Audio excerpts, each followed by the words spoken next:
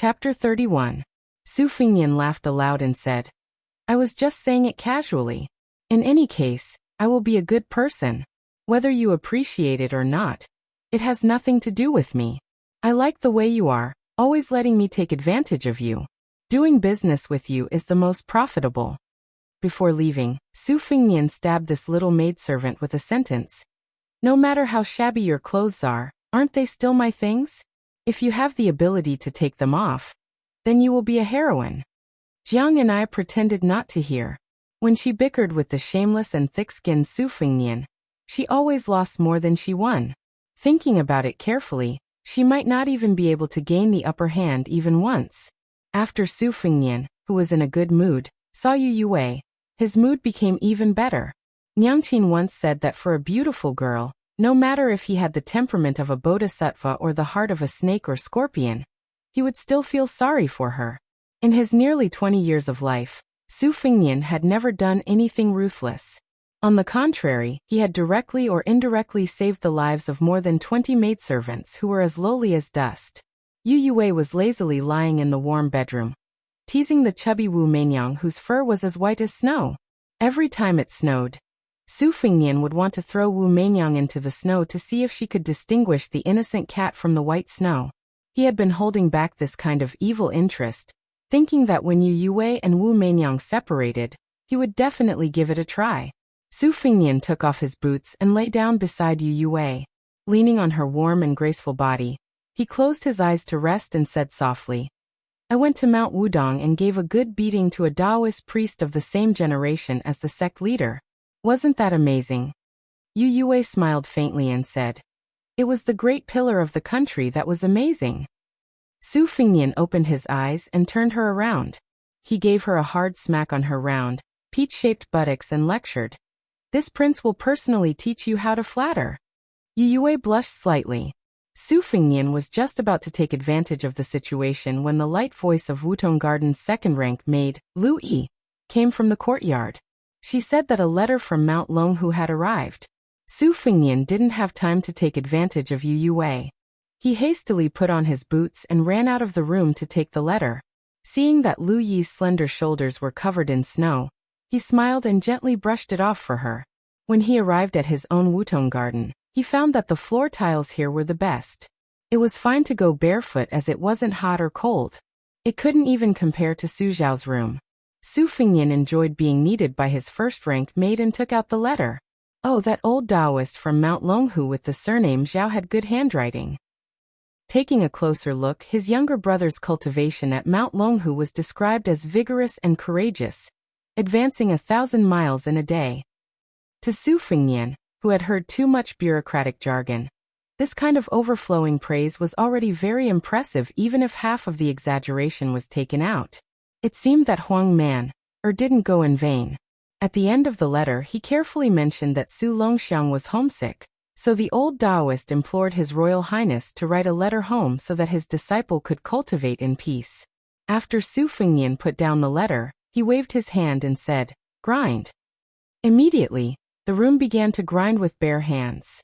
After Su Fingyan picked up the brush, he began to hesitate. For a moment, he didn't know where to start. He almost scratched his ears and cheeks. There was a saying that when it came to using books, one would regret not having enough of them. Su Fingyan simply put down the brush and rubbed his head against his first-rank maid's full breasts. He asked, Did that rouge eater from the Lin family see Su Xiao? Sweet Potato said coquettishly, He saw him, but he didn't want to leave. Su Fingyan smirked and said, Could it be that this debauchee wants to eat your rouge? Green Ant said with disdain, That tattered embroidered pillow is not worthy of our sister's attention. Su Fingyan rolled his eyes and said, Am I not an embroidered pillow?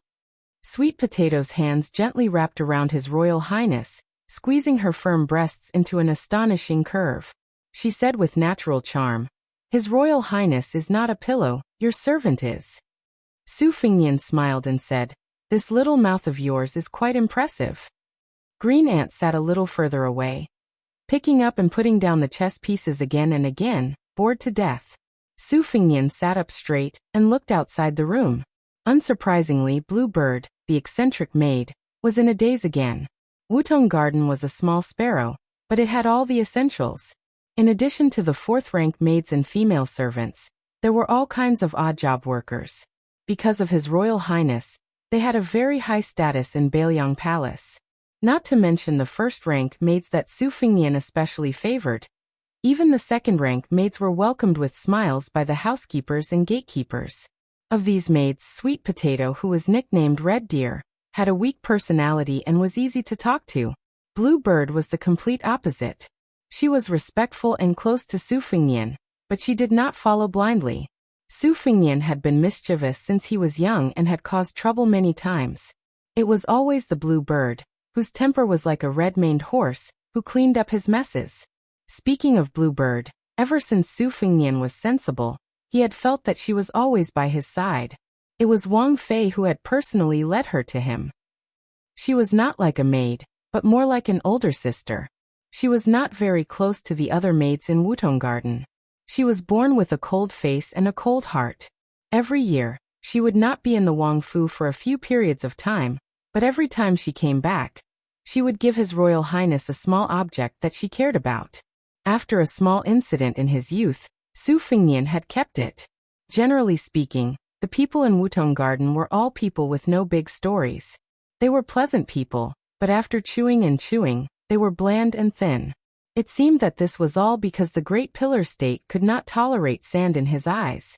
Su Fingnian did his best to empty out the ink in his pocket before he could barely write a letter to the Feng family. It was long-winded and long-winded. It was all trivial matters, the complete opposite of his original intention. In the end, he had to comfort himself that if he wrote too profound, Huang Manor would not understand. It was best to be straightforward. After he finished writing the letter, Su Fingnian stretched and went out of the room. As expected, he saw Blue Bird standing in the corridor of the courtyard, lost in thought. He looked at the sky. The heavy snow had stopped for a while, and it was the best time to travel at night. He pulled Blue Bird out of Wutong Garden, and planned to go to Fingyi Hall to tease the sickly and pitiful Fan Mimi. As for Lin Tanhua, Su Fingnian felt that she was very much to Li Hanlin's liking. On the way, Su Fingnian remembered that today seemed to be his dog's day. He smiled and asked, "Has there been any movement in the Fu?" Blue Bird's reply was as concise and clear as ever. "There has been." Su Fingnian's spirits were roused. He smiled and asked, "Is it going to the Tide Listening Pavilion? Or is it looking for Su Xiao?" Blue Bird shook her head and said, "I don't know." Su Fingnian sighed with regret. There are fewer and fewer people taking the bait these days. His Royal Highness had nothing to do these past few years, so he deliberately let the usually heavily guarded Bailiang Palace relax for a period of time, but keep it tight inside.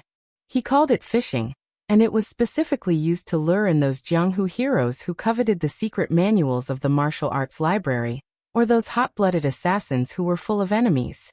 There had been a card day 4 or 5 years ago, and at most, it had lured in 4 groups of uninvited guests. After a round of beating, it was said that 26 corpses were dragged out the next day to be chopped up and fed to the dogs. After returning from his travels, he had played cards twice, but there had been no harvest. Presumably, those uncivilized heroes had come to their senses, and there were very few fish and shrimps that had fallen for the bait. He just didn't know what the results would be today. Su Fingnian's extreme boredom could be seen. Blue Bird suddenly stopped and looked back at Wutong Garden. Su Fingnian asked in a low voice, "What's the matter?" She said softly, "Nothing." Su Fingnian suppressed the doubts in his heart, and went to the Phoenix Wright's pavilion. When he entered the room, he saw Sister Fan talking with the one surnamed Lin. Seeing Su Fingnian, Miss Fan seemed to be stunned for a moment, while Tanhua Lin looked as if he had lost his parents. From what he had seen and heard in the residence recently, he finally knew that the person in front of him, who claimed to be His Highness's study companion, was the real heir apparent of Prince Liang. He stood up nervously and bowed to the ground, saying in a trembling voice, "Greetings to His Royal Highness." Before Su Fingnian could speak, the noise of the prince's mansion's soldiers came from outside the door. Master Lin was confused, but Sister Fan smiled sadly and looked at Su Fingnian with a complicated expression. Yuan Zuozong, who was second only to Chen Jibao among the Pillar State's adopted sons, walked into the room in armor, and held a portrait in his hand. The Baelyang's first general narrowed his beautiful eyes and greeted His Royal Highness. Then he turned to look at the young guests. His eyes instantly turned cold, and he sneered, "Fan Xiaochai Lin, you come with me." Tanhua Lin was stunned. He didn't know what was going on, but he had suffered an unexpected disaster. His legs immediately went soft, and he sat down on the chair. The weak Miss Fan was taken away. She spat at Su Fengnian in front of her. She was very tough. As a result, she was slapped out of the room by Yuan Zuozong. She lay in the snow like a pile of mud. Su Fengnian didn't bat an eyelid. He took the portrait from Yuan Zuozong's hand. It was a portrait of himself. It was only 60 or 70% similar, but it was 12% similar. It could be seen that in the eyes of Sister Fan, he was quite insignificant. She didn't even want to look at him. In her mind, he was even more despicable. Su Fengnian sat down with the portrait and smiled. The two special assassins were taken away by Yuan Zuozong. Su Fengnian looked up and asked, "Bluebird, what about Wutong Garden?" She calmly said, "It's all right." Su Fengnian said self-deprecatingly, "Once I drank with Lu Qiuer and got drunk. The fatty said that I had two groups of death guards. One group had 4 people and only had 4 code names, A, B, C, and D. He didn't even know about the other group. Tell me, how many people are there in Wutong Garden? Are they maids or other servants?" She closed her mouth and didn't speak. Su Fengnian looked straight at Bluebird. "Are you one?" Bluebird still didn't speak. Su Fengnian sighed and looked down at the portrait. "If it's safe here, you can leave first." She left quietly without a sound. She came to Wutong Garden. The beautiful maid Sweet Potato was sitting on the railing of the corridor. She was holding a small bronze mirror. Her hands were stained with blood that looked like rouge. It was smeared on her lips. Bluebird's eyes were full of disgust. This head maidservant, who was recognized by everyone in the mansion as weak and soft as a koi fish, and needed to be fed by her master to survive, also did not look at the green bird. She only tilted her head and smiled at the mirror. "Is it beautiful?" Bluebird sneered slightly. It was unusually ear-piercing in the silence. Sweet Potato pursed her lips. Under the moonlight and snow, her face was very enchanting. She coquettishly said, "It's good that I'm more beautiful than you." Bluebird turned and left, leaving behind a faint sentence. "You grow old quickly." Sweet Potato didn't refute. Her eyes were hazy as she said to herself, "It's good that I can't live until I'm old." Chapter 32. The next day, the truth came to light. The woman, whose real name was Fan Xiaochai, was the daughter of a ruined aristocratic family, whose family had fallen into ruin because of the pillar of the state. She was a dead chess piece. Regardless of whether she succeeded or not, she was a dead chess piece. However, she had many uses. She could be used to do work, occupy land, and search for roots. The second son of the Lin family was just an idiot who had been used. He was half dead and half alive. This Tanhua master had been kept in the dark about everything. He had only coveted Fan Xiaochai's lips and had become an idiot from studying. How could he have known that the more attractive a woman was, the more trouble she would cause? After a shoddy chance encounter, he had become infatuated and recklessly brought into Baelyang Palace. Only heaven knew how the Lin family of Hudong's Qiao country felt when they found out about this calamity. Last night's assassination attempt had not been meticulous, and had been very crude. It had been done out of desperation. Miss Fan, who had entered the palace, had used the opportunity of sightseeing to draw a map of the palace and a portrait of heir Su Fengnian. Then, she had found an opportunity to assassinate him. However, their calculations were far inferior to those of the Liang Palace, and they had all suffered. As for the fate of the mastermind behind the woman surnamed Fan, and the Qiao country's Lin family, Su Fengnian, who was currently sitting in the tide-listening pavilion warming wine, could not be bothered to pay attention to them. He only wanted to know if Fan Xiaochai regretted dying for a man she had never met.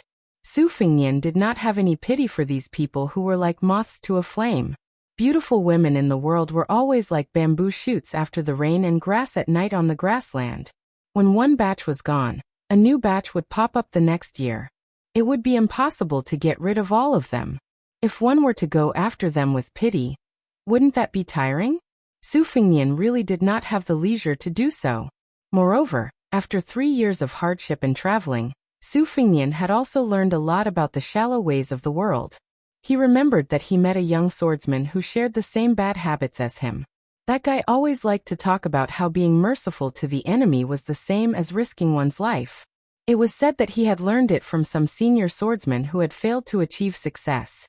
Every time he talked about it, his saliva would splatter everywhere, and it would always spray all over Su Fengnian's face. Su Fengnian still remembered that fellow who could not afford an iron sword, and could only carry a wooden sword. Every time he saw a ranger with a sword on the street, he would look at him like a flower thief who had bumped into a beautiful woman. If that fellow knew that old Huang, who had been forced to listen to him bragging about the greatness of Mahayana swordsmanship, was actually Jianzhou Huang, who could even fight against the old monster Wang of Wulin city of Wulin, and that the old guy had hidden 5 famous swords in his sword box, what would he think? That fellow who had always wanted to find a famous teacher to learn from, was doing well now? Had he reached a higher level in swordsmanship? When they parted at the border of southern Yan, that fellow had said to Su Fengnian heroically, "When I become rich one day, I'll treat you to the best spiced beef. If 1 caddy is not enough, I'll treat you to 3 caddies." 3 caddies of beef seemed to be the limit of his imagination. After all, in the real Jianghu, there were few top masters who could break the river with 1 sword and move the mountains and rivers. Most of them were nameless pawns like that fellow, who had unreachable and ridiculous Jianghu dreams. Su Fengnian fiercely rubbed his cheeks. Seeing Yuan Zuozong standing aside and quietly waiting for him, Su Fengnian hurriedly got up and moved the stool for General Longwu of the 3rd grade. Yuan Zuozong's eyes flashed with surprise. He sat like a big bell and said seriously, "Your Highness, His Highness sent me to ask how to deal with the woman surnamed Fan." Su Fengnian smiled and said, "Whatever should be done." Yuan Zuozong nodded slightly. After getting an unexpected answer, he immediately got up and was ready to leave. Su Fengnian did not stop him. Not long after he sat down, he stood up again and said, "Brother Yuan, let's drink together when you have time. We won't go home until we're drunk." Yuan Zuozong showed a rare smile and said, "Okay." Su Fengnian took a pot of wine that had been prepared in advance from the tea table, and carried it to the tide listening pavilion. He went straight up to the 8th floor and saw his master, Li Yishan, who was engrossed in copying books. This haggard man with disheveled hair was not well known in Jianghu or in the imperial court. However, in Baoyang Palace, no one dared to disrespect the first tenant of the mansion. Su Fengnian sat aside and picked up the green gourd on the red sandalwood table with familiarity. He poured the wine into it. For a moment, the fragrance of the wine filled the air. The man stopped writing and smiled softly. "Now the smell of cosmetics on your body has faded a little. 3 years of parade is still beneficial." Su Fengnian smiled and then said worriedly, "Master, can old Huang go to Martial Emperor City to take back the yellow room sword on the city wall?" Li Yishan drank a mouthful of wine and shook his head gently. Su Fengnian said in shock, "Old Kuei at the bottom of the lake is already unparalleled. And old Huang is obviously a notch stronger. Then wouldn't Wang Xianji, who proclaimed herself as the city lord of the Eastern Sea, be truly invincible?" Li Yishan held the green gourd and stopped drinking. He just sniffed and said slowly, "Invincible in the world? There is a group of people above the 1st grade. Wang Xianji has been immersed in martial arts all his life, and is close to the mysterious realm. However, he is not invincible. Now the martial arts world is divided by heroes. Each has his own merits. The scene of one person standing at the top will not appear now, nor will it happen in the future. Moreover, the extreme of martial arts is just touching the threshold of the way of heaven. Moreover, martial artists outside the imperial court have little influence on the general trend of the world. Otherwise, the Baoyang cavalry would not have trampled the entire Jianghu. If you don't want to learn martial arts, the Great Pillar State will not force you. I don't care either. That's it.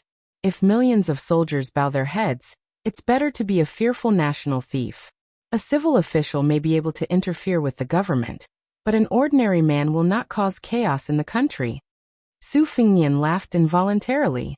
For more than 10 years, the Liang dynasty has been tirelessly spreading this sentence that kills without spilling blood. Millions of soldiers can be subdued, but a national thief is fearful.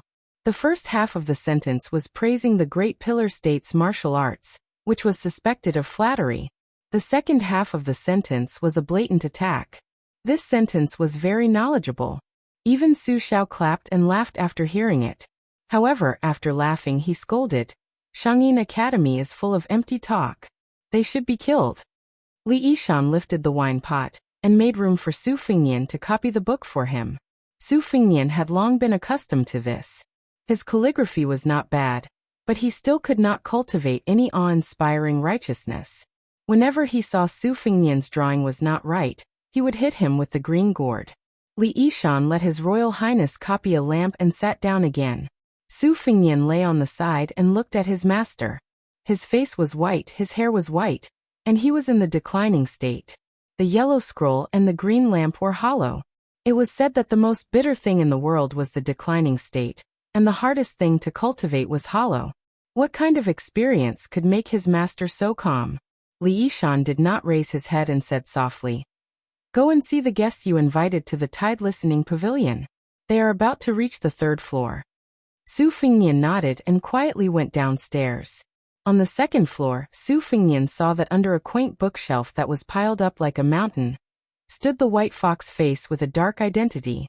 She held a yellowed martial arts secret manual in her left hand, while her right index finger tapped her smooth forehead rhythmically. The sheathed winter-embroidered saber was inserted into the bookshelf as a mark. The white fox face just glanced at Su Fingnian, and then lowered his head again. Su Fingnian, who was asking for a snub, had to retreat. It was as if the crown prince was the only person in the vast northern Liang mansion who had nothing to do. It was as if the crown prince was the only person who had nothing to do. Chapter 33. In the middle of the year, De Zhuguo chose an auspicious day to hold his son's coronation at the ancestral temple. What was unusual was that the coronation of the eldest son of the king of Beiliang was not as grand as that of a wealthy family. Not only were there few guests invited, even His Royal Highness's 2 sisters and 1 brother did not attend. After the refreshed Su Fingnian was led into the imperial ancestral temple by Su Xiao, he was crowned 3 times. A black hemp cloth crown, a white deerskin crown, and a red and black plain crown. The 3 small crowns on Su Fingnian's head attracted too much attention.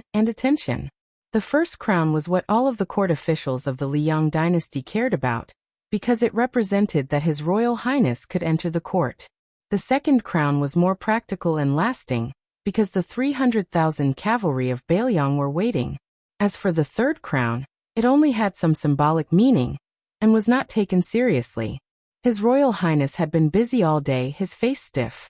After bowing to the officials of Beiliang border who came to the fu, he could finally breathe a sigh of relief.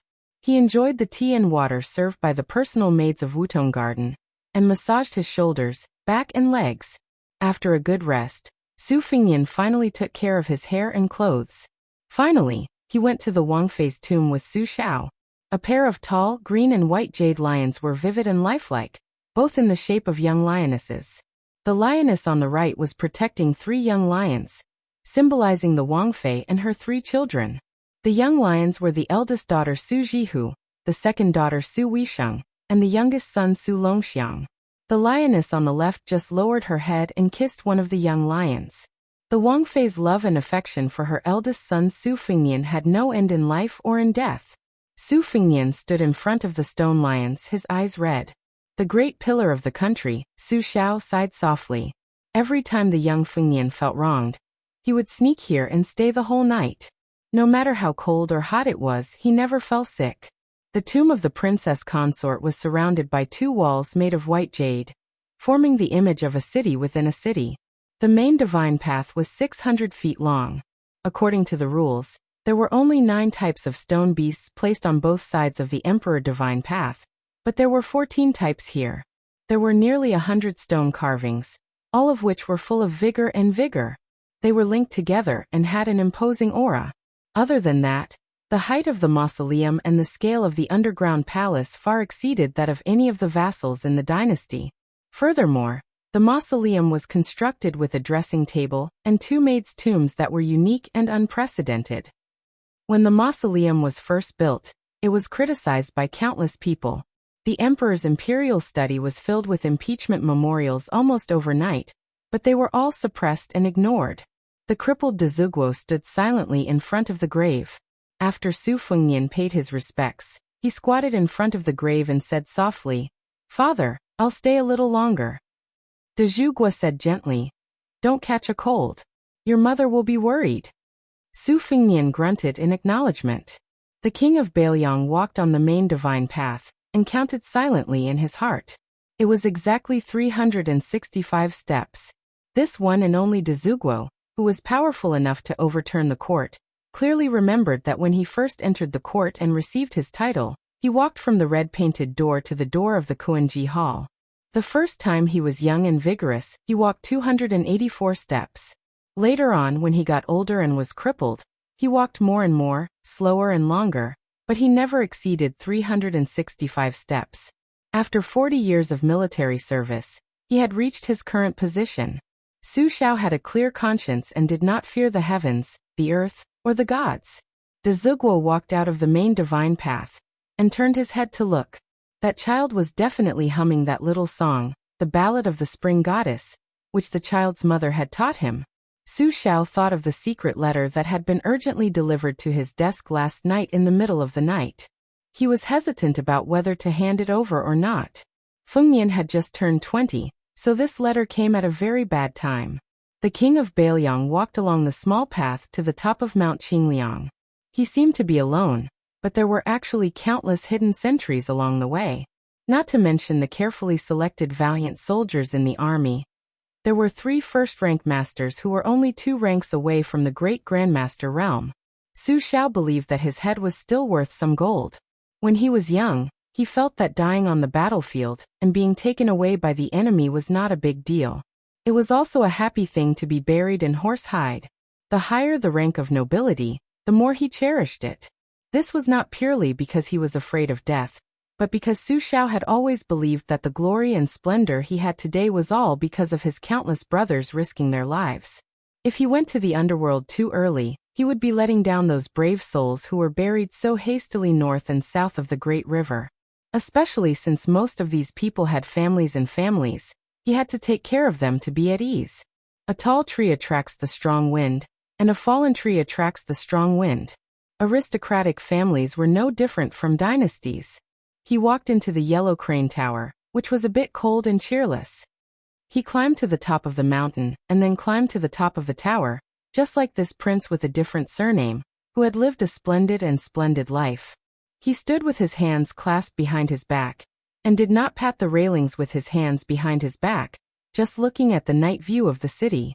He had 2 sons and 2 daughters, 300,000 steel cavalry under his command, 6 adopted sons. Martial art masters in the prince's mansion were as numerous as the clouds, countless advisors and think tanks. His disciples and old officials spread throughout the imperial court, from top to bottom. One by one, his secret chess pieces were placed in all directions. Of course, there were also countless political enemies. Wasn't that little girl surnamed Fan a blind sparrow who walked right into the trap? However, Su Xiao was too lazy to care about such small characters. Bailiang's military affairs were already busy enough. Every few years, there would be smoke rising from the border, but most of it was personally lit by him. He also had to deal with the rustling of leaves in the wind in the imperial city. He had long since forgotten about the affairs of Jianghu. Su Xiao rubbed his hands together. He accidentally remembered a poem he heard when he was young. Unfortunately, he could only remember fragments. He could not remember what he saw in the imperial city. However, Su Xiao always remembered the last line. 50 years of great work, tell the mountain ghosts. Standing in the empty corridor of the Yellow Crane Tower, Su Xiao waited until the dawn of the eastern sky. Only then did he say softly, send the letter to Fengnian. After all, he has already gone through his coronation." There was no overt response. Su Xiao patiently waited for the sun to rise from the east. The Pillar Country had 12 elite men of sacrifice, using the 12 earthly branches as code names. When the eldest son, Su Fengnian, was born, he began to train another group of men of sacrifice for his descendants, named after the heavenly stems. Unfortunately, he had only trained 4 so far. During his son's travels, 2 more died in battle. Gathering the 10 men of A, B, C, D, Wu Ji Gung Xian, Run, and Gui was becoming more and more distant. Fortunately, the pillar state was very satisfied with the 2 special chess pieces other than the heavenly stems men of sacrifice. The oldest of these children was no more than 25 years old, and the youngest was only 12 years old. They were secretly trained with great financial and material resources. Perhaps their martial arts were not as good as the lower first pin masters, but their killing techniques were not bad at all. Only by killing could one save. Su Xiao was more convinced of this than anyone else. When Su Xiao went downstairs, he asked, "Ugly, can Yuan Zuozong be convinced by my son? What about Qin Jibao?" In the dark, a hoarse voice like a blunt knife grinding stone came. "My lord, no." Su Xiao rubbed his temples and smiled. "If this king remembers correctly, Qin Jibao saved your life in the battle of Princess Luo Yang's tomb. With such a friendship, don't you know how to smooth things over for him? Aren't you afraid that he will suddenly die today?" Silence. Loyalty, filial piety and righteousness. In Bailiang this order could not be messed up. Whoever messed up would die. If Ugly, who was destined to hide behind the scenes forever, smoothed things over for Qin Jibao, it was nothing more than a small matter of sacrificing one more life. Su Zhao's thoughts were unpredictable. He said to himself, "Villain butcher." Chapter 34. Su Fingyan woke up early in the morning. Even with his eyes closed, he could feel the comfort of the brocade bedding. This made him very content. He had never starved or suffered from a cold before, so it was very difficult for him to understand the bliss of having a full and warm stomach. Hunger cures all diseases. No matter how sincere his parents' persuasion was, it was impossible for them to express this feeling. Back at the Yellow Crane Tower, Su Fingyan told Li Hanlin and Yin Qiji about their 3 years of travels. The 2 childhood friends were only curious about the anecdotes of Jianghu and the Wulin world, and had no feelings about the cold and hunger. Therefore Su Fingyan, whose hands and feet were still full of calluses, was very glad that he was able to return to Liangzhou alive. He had just sat up when Sweet Potato, the housekeeper who lived on the small couch next door, came in to help him put on his clothes and hat. Su Fingyan did not refuse. As Sweet Potato's slender hands moved, she softly reminded him that there was an extra secret letter on the table. Su Fingyan grunted. Within the aristocratic families, overstepping the rules was a big taboo. No matter how favored a maid or concubine was, they would not dare to be careless. Su Fingyan got out of bed and rinsed his mouth and face before gently opening the letter. This kind of thing was not common. Wudong Garden was not a place that anyone could enter. There was a small seal character written on the outside of the envelope. In. Su Fingyan was not surprised by this. It was an open secret that his father had the 10 death warriors of the earthly branch by his side. Each of them was like a demon that could not see the light of day. They were skilled in the art of divination. They walked the unorthodox path and killed people without leaving a trace. Su Fingyan realized that this letter was similar to an itinerary introduction. The words were straightforward and recorded Old Huang's trip to the Eastern Sea in detail. When Su Fingyan saw that Old Huang had entered the martial emperor city's territory, which was under the jurisdiction of the Eastern Lin dynasty's stone platform and the vast sea, because of Yin, Su Fingyan added some secret news that didn't belong to Old Huang. For example, a few of the world's famous swordsmen had already entered the martial emperor city. Other than the head of the Yu Wang sword pool, 2 of the Wu clan's sword tomb, who rarely entered the world, had left the mountain and entered the Eastern Sea. They were looking forward to the peak battle on the city wall. The next article even mentioned that the renowned first-rank expert, Chao Guanzi, had rented an entire sea-viewing pavilion in the martial emperor city. Even though Su Fingyan did not personally experience it, he could clearly feel the suffocating feeling of dark clouds pressing down on the city. The second-to-last chapter described how Old Huang rested for a moment at a wine shop not far from the main city tower. He ordered 2 tails of wine, half a caddy of meat, and a plate of peanuts. This Old Huang was still a good person who was neither warm nor angry. Only the last chapter of the Yin spy record was left. Su Fingyan was not in a hurry to continue reading, but he remembered many things that had happened in the past 3 years. The biggest was encountering bandits and robbers, but the smaller ones were innumerable. They were nothing more than refugees trying to solve the problem of food and clothing, swindling and stealing. They used all the tricks they could think of, but it was a pity that not only did they not gain anything, they also had to be chased and beaten. From the beginning, they would try to strike up a conversation with a pretty lady.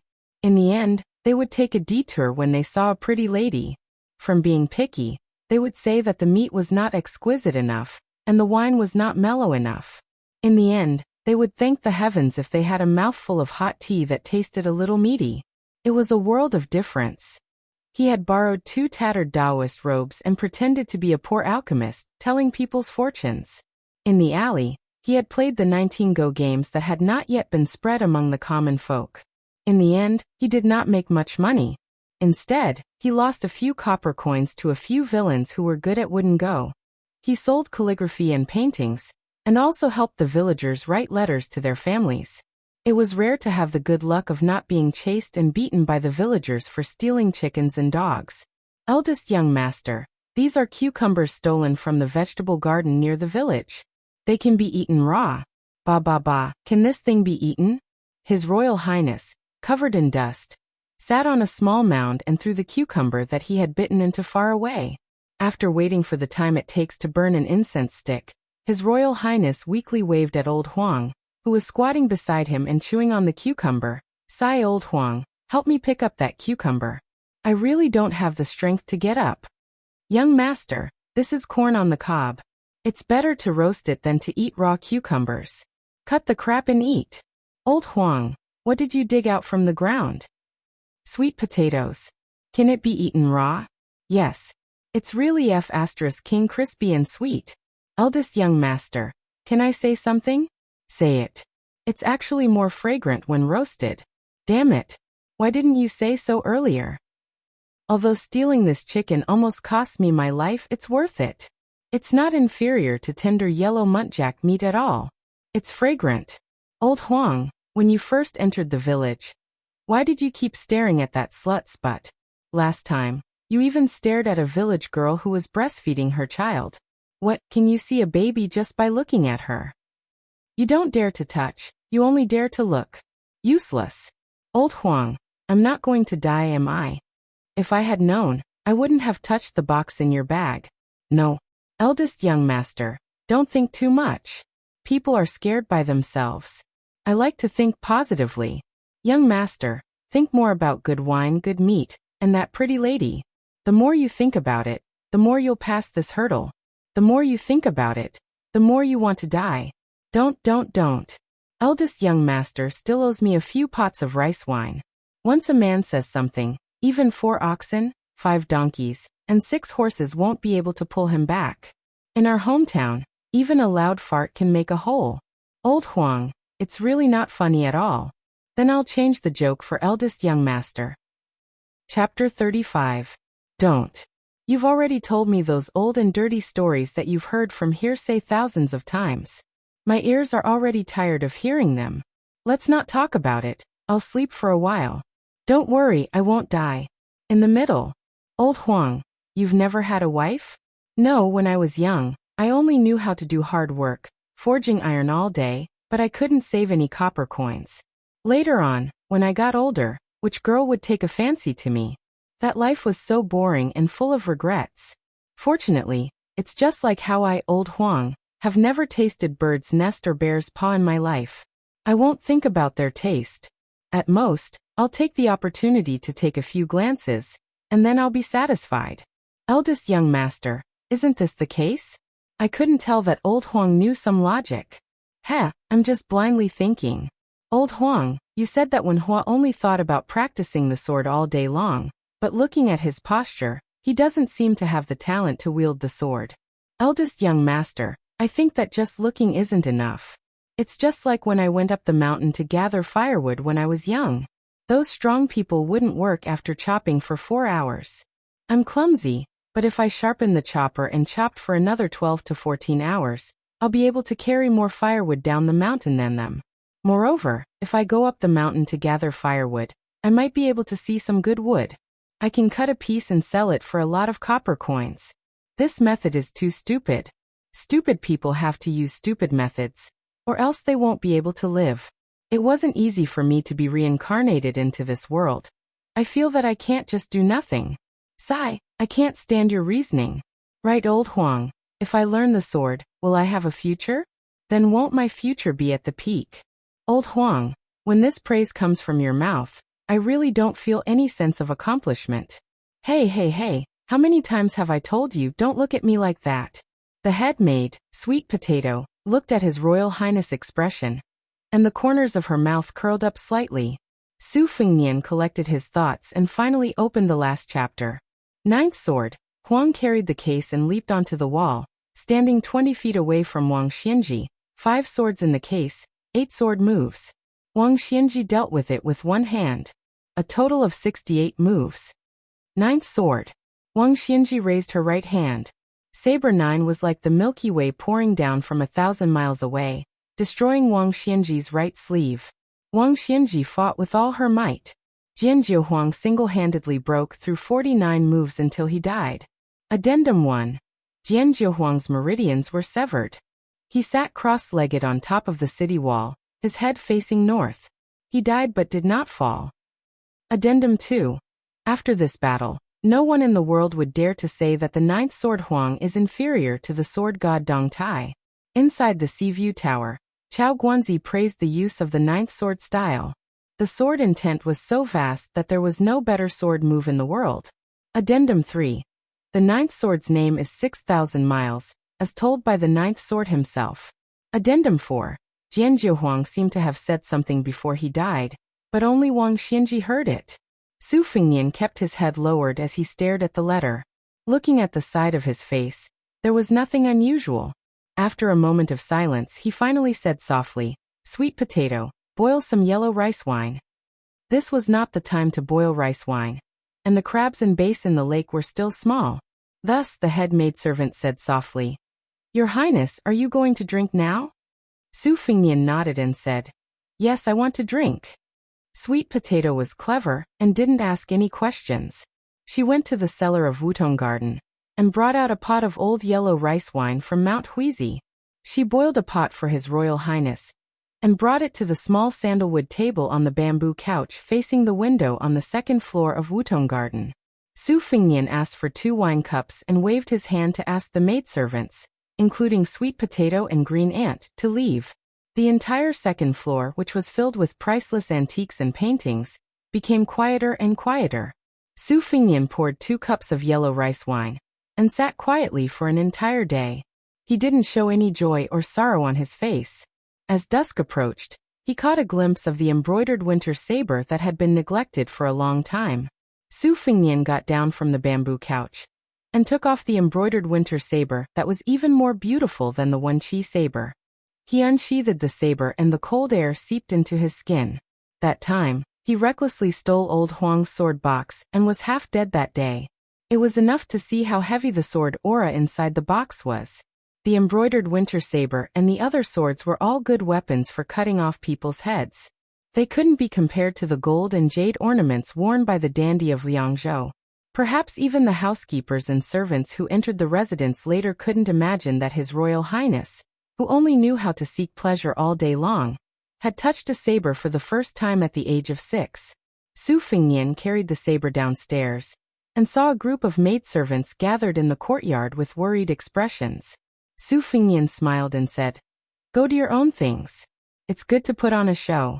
Otherwise, if Chief Steward Shen sees this, he'll grumble about how Wutong Garden has no rules." Su Fengnian quickly walked into the bedroom and took out the cardinal box from under the bed. He found the stack of silk that used charcoal to draw the sword aura. It was exactly the same as the cardinal box and had become a relic. Su Fengnian didn't want anyone to disturb him. He focused on reading it the entire night. After putting the simple sword manual back into the box, Su Fengnian raised his head and saw that his father, Su Xiao, had been sitting at the side for some time. Su Xiao asked, "Can you understand it?" Su Fengnian shook his head and said, "I don't understand. Old Huang's drawing skills are too bad, and my comprehension is even worse." Su Xiao smiled and said, "You want to learn the sword?" Su Fengnian nodded and said, "I want to learn." No one knew a son better than his father. Su Xiao asked, after you learn the sword, you want to go to the martial emperor city and get the 6 swords back? Su Fengnian said calmly, there's no reason to leave it there and let people laugh at old Huang. Su Xiao said indifferently, then can you get it back before you're 50 years old? Su Fengnian sighed and said, only the heavens know. Su Xiao didn't comfort him at all. He just stood up and left with a casual expression and said, think carefully before you tell father. Su Fengnian looked at his father's back and asked, what did old Huang say in the end? Su Xiao stopped and didn't turn around. He said, let's talk about it after you've learned it. Actually, what old Huang said wasn't important. He was gone. 6,000 miles of wind and clouds. The sword box was erected at the top of the city wall, but the dozen or so jugs of yellow wine were still there. Chapter 36. Su Fengnian really picked up the martial arts that he used to despise the most. But before he learned the sword, he learned the knife first. Of course, he learned from the white-haired old man. The old man was about to leave the Wang mansion to wander the Jianghu. He had long been itching for a fight with the top 10 masters who squatted in the latrine, but did not shit much.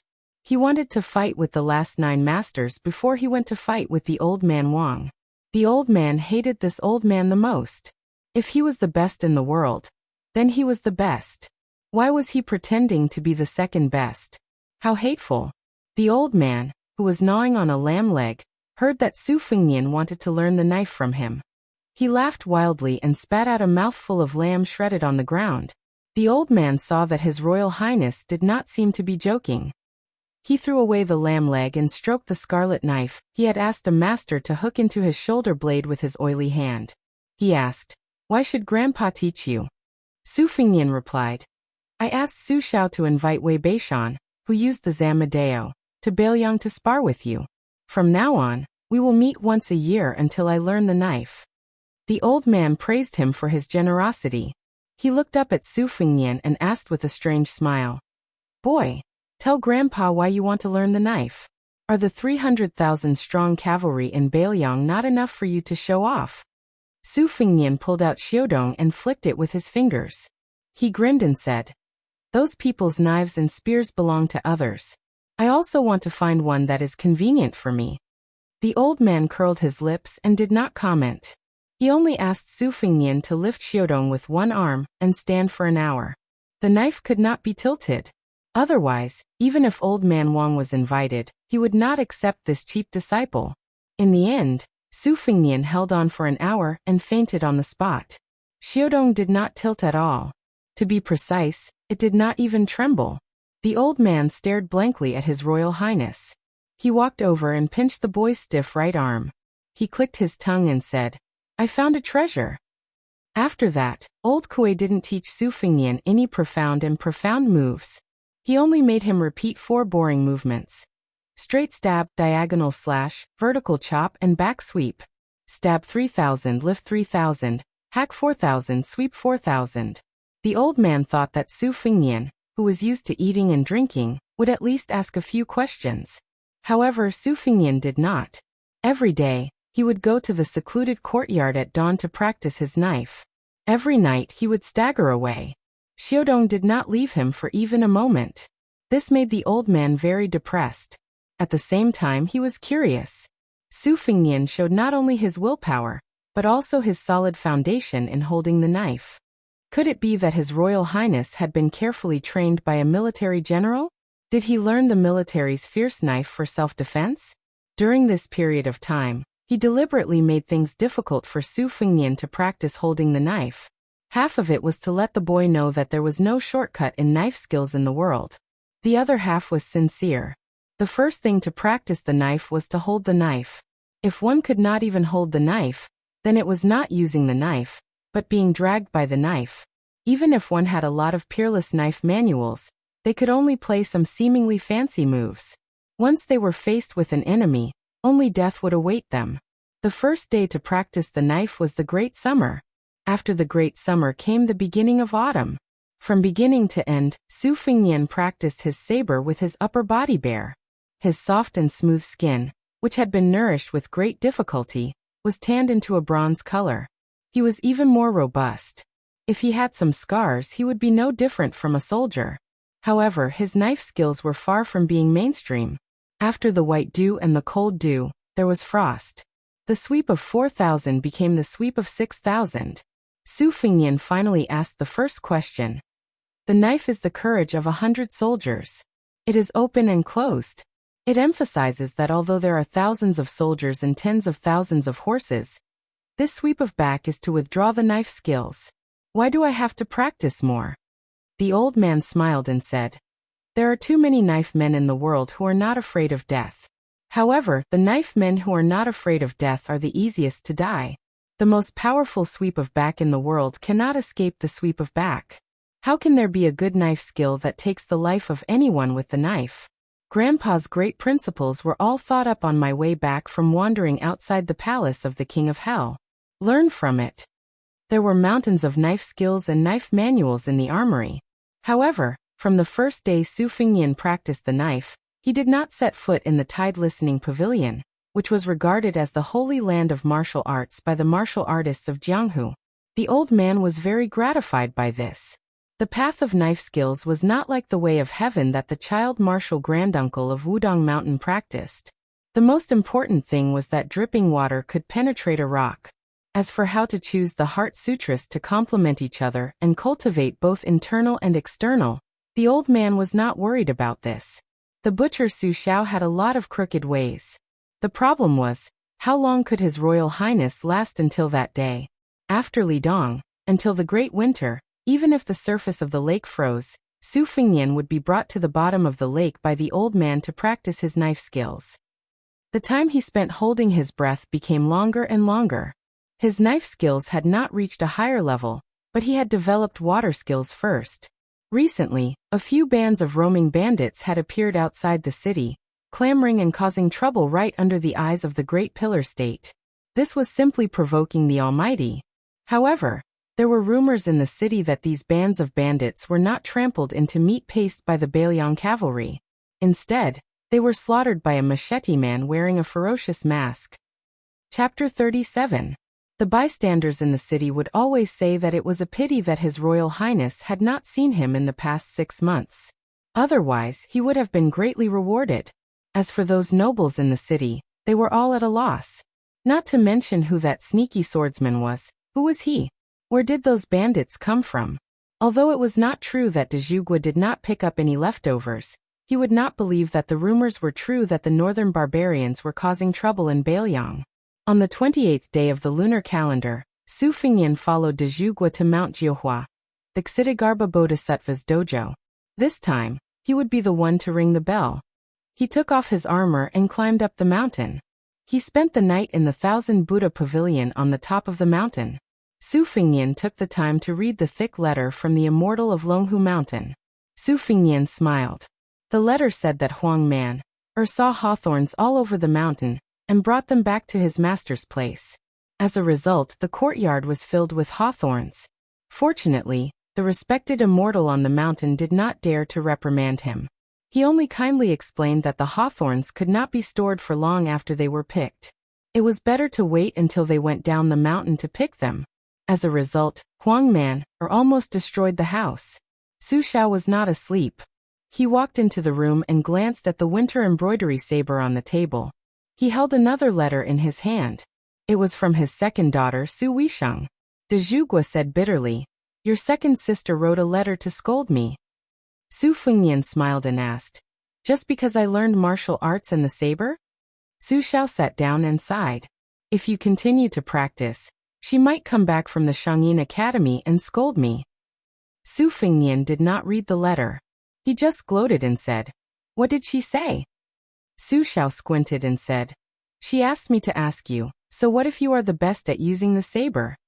Su Fengnian thought about it and said, "Just write back and say that it can strengthen your body. You can't let your body be hollowed out by beauty." Su Xiao said awkwardly, "Isn't this reason a bit too childish?"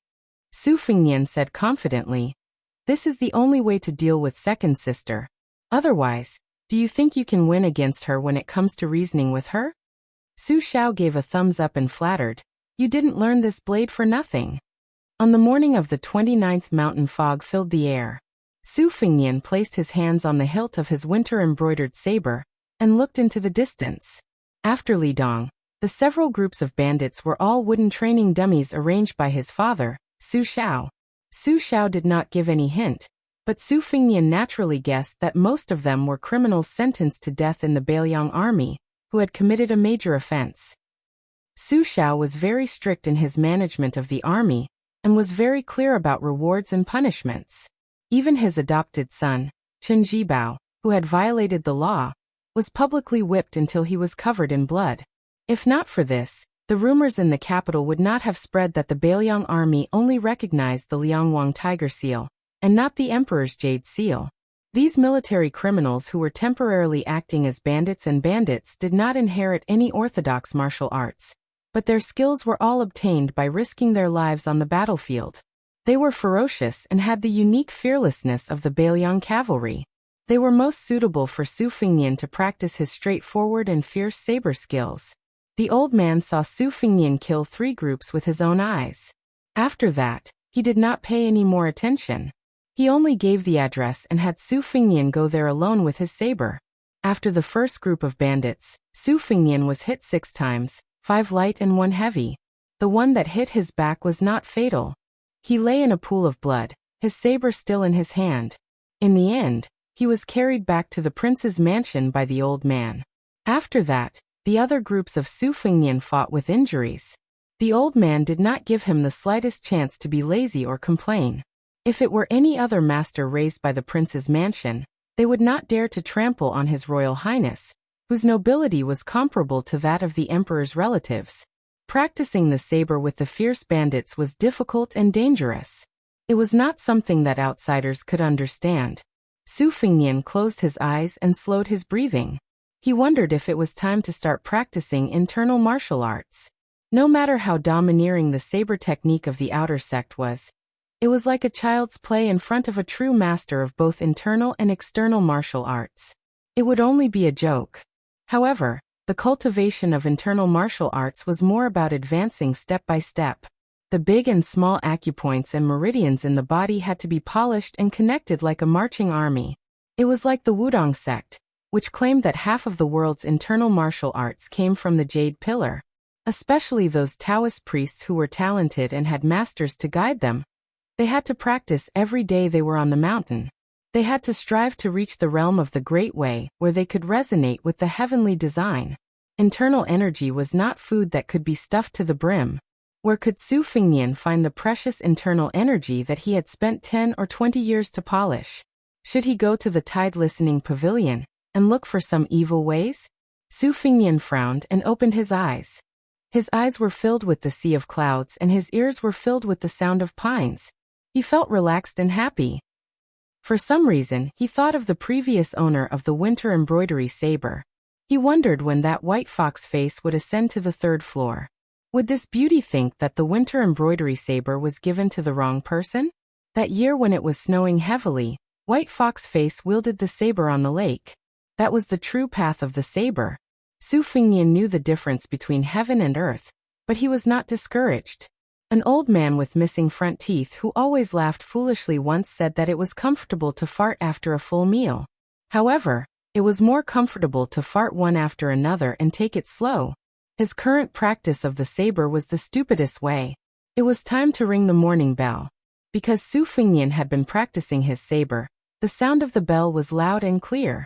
There were a total of 108 bell rings in one day. Qi Danghua, who was in charge of the Beiliang army, looked surprised.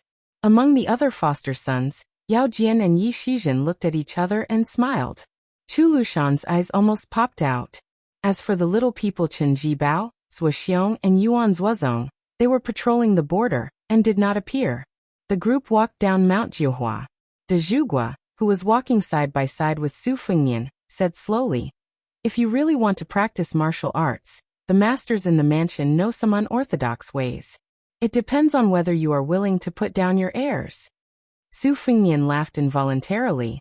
"What airs can I put down?" De Zhugua looked at Mount Wudong from afar and squinted. "That's good." Chapter 38. In the first month, There were many distinguished guests who came with gifts. The governor of Lingzhou, Yin Jieshi, and his children arrived together. The governor of Feng Province, Li Gongda, followed closely behind. Naturally, he brought his son Li Hanlin, who had a terrible reputation. Because their sons and His Royal Highness were childhood friends, the two governors had a deep relationship. They were fortunate enough to be looked upon highly by the king of Bailiang. Whenever they made mistakes in governance, the great pillar Guo would lightly overlook them. Among them, Yin Jieshi had an advantage that others envied. The governor of Yin province had a daughter who was both talented and beautiful. Even the great pillar Guo praised her, personally commenting that she was steady and peaceful, generous and generous. At that time, many people believed that this girl would enter Bailiang Palace. It was probably because His Royal Highness was too unrestrained, so there was no substantial movement. Today, the great pillar Guo was personally receiving the two governors. Li Hanlin could not sit still, and had long been itching to make a move. The great pillar Guo waved his hand and told him to scram. Li Hanlin immediately rushed out as if he had been pardoned, and did not forget to bow. The governor of Feng Province, Li Gongda, sighed. This bastard was too inappropriate. The great pillar Guo laughed, and said that Li Hanlin's personality was not bad. Only then did Li Gongda feel relieved. The great pillar Guo's light words were 100 times more effective than thousands of curses in the province. Yin Jieshi's daughter, Yin Dongwu, also gracefully excused herself and went for a walk in the manor. It was rare to see a woman who could receive the great pillar Guo's praise. She was recognized as a female scholar by the scholars of Bailiang. She was proficient in zither, chess, calligraphy, painting, poetry, and song. She was brilliant and beautiful. If not for the fact that she was beaten by the #1 woman of Bailiang, Su Weisheng, she would be even more famous. However, from the first time she saw Su Fengnian, she did not have a good impression of him. She saw His Royal Highness as an empty bag and did not hide it. Su Fengnian, on the other hand, said that Yin Dongwu was a female prostitute who fished for fame. Although she looked friendly on the surface, she was actually sophisticated. Although she looked gentle and harmless, she was actually a knife. Whoever married her would be bringing home a knife, which would bring misfortune to the family. In short, the two of them had been at loggerheads all these years. They didn't like each other, and tried to avoid meeting each other if possible. Therefore, they didn't even greet each other when they met. Her younger brother, Yin Jieshi, originally hoped to be able to tie the knot with Brother Feng, but seeing that there was no hope, he gave up. In the twilight, Yin Dongwu walked on the secluded path and sneered in her heart. She hadn't heard of His Royal Highness' mischief for half a year. She heard that he was forbidden to study the sage books. She didn't believe that the pillar state could restrict Su Fengnian's feet. Who knows what kind of disaster he had caused? Yin Dongwu heard a strange voice. Oh, this lady is so brave. You dare to tour alone in Idiot Su's territory. Aren't you afraid of being robbed and humiliated by that idiot? She didn't need to raise her head to know that it was her sworn enemy. The one who couldn't achieve anything great. The one who couldn't pass the imperial examinations. Yin Dongwu was too lazy to pay attention to it. She quickened her pace and wanted to leave early. Out of sight, out of mind. Su Fengnian didn't give up and blocked in front of her. He teased, Lady, do you want me to protect you? Don't fall into Idiot Su's evil hands. If you can't keep your chastity, who will marry you? I heard that there's a little prince in the capital who is in love with you. Could it be that you're preparing to become an imperial concubine? Yin Dongwu glared at him. Her face was cold, but she was a little surprised in her heart. She hadn't seen this rascal for more than 3 years, and he seemed to have become much more tanned and robust. However, that hedonistic air of a person who couldn't change his nature was still as hateful as before. She was attentive. She saw that the most powerful young master in Liangzhou didn't wear a fancy sword anymore. He changed to a knife and didn't hang it on his waist. Instead, he held it in his hand, which was neither fish nor fowl. Yin Dongwu took a step back and distanced herself from Su Fengnian. She said sarcastically, You can't learn the skills of that ferocious-looking machete man, so you can only learn the easiest way to wear a knife? His Royal Highness is so ambitious. Su Fengnian hummed a few times and turned to put Xiao Dong on his shoulder. He put his hands on her, and looked even more like a ruffian. He smiled and said, Female scholar, You've heard about that Machateman's feat? Do you think I should reward him with a few thousand or 10,000 taels of silver? I heard that there will be a fight outside the city tonight. I'm thinking about how much silver I should bring.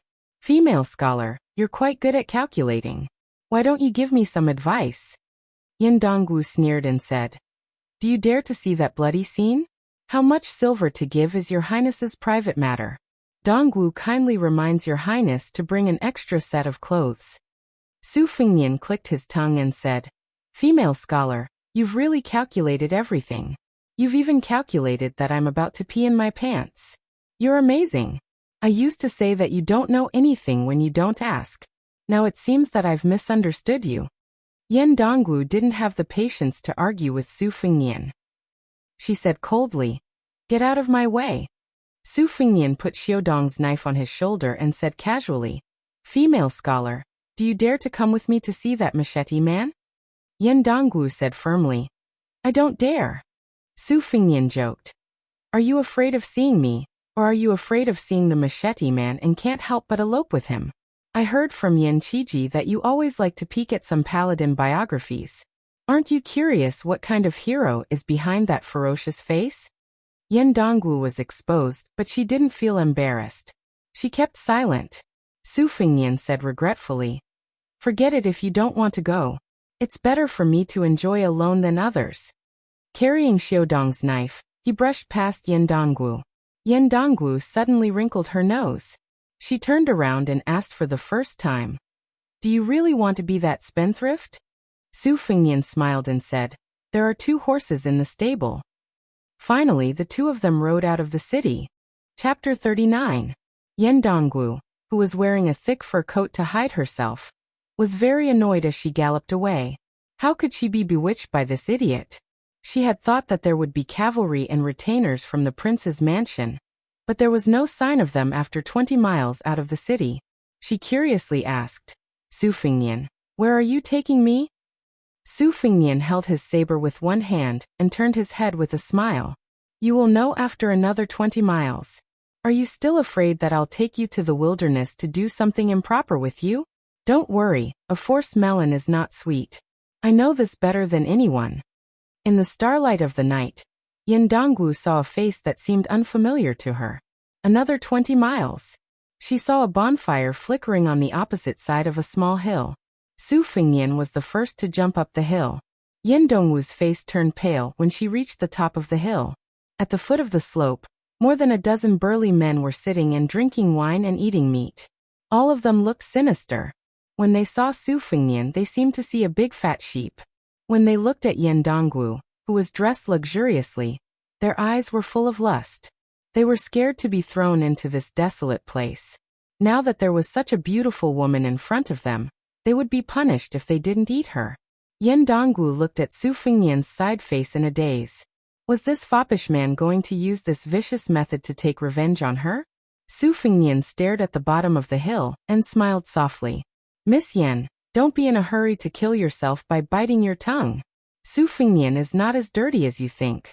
If I hand you over to a group of dead people, Yin Qiji will break off relations with me.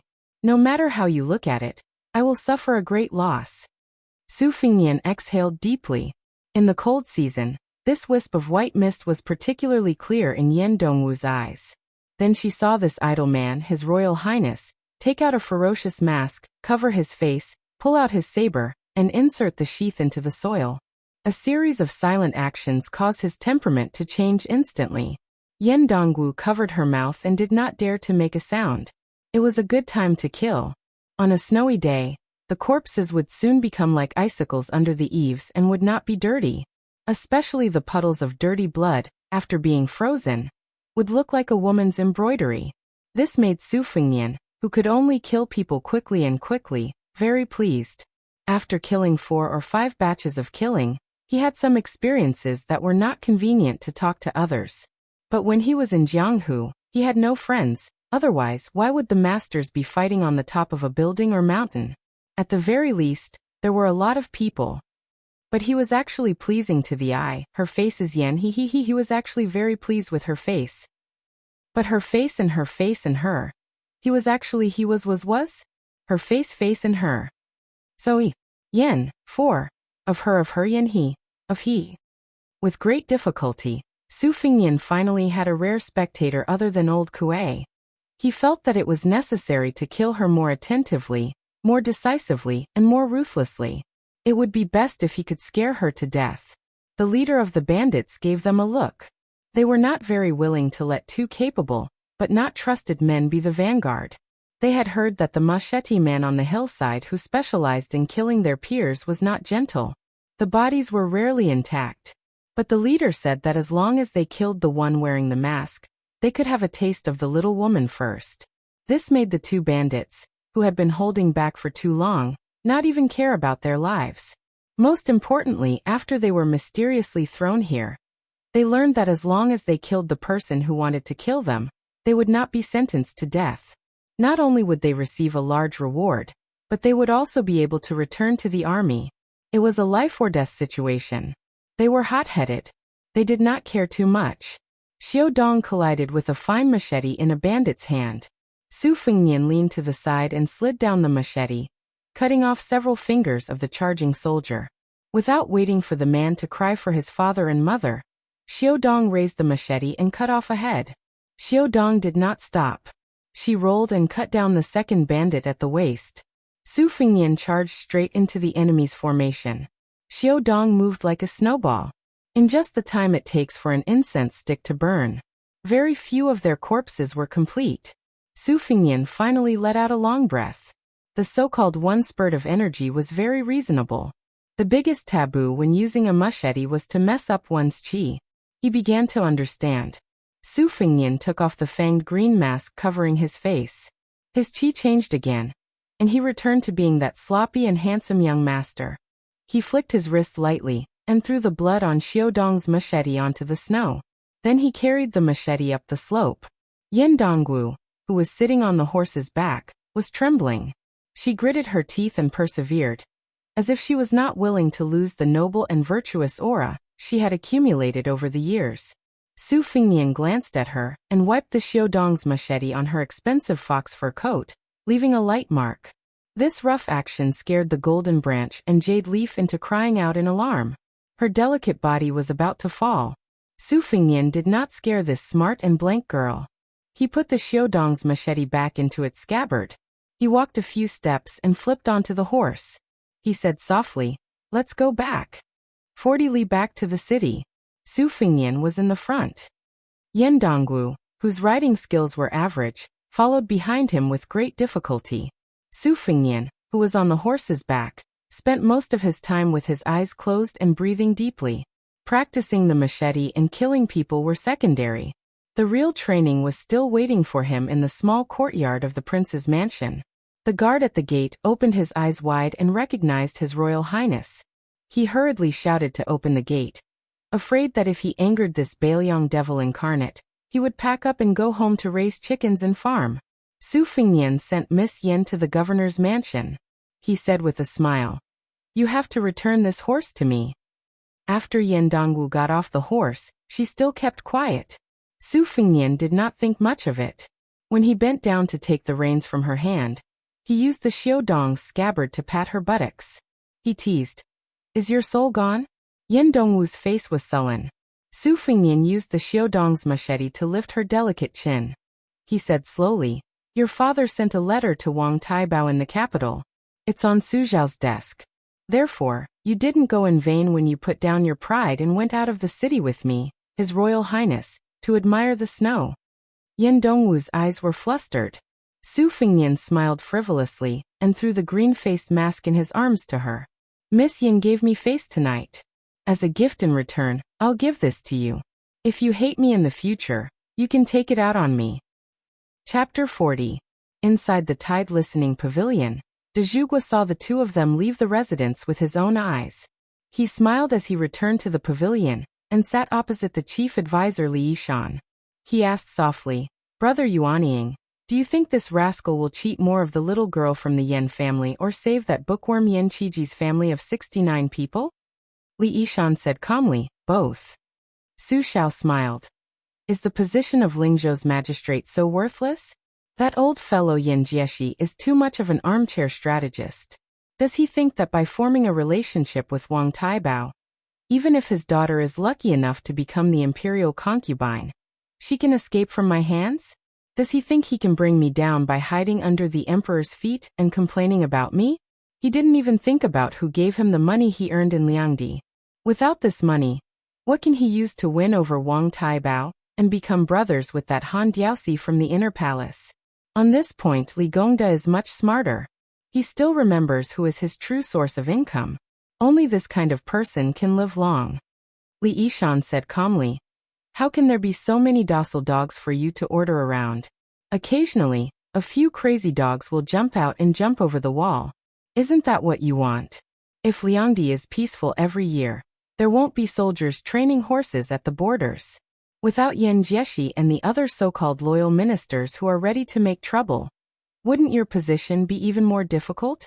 Aren't there a lot of ministers who are busy tarnishing their own reputations for the rest of their lives? You are already very good. You can even reject the marriage of the princess. The scholars of the world have scolded you for 10 to 20 years, and they still haven't broken your spine. You should be proud." De Zhuguo was calm and did not make any comments. Li Yishan mocked himself slightly. That rascal is less feminine but more ruffian. Not long after Su Fengnian returned to the Fu, he came upstairs to deliver wine, and was pulled into a few rounds of chess. In the end, Li Yishan was very angry. To Li Yishan, no matter how the game of Go changed, no matter how many paths there were, it was still a dead object. No matter how big the situation was, it was still a ghost trap. Li Yishan did not like it. However, Su Fengnian was naughty when he was young and could not calm his heart down. If he wanted to nail this rascal's butt to the mat, the only way was to search and search. That was the only way. Privately, Li Yishan admired the boy's extraordinary memory. When the two of them played chess, at first there were still chess pieces on the board, but later on, they removed the chess pieces and just pretended to be placed in the air. There were 19 vertical and 19 vertical positions. They agreed on the position of the chess pieces in advance, and could not go back on their words.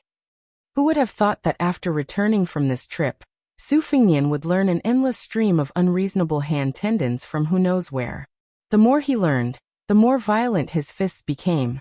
Li Yishan was in a difficult situation a few times. He almost smashed this reckless brat with his wine pot. Li Yishan, who was sitting cross-legged, was slightly helpless. He smiled faintly and said, "We have 10 rounds of listening to the tide, and it looks like it will be 4 wins and 4 losses. This rascal did as I wished and picked up martial arts. However, he beat me in chess." Su Xiao laughed and said, "There are still 2 rounds left. No rush, no rush." Li Yishan raised his brush but stopped in the air. He asked, "The Chancellor of Shangyin Academy wants to play chess with you?" Su Xiao laughed and said, "Yes." Li Yishan sneered and said, "Back then, they used the 9 nations as chess pieces and half of the world as the chessboard. How bold. However, I didn't see them make any brilliant moves. They were arrogant but incompetent, sitting and discussing the Tao. After being defeated by you, all the arrangements and chess momentum are gone." Su Xiao said, "Wei Xiong is still studying there. I have to give him some face.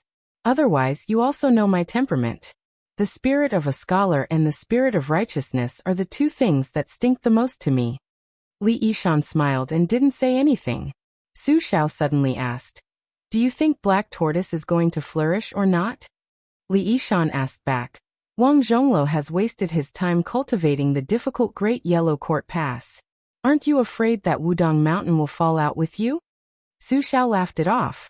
In the secluded courtyard of the prince's mansion, Su Fengnian and the old man sat cross-legged in the courtyard's corridor. They slowly recounted every detail of the battle in the snow. If the knife wasn't decisive enough, if the knife speed was too fast and didn't have enough energy left, or if the response wasn't appropriate and wasted a bit of energy, the old man would beat him with the back of the knife. After the lesson, he would give a few concise comments. The old man was an expert in using the knife to the extreme. Even if he wasn't there, listening to Su Fengnian's words was no different from seeing it with his own eyes. Su Fengnian didn't want to give the superior incantation, and the old man didn't take the initiative to reveal his trump card. The 2 of them guessed each other's riddles, competing to see who had the better patience. The white-haired old man leaned against a red pillar and asked with a smile, "Kid, since you are going to retrieve the sword case, why don't you learn the sword? Wouldn't it be more straightforward? Besides, in Jianghu, don't all young people like to carry swords? One sword comes from the east, one sword goes to the west, and so on. It sounds more powerful than using the knife." That phrase is called Yang Chun, or something. Grandpa forgot it for a moment. Su Fingnian sat upright with his xiudong across his knees. He chuckled and said, "Yang Chun bai shui. Even in this cold land they call you idiot Su. You're wronged." The old man slapped his thigh with one hand and the shoulder of His Royal Highness with the other. The latter almost fell forward. He swayed and stabilized himself with great difficulty. Su Fingnian said self-deprecatingly, "Grandpa, your eyesight is really ordinary. Compared to knife skills, it's worlds apart." The old man smiled and said, "When Grandpa and that Zamadeo Wei Beishan fight, I will really have to leave this place. Kid, have you thought about your future path?" Chapter 41.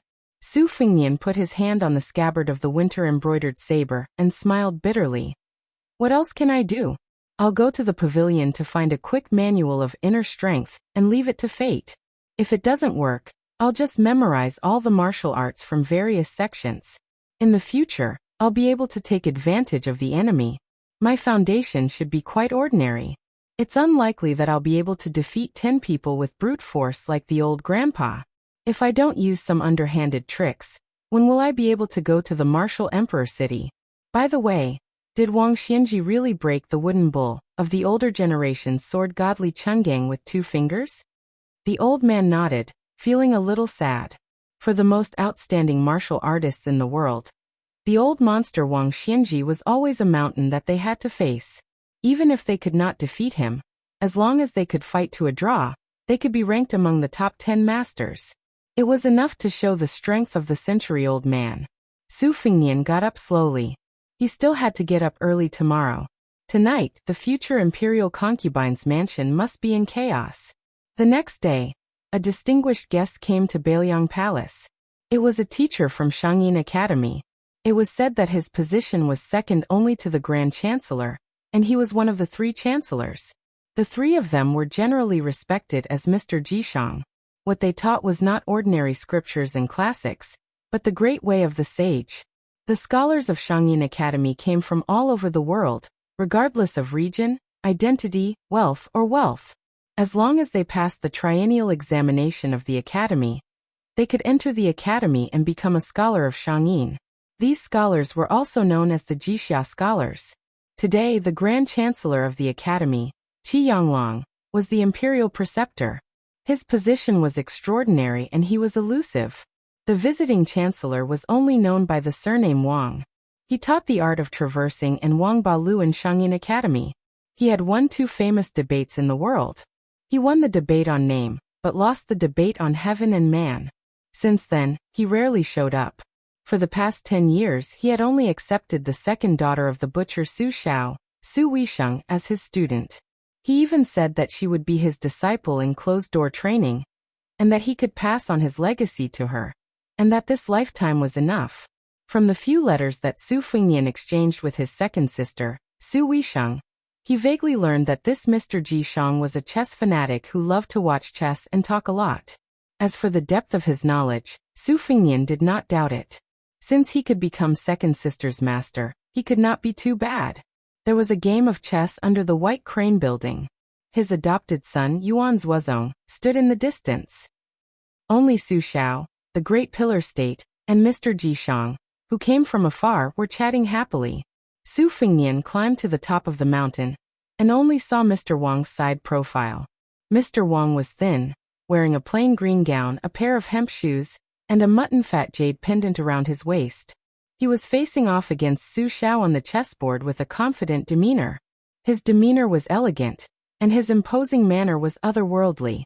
His Royal Highness thought that the Chancellor of the Shangyin Academy was indeed very confident. No matter how powerful an ordinary expert was, they would not even dare to breathe loudly in front of Su Xiao. How could he be as calm and elegant as this person? An otherworldly expert was nothing more than this. Su Fengnian gathered his thoughts and approached respectfully. De Zhuguo and Mr. Jishang were focused on the game. The battle on the chessboard was intense and neither of them raised their heads. Su Fengnian, who was still in awe, took a closer look and almost spat out a mouthful of blood. A great national master who was familiar with the 19 paths, was perhaps immersed in the great ocean, profound and profound, looking down from a high position, perhaps delicate and skillful, deep and precise, each step filled with murderous intent. But the two in front of him? Su Xiao was a terrible chess player. Su Fengnian naturally knew this. When he first saw the two of them playing chess, he thought that Mr. Wang was using his elegance to deal with Su Xiao's vulgarity. He did not think that. Damn it, why did this game look like a mess? It was like two children rolling around in the mud fighting. It had nothing to do with the level of a national master. Looking at the situation, Mr. Jishang's chess skills were on par with Su Xiao's. No wonder they were so locked in battle. What Su Fengnian could not accept the most was that Mr. Wang thought that he had made a strong move. Every time he made a comment that he agreed with, something like, "Don't make useless moves, don't make mistakes. If you want to play the big game, be a big dragon and kill a big dragon." Or, when faced with difficulties, the small tip will take root and win over the support. But I don't want to point. This support is so wonderful that it can help one ascend to immortality. Su Fengnian's eyes widened. No matter how hard he tried, he could not see the beauty of the game. He could only see the continuous blurry moves. It was a terrible sight. Mr. Jishang stared at the 50-50 situation and said proudly, "The three schools of chess have a total of 18 national masters. Only Zhaoding and Enchunxia cannot defeat them. The rest can compete." Su Fengnian's face could not help but twitch. Su Xiao was expressionless. He was not willing to make a move. Mr. Jishang finally took the time to look up and said with an amiable expression, "His Royal Highness, do you think we should abandon the Pillar of State's light piece?" Su Fengnian slowed his breathing and said with a smile, "It's hard to say. Mr. Jishang's layout is meticulous. I think the white piece will most likely lose." Unexpectedly, in a fit of anger, Su Xiao was forced to make a good move. Mr. Jishang finally felt the danger. However, instead of calmly dealing with it, he immediately reached out to pick up Su Xiao's piece and said with a thick-skinned smile, "Pillar of State, allow me to regret this move." Su Xiao seemed to be used to it. He pursed his lips, indicating for the Chancellor to do it himself. Su Fengnian was a little dumbfounded. In the end, Mr. Jishang managed to win the game after regretting his moves more than 10 times. After watching this, Su Fengnian no longer had any respect or longing for the Yin Academy. Mr. Wang patted his butt and stood up. He said with a refreshed expression, "I have played countless games of chess in my life. Until now, I have never lost." Su Fengnian smiled and said, "Mr. Jishang is the best national master." After the game, the national master bid farewell and went down the mountain. When he was not playing chess, his aura was indeed flawless. He had the air of an immortal. Su Fengnian was stunned. He muttered, "What do you mean by never losing?"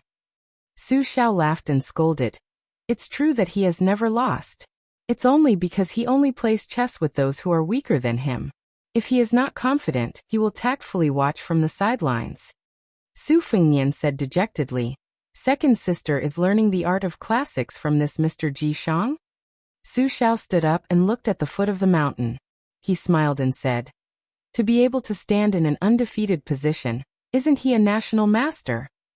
Chapter 42. Without waiting for Su Fengnian to ask, Su Xiao told him everything. Back then, the academy was magnificent and was known as the 100 schools of thought and 3,000 sages. Actually, the ones who were truly powerful were the 9 schools of thought: Taoism, Confucianism, Dharma, Soldier, Yin and Yang. Our dynasty focused on Dharma, while the other 8 countries had their own backing. It could be said that the real war was in the Shangyin Academy. For example, Shishu was old and unambitious, occupying a natural stronghold. At that time, the academy had already unified and believed that Shishu could continue to occupy a corner. However, they were crushed by my troops. For a time, the world was filled with resentment, and the nickname of the human butcher was confirmed. together with Han Diaoxi and the Jianghu hermit Huang Longshi. They were known as the three devils that everyone wanted to kill. My relationship with the academy has always been poor. Only that Mr. Ji Shang, whose chess skills are terrible, spoke up for me and said a lot of things that offend the world. At that time, Sir Wang had just won the debate on name and reality and was in the limelight. If there were no accidents, he could have become the next Grand Chancellor and planted a karma tree in the forest of virtue. What a pity. That's why I sent your second sister to Shangyin Academy. There were a few famous forbidden grounds and sacred grounds in the dynasty. Other than the imperial palace, there was also Mount Longhu, which had usurped the orthodox position of Wudong Taoism. There was also the Northern Liang Mansion's Tide Hark Armory, the two Zen temples' relic pagoda, the Wu family's sword tomb, and lastly, the Shangyin Academy's Dao de Forest, which all the scholars in the world yearned for. This Dao de Forest symbolized 10 years of trees and 1,000 years of virtue.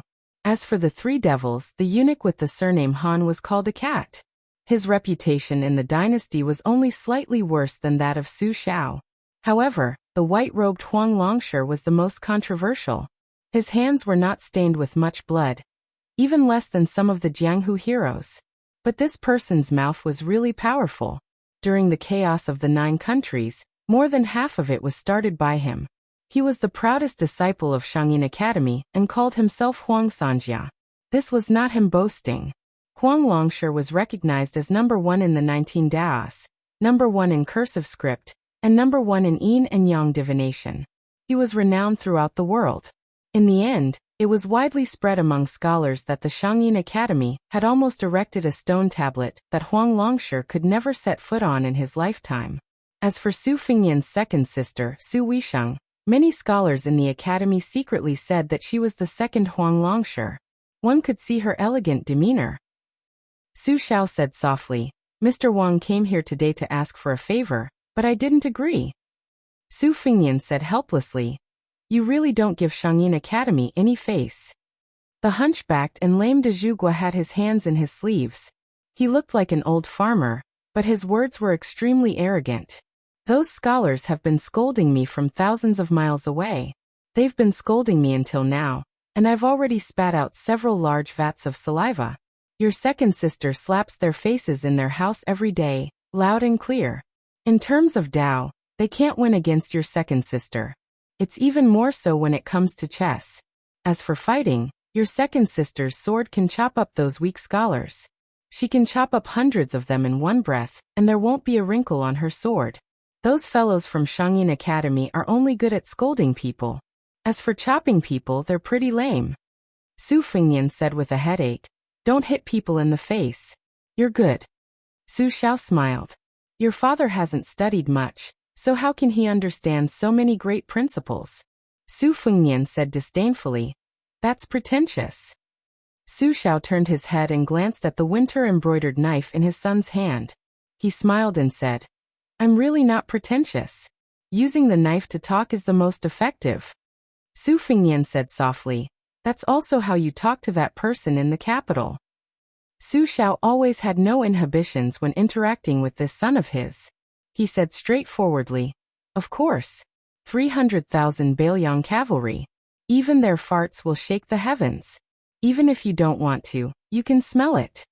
Su Fengnian was preparing to leave for the bottom of the lake to practice his knife skills. He couldn't possibly go along with, "The emperor will take turns to be the emperor and come to my house tomorrow." Could he? Su Xiao asked. "Are you really going to keep practicing?" Su Fengnian was puzzled. "Or else?" Su Xiao pulled his hand out and exhaled. He slowly kept him in suspense. "Then go to Wudong. There's someone waiting for you." Su Fengnian was surprised. "You're not going to ask me to learn the Jade Pillar Heart Sutra from Hong Xixiang? That's too shameful. The scenery of the colored glass world is not bad, but to ask me to practice my knife skills there, it's not fun. If he doesn't go down the mountain, I'll go up the mountain. How can it be like if the mountain doesn't come, I'll go up the mountain? To be honest, I'm not in the mood. I'd rather be scolded by that old man and have my face covered in spittle than live under someone else's roof on Wudong Mountain." De Zhugua smiled faintly. "That little Taoist with the surname Hong doesn't have that kind of ability. The one you want to see is Wudang's chief, Wang Zhongluo. Su Fengnian was shocked. That old Taoist who hides to cultivate the Great Yellow Court Pass? Did he really split the Kanglin River with the finger of an immortal? That's too immortal. Inconceivable, inconceivable. De Zhugua thought about it and said, I haven't seen it with my own eyes, but Wang Zhongluo almost single-handedly fought against Mount Longhu with 4 great heavenly masters. He shouldn't be someone who fishes for fame. Moreover, Li Yishan gave pointers in his early years. He did a general evaluation and rouge evaluation. He specifically mentioned this Taoist expert, saying that he has the potential to enter the profound understanding realm. You have to know that at that time, Wang Zhongluo was only a middle-aged Taoist with no obvious reputation. As for whether it's true or not, won't you find out when you go to Wudang Mountain? Su Fengnian was confused. Wang Zhongluo is going to teach me how to use the knife. That's impossible. Then he's going to teach me the fastest and most profound heart technique of Wudang? Su Xiao smiled. You'll know when you get there. Su Fengnian didn't refuse. Wang Zhongluo was one of the most famous experts in the world. It was always a good thing to be able to experience some of the Taoist's immortal aura. He hoped that it wouldn't be another otherworldly expert like Mr. Wang from Shangyin Academy. The most important thing was that Su Fengnian was hiding at the bottom of the lake to practice his knife. He remembered that there was a bottomless white elephant pond in Wudang. This pond was formed by a waterfall for hundreds and thousands of years. Su Fengnian wanted to go there to practice his knife. That year, Su Fengnian entered Wudang alone in the dusk. Under the black tortoise Dangxing Memorial Arch, there were only 2 Taoists who were very different in age. One of them was naturally the young martial granduncle Hong Xixiang. The other was an old man with white hair and a ruddy complexion. He was extremely tall and sturdy. He was not inferior to the old man at the bottom of the lake. This kind of physique was rare in Taoism. Seeing Su Fengnian holding the knife, the 2 Taoists didn't exchange pleasantries. They just silently led His Royal Highness up the mountain. Climbing a mountain was physical work. In the past, Su Fengnian needed to rest a few times halfway up the mountain. After practicing his knife for half a year, he had improved a lot. However, he still couldn't reach the top in one go. Every time Su Fengnian felt tired, the tall old Taoist would stop immediately. When he stopped, Hong Xixiang also stopped. Su Fengnian sneered in his heart. This way of doing things was more scheming than hundreds of ox-nosed old Taoists coming out together. The 3 of them stopped at the hanging coffin not far from the White Elephant Pond. There was only a small hut. It seemed to be His Royal Highness' residence. There was a bamboo fence around the hut. A table and chair were placed in front of the hut. After Su Fengnian and the old Taoist sat down, Hong Xixiang took the initiative to go into the hut and took a simple tea set. He squatted down and made tea. There was no need to guess the old Taoist's identity. He smiled and said, The world's swordsmanship is divided into standing sword, walking sword and sitting sword. The difficulty increases with each step, but the ultimate achievement is hard to say. Our Wudang sect has never recommended sitting swordsmanship, as it goes against the laws of heaven. However, standing swordsmanship and walking swordsmanship have some experience. I wonder if Your Highness wants to learn standing swordsmanship or walking swordsmanship. Su Fengnian said calmly, I want to practice my knife. Hong Xixiang, who was making tea, rolled his eyes. The old Taoist said amiably, Swordsmanship and knife techniques, different paths lead to the same goal. They all pursue the path of one man against 100. Like that Dong Tai, he only held a peach blossom. It can be called a sword or a knife. Su Fengnian did not want to waste time. It was really boring to discuss Tao with the old Taoist. So he asked, What's the difference between standing sword and walking sword? The old Taoist chuckled and said, Standing sword, simply speaking, is when the sword moves and stops more often. The sword momentum is more swift and violent, like the rumbling of winter thunder. Walking sword is heavy and continuous, like the majestic summer rain, like splashing ink. If His Royal Highness likes standing sword, there are a few sets of famous sword techniques on the mountain. Together with Wudang's unique Heart Sutra, the spirit-plucking incantation, they are mutually beneficial. If he prefers walking sword, there is no harm. Jade Pearl Peak has a book called Green Water Pavilion Sword Practice Record for the 60 Years. Its words are exquisite and profound, and it contains the essence of swordsmanship. Su Fingyan thought for a moment and asked, "What does Headmaster Wang mean by sitting sword?" The old Taoist said awkwardly, "This sitting technique is passed down in the Wu family's sword tomb. Outsiders do not know." The young martial granduncle gave each of them a cup of tea. The tea was wild tea from the mountain, and the water was spring water. Su Fingyan drank a mouthful and said with a smile, "I forgot to congratulate Headmaster Wang for coming out of seclusion." The old Taoist smiled and nodded. Hong Shixiang sighed quietly. Su Fingyan hesitated for a moment and asked softly, "Did Headmaster Wang really split open that Songlan River with one finger?" The old Taoist shook his head and said, "No." Su Fingyan felt relieved. Since the old Taoist's ranking is lower than Wang Xianji's, then the weakness of his skills is a good thing. Hong Shixiang muttered, "It was 2 fingers. Chapter 43. Immortal Guiding the Way and Cutting the River? Kanglan River, that is the largest river in Beiliang. Su Fingyan spat a mouthful of tea on the face of the old Taoist immortal opposite him. The old Taoist priest who had been in Wudong for 30 years, just wiped it away gently, and turned to glare at his talkative junior brother. Su Fingyan hurriedly apologized. Wang Zhongluo, on the other hand, had a good temper and did not mind, continuing to drink his tea. Su Fingyan quietly sized up this Wudong number 1. His forehead was red like a raised eyebrow. Although he had white hair, he did not look old. Su Fingyan suddenly remembered a Taoist unorthodox book called 3,000 Sceneries, that he casually read in the Tide Listening Pavilion when he was young. It mentioned that Wudong had a mysterious internal energy that was refined by the supreme jade elixir. It first formed a Daning, then flowed through the 5 viscera, and then through the 4 limbs. It could turn red blood into white milk, the appearance of a young man, and was impervious to cold and heat. Su Fingyan had never taken the occasional written records of claws in the snow seriously. However, when he heard those 2 fingers with his own ears and saw Wang Zhongluo's vaguely revealed majestic aura, he had no choice but to believe it. The old Taoist left after finishing his tea.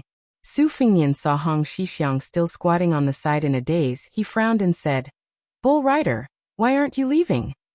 Hong Shixiang nodded and slowly walked back to Small Lotus Peak. Passing by the 3 palaces and 6 temples, countless Taoists respectfully called him Grand Marshal Uncle, and he responded to them all. Some familiar juniors would even stop and chat with them. Slowly walking to the immortal cliff, he found his senior brother standing under the tortoise camel tablet. Hong Shixiang quickened his pace and called senior brother Wang.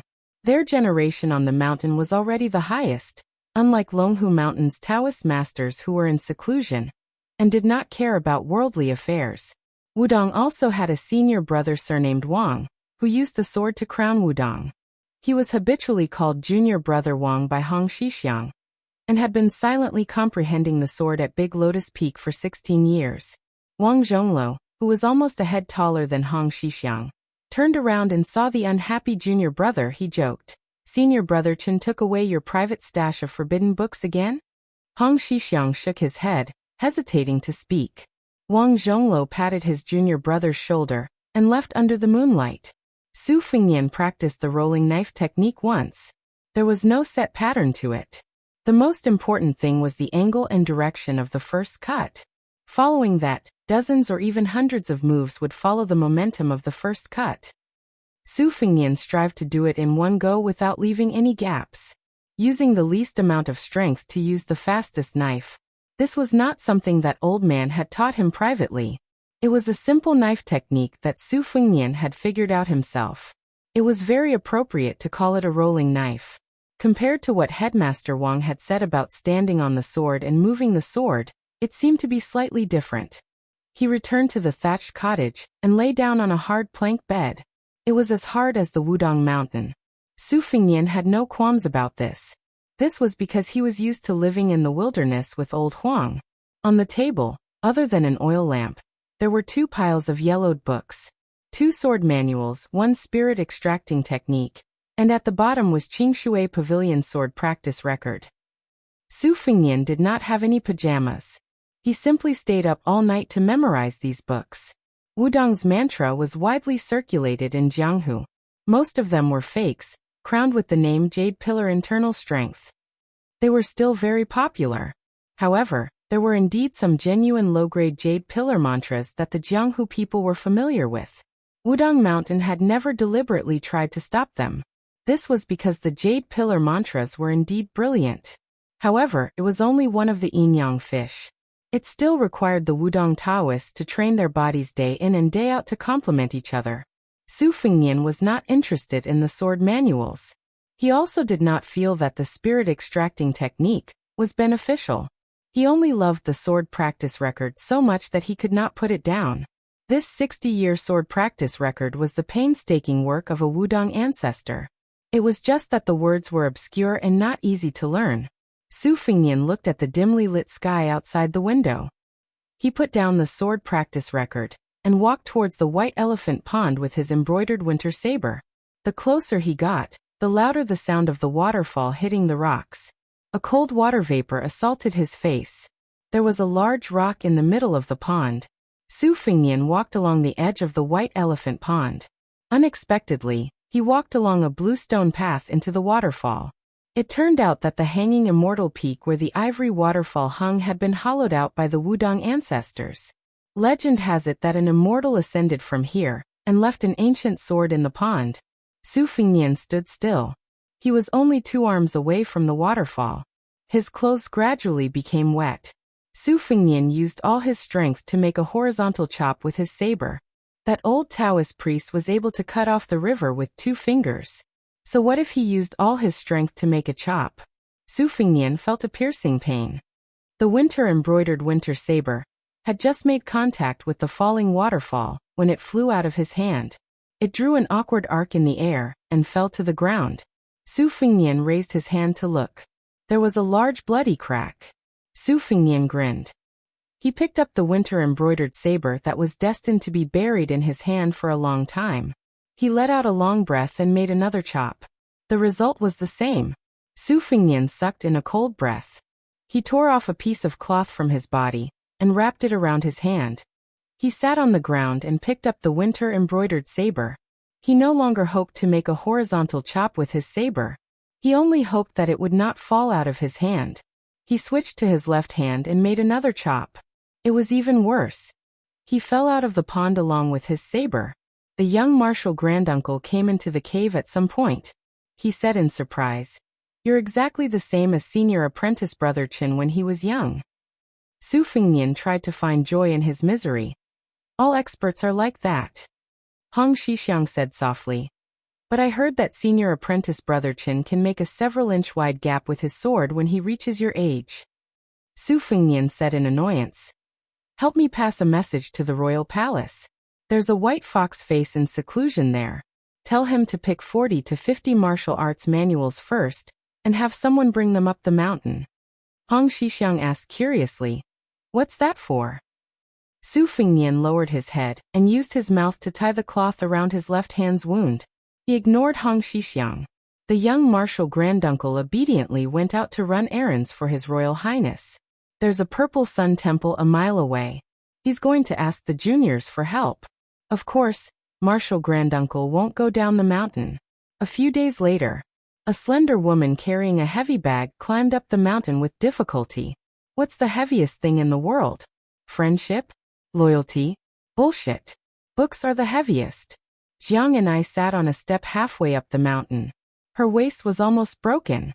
A few Taoists who were staring at her swaying body as if she could roll down the mountain at any moment were finally relieved. This extremely beautiful young woman was escorted to the foot of the mountain by the Bailiang cavalry. Then she climbed up the steps alone. At first, the Wudong Taoists wanted to help, but they didn't get any response. She only had a cold expression on her face. The Taoists could only carefully follow behind her, afraid that she would suffer along with her bag. A woman from Bailiang Palace, they can't afford to offend her. Jiang and I raised her head and looked at the endless mountain peak. She muttered something. The Taoists couldn't hear her. It was all harsh words cursing Su Fengnian. But compared to her daily actions of making little grass men, it was already considered gentle. Now if that bastard His Royal Highness dares to stand in front of her, she'll definitely pull out that talisman and die with him. Jiang and I rubbed her already red shoulders. She gritted her teeth and once again carried the heavy bag. In the lapis lazuli world, this was a pitiful scene. Hong Shixiang, who had nothing to do, was strolling around the mountain. He saw this scene and ran over to help. But before he could speak, Jiang and I said, "A good dog doesn't block the way." Her tone was weak, but her eyes were like the eyes of a bodhisattva. She didn't look like a lowly servant in a prince's residence. Hong Shixiang smiled and said, "I'll lead the way for you." Seeing the hut, Jiang and I was stunned. This was the sleeping quarters of His Highness the Thousand-Blade Crown Prince? Won't he jump and curse and kick the few thousand Taoists of Wudong Mountain down the mountain? She sat on the ground, panting. She really felt like she was going to die. Hong Shixiang was just about to remind her, but Jiang and I glared at him. He could only swallow his words. The young martial granduncle thought that the woman brought out by His Royal Highness was different. Or was she really as straightforward as eldest apprentice brother said? Was it because the women at the foot of the mountain were all tigresses?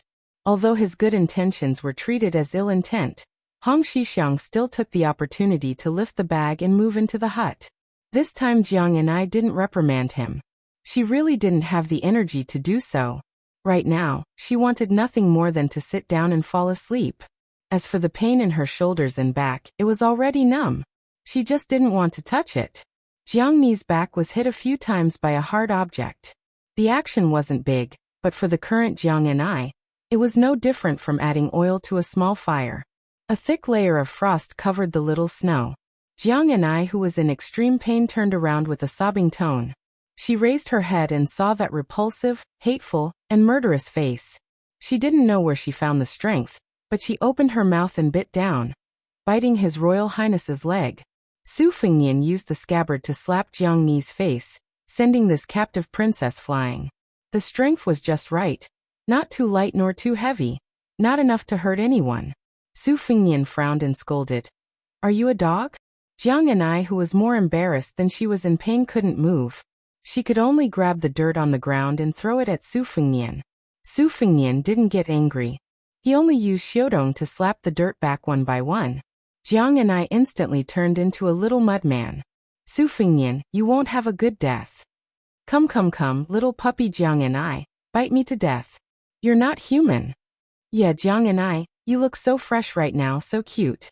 If you have the ability, throw the god talisman at me too. Then I'll consider you ruthless. I'll stab you to death one day. Just now, I'm determined not to fight back. Why are you still sitting on the ground? Little puppy Jiang and I, you can't be so excessive that you want me to stick my neck to the god talisman and slit my own throat, right? This way of dying is too tyrannical." One sitting on the ground, one standing, one crying, one laughing. Who would have thought that these two young men and women of similar age were the eldest princesses of a captive kingdom? The eldest sons of the king of Bailiang. Seeing this scene, the young martial granduncle, who felt that it was harder to understand than the heavenly book, helplessly said, "I'd better go ride an ox." Chapter 44. Su Fengnian was too lazy to stare at Jiang and I. He left her on the ground and went into the room to open his bag. Other than a large luminous pearl and a few sharp Guangdong Liao Wei, the rest of the books were thrown on the table and piled up like a mountain. Looking around, there was the Forbidden Villa's whale-killing sword, the two Zen temples' copy of the Vajra-subduing demon fist, and the Southern Sea's largest Buddhist nunnery's Guanyin finger. There was a wide variety of more than 50 martial arts manuals. They all had one thing in common, which was that they were all top-notch moves of various sects and schools. Perhaps there was still a gap between them and the highest level, but for Su Fengnian to master even one of them was a magnificent feat. He didn't move all of them from the Tide Listening Pavilion, because he wanted to learn all of them, but because he wanted to pick out one or two suitable ones from each manual. It would be best if he could apply them to his blade technique. Taking 10,000 steps back, if he saw a pig run many times, he wouldn't be surprised even if he saw a pig that could float on water or grass in Jianghu. Just like playing chess, these books were a set of moves. When the opponent placed a piece, he would know the position of the next 3 or 10 moves. No matter how many changes you made, I would just kill you with a single strike. Su Fingnian picked up a manual and flipped through a few pages. He put it down and picked up his blade, preparing to go to the White Elephant Pond to practice 600 slashes and 600 strokes. When he went out, he found that Jiang and I hadn't left the mountain yet. She was sitting on a bamboo chair, using her sleeve to wipe the dirt off her face. Her movements were delicate, and each movement must have used all of her strength. How could there be a woman in the world who didn't love beauty? Su Fingnian laughed. Little mudman, it's going to be dark soon. You don't dare to go down the mountain alone? I'm a kind-hearted person. I'll help you call a handsome little Taoist to go down the mountain with you. Jiang and I sneered. The Great Pillar State let me stay on Mount Wudong. I heard someone has already gone through the ceremony of becoming an adult. That's hilarious. Su Fingnian felt a headache coming on. Ignoring the mockery of the rootless grass, he frowned and said, Did Su Xiao take the wrong medicine? Jiang and I kept a straight face and didn't say anything. She stretched out two slender little fingers and slowly combed away the dirt and dust on her hair. Su Fingnian went to the forest to pick some herbs and threw them in front of the house. You stay here, he said. I'll go somewhere else. Jiang and I was indifferent. Like a clay bodhisattva, he remained motionless. He tilted his head and didn't even look at His Royal Highness as he meticulously cleaned up the battlefield. She would never touch that huge pile of herbs. Su Fingnian took the night luminescent pearl and the hairpin to the cave of Xianxian Peak. He made a hole in the stone wall and inlaid the night luminescent pearl in it. Suddenly it was brightly lit. Su Fingnian, whose hands were bleeding, continued to wield his saber. However, he did not dare to cut under the waterfall. Late at night, he was already exhausted. He sat at the foot of the stone wall furthest from the waterfall and slept cross-legged. The saber never left his hand. Early in the morning, he woke up on time. Su Fingnian opened his eyes and saw Hong Shixiang squatting in front of the waterfall, holding water to wash his face. Su Fingnian had always been indifferent to this guy. He got up and practiced his slashing in the open space. While he was practicing his saber in an old-fashioned way, the guy who had been herding cows on the mountain for more than 10 years was studying the priceless heavy thorn wall in front of the stone wall. The round pearl in the bright area was green and translucent. When night fell, it would be as clear as the full moon. The one in front of Hong Shixiang was not known for its large size. The largest night-luminescent pearl in the world was still in the imperial palace. It needed 416 beauties to surround it. It was placed in the study of Princess Suizhu. The reason this emperor's most beloved daughter was called Princess Suizhu was because when she was born, Sui offered this huge night-luminescent pearl dug out from the foot of Mount Tai as a tribute. Su Fingnian seemed to have had the opportunity to own 2 Sui pearls, as long as he was willing to enter the capital and become the emperor's son-in-law. Su Fingnian did not have the opportunity to know whether the delicious cake was hot or not. In Bailiang Palace, this kind of low-level mistake could not happen because the maids in Wutong Garden were all gentler than the other. However, His Royal Highness was more certain than anyone that the roasted sweet potato was hot to the mouth, hot to the hand, and hot to the heart. The cave was humid and Su Fingnian was sweating profusely. It was very harmful to the body when the sweat mixed together. Su Fingnian did not dare to stay any longer. He carried the embroidered winter saber on his shoulder and picked up the famous Guangdong Liaowei. This was the best quality purple rabbit hair.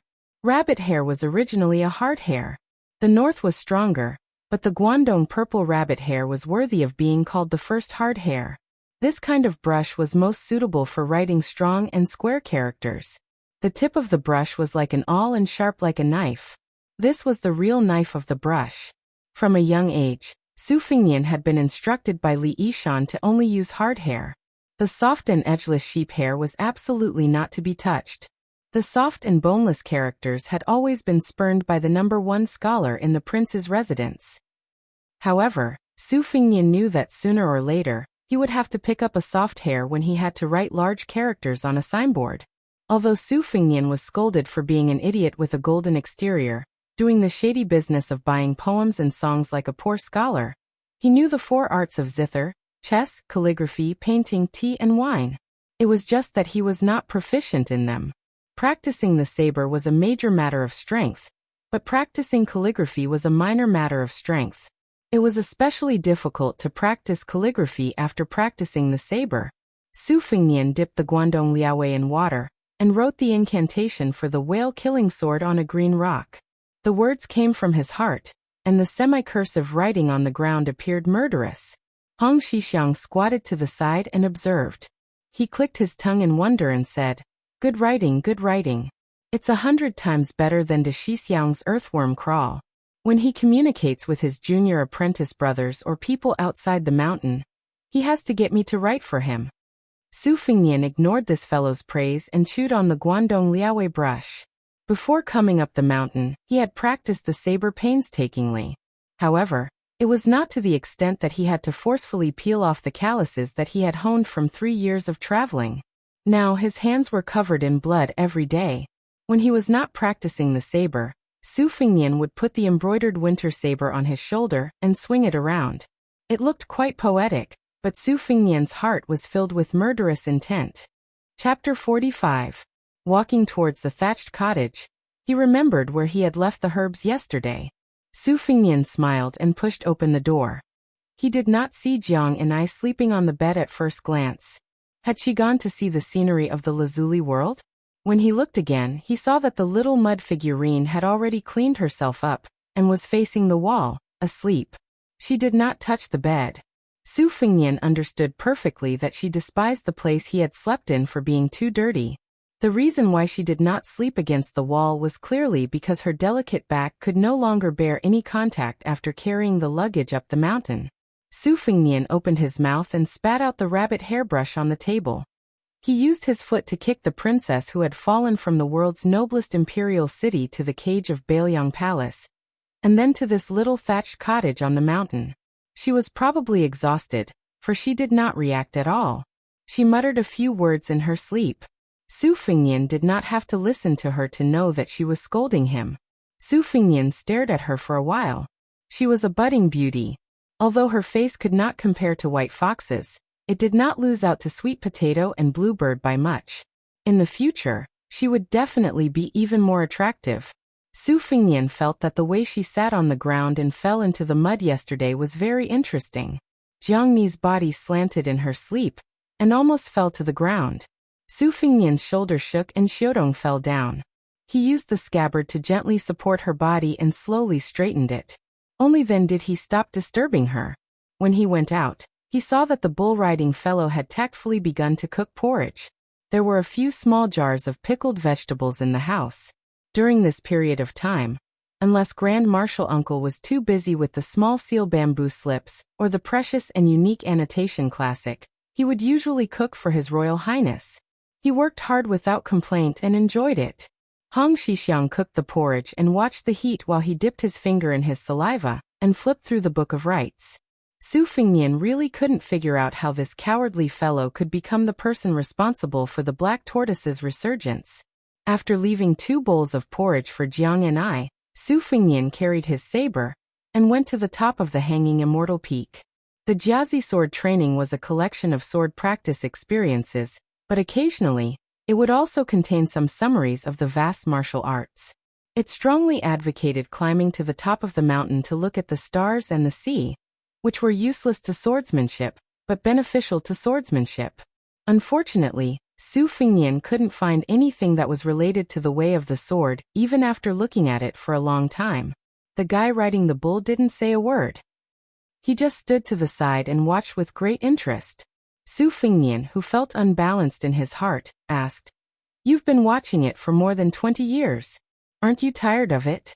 The young martial granduncle laughed foolishly. The scenery was different every day. How could he be tired of it? Su Fengnian asked curiously, "Do you know any martial arts?" Hong Xixiang said with a face full of sincerity, "I don't think so." Su Fengnian kicked him. The martial granduncle who was squatting on the ground swayed left and right, but he didn't fall. He returned to his original position without any difference. Su Fengnian exclaimed in surprise and asked, "This is?" The martial granduncle who had been on the mountain for more than 20 years indeed hadn't read a single secret manual or touched a single martial art. He scratched the shoulder that was kicked by Su Fengnian and said with an innocent face, "There's a big bell in the Xuanwu Palace. When someone rings the bell, I see how it stops. Su Fingnian wanted to get to the bottom of it. You figured it out just by looking at it? The guy riding the bull shook his head and said, there's no trick. Su Fingnian felt a little defeated and said, if you use a saber to chop the waterfall, can you chop it? The martial granduncle who was asked shook his head and said, of course not. Su Fingnian finally felt a little better. But the guy squatting on the ground immediately added, I can't chop it, but it probably won't be enough to make the saber and sword fall out of my hand. Su Fingnian was full of suspicion and ordered, then go find a sword and try. If you can't do it, then just wait to be fed to the fish. Hong Shixiang had a troubled expression. Why don't His Royal Highness lend me the saber on his shoulder? Su Fingnian lifted his leg and was about to kick, but the martial granduncle who was riding the bull had already run far away. Su Fingnian went down the mountain peak and waited for about 2 hours before a sweaty Hong Shixiang arrived. He really did carry a peachwood 7-star sword in his hand. The way he held the sword was neither fish nor fowl. Su Fingnian signaled with his eyes for him to stab with the sword. As if he was facing a great enemy, Hong Shixiang took a few deep breaths. Only then did he walk in front of the waterfall, as if he was going to the execution ground.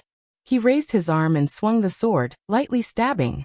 A mysterious half-arc that slanted downwards, like the horns of an antelope. It cut through the astonishing falling waterfall. Retrieving the peachwood sword, Hong Shixiang turned around and looked at Su Fingnian. There was no smug expression on his face, as if it was a matter of course. Su Fingnian was stunned for a moment, then said with a smile, I understand. This is your Tao of Heaven. Hong Shixiang, who only treated it as a small matter of eating, drinking, defecating and sleeping, let out an ah. He jogged towards His Royal Highness suspiciously in a flattering manner. Tell me, how is it Tao? Senior apprentice Brother Chen said that I am in the mountain, and do not know the mountain. I will never be able to comprehend the Tao in this lifetime. Su Fingnian said treacherously, as long as you go down the mountain and stand a little further away, won't you be able to see the mountain clearly? Hong Shixiang sighed and made a deduction with his fingers, saying helplessly, I knew it. Today is not the day to go down the mountain. Su Fingnian wanted nothing more than to kick this coward who was hiding in his turtle shell, and not poking his head out. Ginger Mud, whose greatest ability was to go down a dead end, decided to go all out with Su Fingnian and live in the thatched hut. From the winter to the warm spring, the flowers bloomed. His Highness the Crown Prince was as tired as a stray dog every day. She had a lot of free time. She did not have to do any of the chores a servant should do. She just strolled around Mount Wudong every day. She walked around the 81 peaks, half of the peaks, palaces, monasteries and heavenly paradises with her little feet wearing hemp shoes. She even had the leisure to ask for some seeds from the nearest Xiang monastery. She planted some vegetables and fruits outside the green bamboo fence. Because of her, she created a small vegetable garden that formed a world of its own. If Su Fingnian took a second look, he would be warned by her, like a little white wildcat whose tail was stepped on. Other than practicing his blade and calligraphy, Su Fingnian also continuously moved books from the Tide Listening Pavilion to the mountain. Book after book, bag after bag. It was like moving a mountain. Chapter 46. Don't forget to bookmark it, there are 2 more chapters today. Jiang and I seemed to be obsessed with watching the fruits and vegetables grow little by little. Whenever she had the time, she would squat in the garden and stare at them. The pitiful talisman dagger had to be used as both a hoe and a hatchet. One day, Su Fingnian went to the garden to fertilize it out of goodwill. In the end, he was discovered by Jiang and I, who couldn't sleep. In a frenzy, she carried the talisman and chased him half the mountain. For the next few days, Su Fingnian didn't dare to return to the thatched cottage. For every meal, he caught some wild animals and barbecued them. At first, Hong Shixiang didn't dare to eat fish and meat. Later, he couldn't stand the gluttonous bug in his stomach. Once he started, he couldn't stop himself. As soon as he saw His Royal Highness, he would throw flirtatious glances at him and ask him what he caught today. This was greatly inconsistent with the rules and regulations of the mountain. Su Fingnian admired himself for being able to endure this bull rider's incessant chatter, just like the gadfly on the bull's butt. After moving hundreds of books up the mountain, Su Fingyan obviously didn't want to be a two-legged bookcase. When he read something that he didn't understand, he would grab Hong Xixiang and explain it. The most interesting part was that many seemingly unsolvable and brilliant moves often had a solution in another secret manual. This kind of contradiction that required patience to find was most beneficial to Su Fingyan. Now His Royal Highness' saber skills were hard to say, but his horizons had increased by several levels. During this period of time, Su Fingyan took out a book that had been lost in the Jianghu for a long time, Great Martial Arts, and used it as a body training manual. The moves were simple, but each move was fierce and overbearing, striving to kill with one move. He also asked for a set of nameless fist techniques from Wudong, leaning towards the soft and feminine side. Su Fingyan originally didn't like it, but Hong Xixiang shamelessly recommended it, bragging about it to the heavens, almost praising it as #1 in the world. In the beginning, Su Fingyan still didn't agree. The thirsty Grand Marshal uncle had no choice but to play a final move. Even Su Fingyan had to admit that he was truly shocked by this fellow. The bull rider plucked a handful of bamboo leaves and casually threw them out in the wind. His body followed the bamboo leaves and stretched out a palm. Su Fingyan only saw his body swaying like a drunkard, jumping around randomly, but all the bamboo leaves were glued back to his palm. Gnawing on a wild pheasant's leg, Su Fingyan, who had obtained the fist technique, but still couldn't grasp the gist of it, couldn't help but ask, "The more I practice this fist technique, the more it looks like a sissy's play. You're not deliberately tricking me, are you?" The Grand Marshal uncle wiped the grease at the corner of his mouth and said seriously, "How would I dare to fool His Royal Highness?" Su Fingyan asked suspiciously, "Who created this fist technique?" The Grand Marshal uncle rolled his eyes and swallowed the pheasant meat in large mouthfuls. He laughed dryly and said, "His Royal Highness, I won't disturb your practice. I have to go herd the cows." Su Fingyan pressed the scabbard on Hong Xixiang's shoulder and sneered, "If you don't tell me, I'll beat you until you spit out everything you've eaten." The Grand Marshal uncle said mysteriously, "I accidentally found it on the top floor of the Xianhua Palace. It's been a long time and can't be verified. It must be the painstaking efforts of some senior Jinren." Su Fingyan put away his saber and concentrated his qi in his dantian. He drew 6 circles in the air in accordance with the fist technique, one circle after another.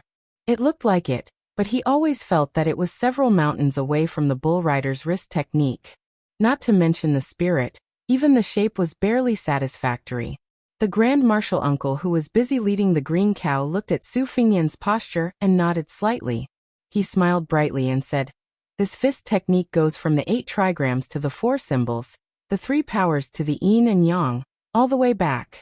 It's just that it's still very far from the infinity of Tai Chi. His Royal Highness technique is already quite agile and flexible, opening and closing in an orderly manner. It's not easy and is much faster than I was before. It's just that there are still some small flaws that need to be corrected. If the Great Mound Attack is a method of crushing 1,000 pounds with 10,000 pounds, then this fist technique is a trick of 1 or 2,000 pounds. His Royal Highness needs to remember one thing when practicing. The fist technique is to hit the crouching cow. Seek small and not big, seek quietness and not movement. Only then can you obtain the beauty of all things in life. When you reach the peak, you can't add a feather, you can't drop a fly, you can't tell autumn with a single leaf, you can't tell spring with a single sprout." Su Fingyan pondered and sneered. "Only punching a crouching cow is of some use. The rest is all nonsense." Hong Xixiang chuckled and didn't refute. Su Fingyan squinted his eyes and smiled. "Bull rider, you like to eat meat so much. There are a lot of yellow cranes on this mountain. Why don't you trick one to come down?" Hong Xixiang laughed dryly. I can't. Wudong's red-crowned cranes are psychic, and they're all my childhood playmates.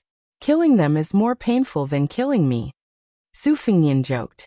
"Can you ride on a crane's back and play? When Taoist immortals ascend to immortality, isn't there a type of crane ascension?" Hong Xixiang shook his head. "I've never thought about that. I've been afraid of heights since I was young." Su Fingyan said with disdain. "Afraid of going down the mountain, afraid of heights, afraid of women. What else are you not afraid of?" Hong Xixiang sighed heavily, frowning and frowning. This bull rider suddenly pricked up his ears, carefully saying, "His Royal Highness, I'll go get the cow first. You better go back to the thatched hut and take a look. Su Fengnian gripped his winter-embroidered saber tightly and rushed back. On the mountain, who would have the guts to find trouble with him? If there was, then it would definitely not be an ordinary character. Seeing the thatched hut, Su Fengnian's figure came to a sudden stop, passing through the bamboo forest and slowly moving forward. Outside the hut, there were 3 unfamiliar uninvited guests, not wearing Wudong's linen or silk Taoist robes. In the middle, there was a delicate young master, wearing luxurious clothes. Su Fengnian was very familiar with Zhong Ming's behavior. He could see the depth of his family's wealth at a glance. The shoe embroidery on this kid's body was extremely skillful, rare and priceless, but this was secondary. In his hands, he was playing with 2 luminous pearls, of excellent quality, known as the Dragon Pearl and the Phoenix Eye. Each was a first-class top-grade toy, but it was even more difficult to put together a pair. The tribute was nothing more than this. Next to the arrogant young master stood 2 middle-aged men. One of them had a big waist, a sturdy body, a standard tiger's beard, a leopard's head and round eyes. According to Su Fengnian's evaluation, this guy looked like he could suppress ghosts and exorcise evil spirits. This big man had a pair of simple sabers hanging from his waist, one long and one short. He stood a little further away. The other gloomy man with a white face and no beard was closer to the young master, slightly bent, and stood with his hands behind his back. He wore a plain white robe, always giving people the impression of a cold-tailed mini-bandit krite. Standing in the vegetable garden, Jiang and I stared at the 3 people with red eyes. Her lips were already bleeding from her bite. There was a 5-fingered palm mark on her delicate cheek, red and swollen. The vegetable garden that she carefully cultivated had been destroyed. The wooden frame fell, the seedlings were all broken, and it was almost turned upside down. His Highness the Crown Prince had only watered and fertilized the plants out of the kindness of his heart. Yet he had been chased down by Jiang and I. Now that the vegetable garden had been reduced to such a state, she must have risked her life to save it. However, her opponents were numerous and they were not merciful people, so she had to suffer in silence. Perhaps in Jiang Ni's eyes, Baoyang Palace was a luxurious and desolate birdcage, but other than His Royal Highness who raised birds, who dared to point fingers at her, not to mention slapping her face. Su Fengnian, with his hands wrapped in cloth and holding his sabers, walked barefoot towards the 3 people with a gloomy face. Chapter 47. Jiang and I can bully you but you can't. I don't care who your father or mother is. The elegant young master slightly tilted his head. There were some freckles on the tip of his nose. He glanced at Su Fengnian who was walking towards him with a look of disdain. When his gaze shifted to the embroidered winter saber in Su Fengnian's left hand, he slowly said, "Oh, this saber is very nice. I like it very much. Go break his hands. The saber is mine." When the man heard this, he looked at Su Fengnian with a look of pity. From beginning to end, Su Fengnian did not say a single word. 10 steps away from the brawny man, he suddenly rushed forward. The embroidered winter saber was unsheathed. 3 steps away, he chopped out with a clean and crisp saber. The brawny man who originally did not plan to use his saber had a sharp glint in his eyes. Without seeing how he pulled out his saber, he blocked Su Fengnian's swift and fierce saber with the short saber on his left waist. The short saber's handle was wrapped with gold and silver threads. It was an excellent saber that specialized in foot combat. Su Fengnian's saber was blocked, but he did not blindly compete with strength. He used the rebound force to draw a stunning arc. With a turn of his body, he swept out a second saber. The brawny man showed a trace of surprise. He quickly restrained his thoughts of underestimating his opponent. His right foot took half a step back, and his left arm swung out like a wheel. He chopped down in the air. He was no longer in a defensive position. He wanted to use his innate strength to sweep away the brat who used a saber in front of him, so that he could no longer lift his saber. Su Fengnian, who had long been taught by the white-haired old man when to gather strength and when to counterattack, dodged the saber. He suddenly used an additional 30% of his strength. His speed was close to that of the brawny man's saber. In a flash he dodged the brawny man's brutal slash. Intentionally or unintentionally, Su Fengnian had incorporated the bull-riding fist technique into his blade technique. His body was like a spinning top, spinning one round after another. His speed did not decrease but instead increased. Combined with the rolling blade technique that he had comprehended himself, it was simply flawless. In the face of danger, he had instantly erupted with a realm that he had never been able to reach before. He had truly managed to do it in one go. His chi was surging endlessly. Su Fengnian's breath was calm and comfortable, so much so that the second Xiaodong sweep was far more imposing than the first. The brawny man who missed his saber glared angrily. This brat did not know when to advance or retreat. His saber was strange and the angle was tricky. It was not easy among his peers. What a waste of his talent. Finally, although he was annoyed, he did not pull out the long saber in his right hand. The short saber in his left hand began to show no mercy. His wrist creaked without warning. Suddenly, the saber appeared and slanted upward. It was as if he had fished out a whale from the East Sea.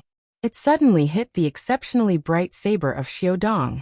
Su Fengnian's alarm clock jumped out for no reason. He subconsciously used all his strength to retreat. A series of small messy arcs appeared under his feet. He finally stabilized his body. He swallowed a mouthful of blood back into his stomach. Xiaodong in his hand did not tremble at all. The brawny man with two sabers was not in a hurry to chase after him. He stood still. The child who said he wanted to break Su Fengnian's hands whispered to the beardless man beside him. Su Fengnian tore off the cloth on his right hand. Xiaodong turned from left to right.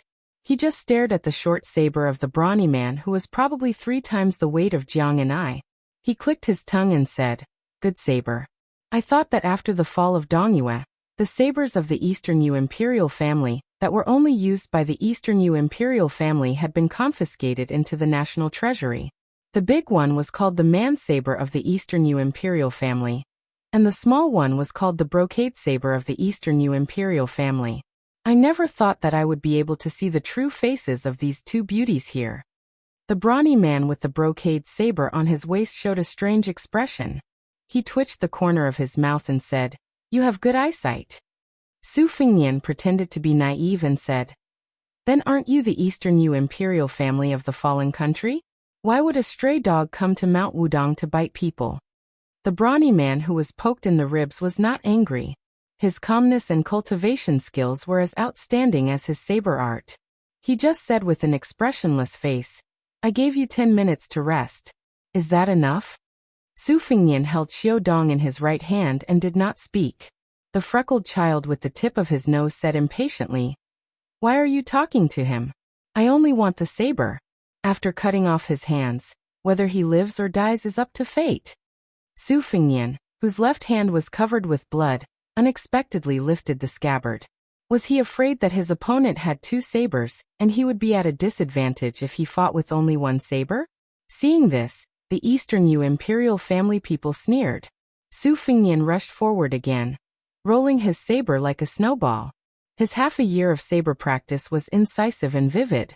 The lonely ghost left by the Eastern Yu imperial family easily broke Su Fengnian's unconventional moves one by one. He deliberately waited for the moment when Su Fengnian had to change his chi and killed him. This kind of torture was like holding a saber to the neck, but not allowing the person under the saber to exhale. At the moment when Su Fengnian's dantian was exhausted, he resisted the opponent's powerful slash. At the same time, the scabbard in his left hand was thrown out like a heavenly steed soaring across the sky. It shot out like an arrow, and went straight to the child's chest. The Eastern Yu imperial family swordsman's eyelids twitched. He turned his head in violation of the taboo of fighting formations to determine whether this damn throw would cause any harm that he could not bear. This was the best opportunity for Su Fengnian to hurt the enemy. However, when he caught a glimpse of the child's right hand from the corner of his eye, Su Fengnian knew that it was not good. He forcibly suppressed the impulse to throw out his saber, and retreated again and again. Sure enough, when the Eastern Yu imperial family swordsman turned his head, the saber had already been unsheathed. A 2-foot-deep crack was cut in the mud in front of Su Fengnian. It was a shocking sight. In addition to adjusting his chi, Su Fengnian also looked at the Xiaodong scabbard. The man in white stretched out his arm, and gently pinched the scabbard that Su Fengnian was determined to get. It was unknown whether the child was completely unaware of the crisis, or he was born with the demeanor of a general. He laughed and said, "You're just an embroidered pillow. Do you want to kill me with such petty tricks? Aren't you afraid of being laughed at? Do you know who these two people in front of you are?" Seeing that the Eastern Yu imperial family swordsman had no intention to use his saber, Su Fengnian finally had a chance to take a closer look at the child, who had only been freckled by his royal highness. He suddenly understood and said with a smile, "Little girl, tell me. Let's see if you can scare me." The child's face turned red. He lifted his leg and kicked the middle-aged man beside him, screaming, "Kill him!" The man finally opened his mouth. His voice was sharp and harsh, "Neither yin nor yang. You're courting death." Without seeing him move, the Xiaodong scabbard shot toward Su Fengnian's neck like a thunderbolt. The Eastern Yu imperial family swordsman in front of Su Fengnian tipped his toes and made way. If he didn't dodge, he would be pierced by the scabbard. Su Fengnian closed his eyes. He wasn't accepting his fate, but gambling with his life. The wind suddenly rose. Thousands of tall bamboos in His Royal Highness's bamboo forest bent toward the direction of the crowd, forming a worshipping posture. It was exactly the same as the 81 peaks, as if the mysteries of heaven were being drawn. An old Taoist priest floated out, looking indescribably like an immortal. He casually picked up the scabbard and put it down slightly. It happened to fit Su Fengnian's Xiaodong into the scabbard.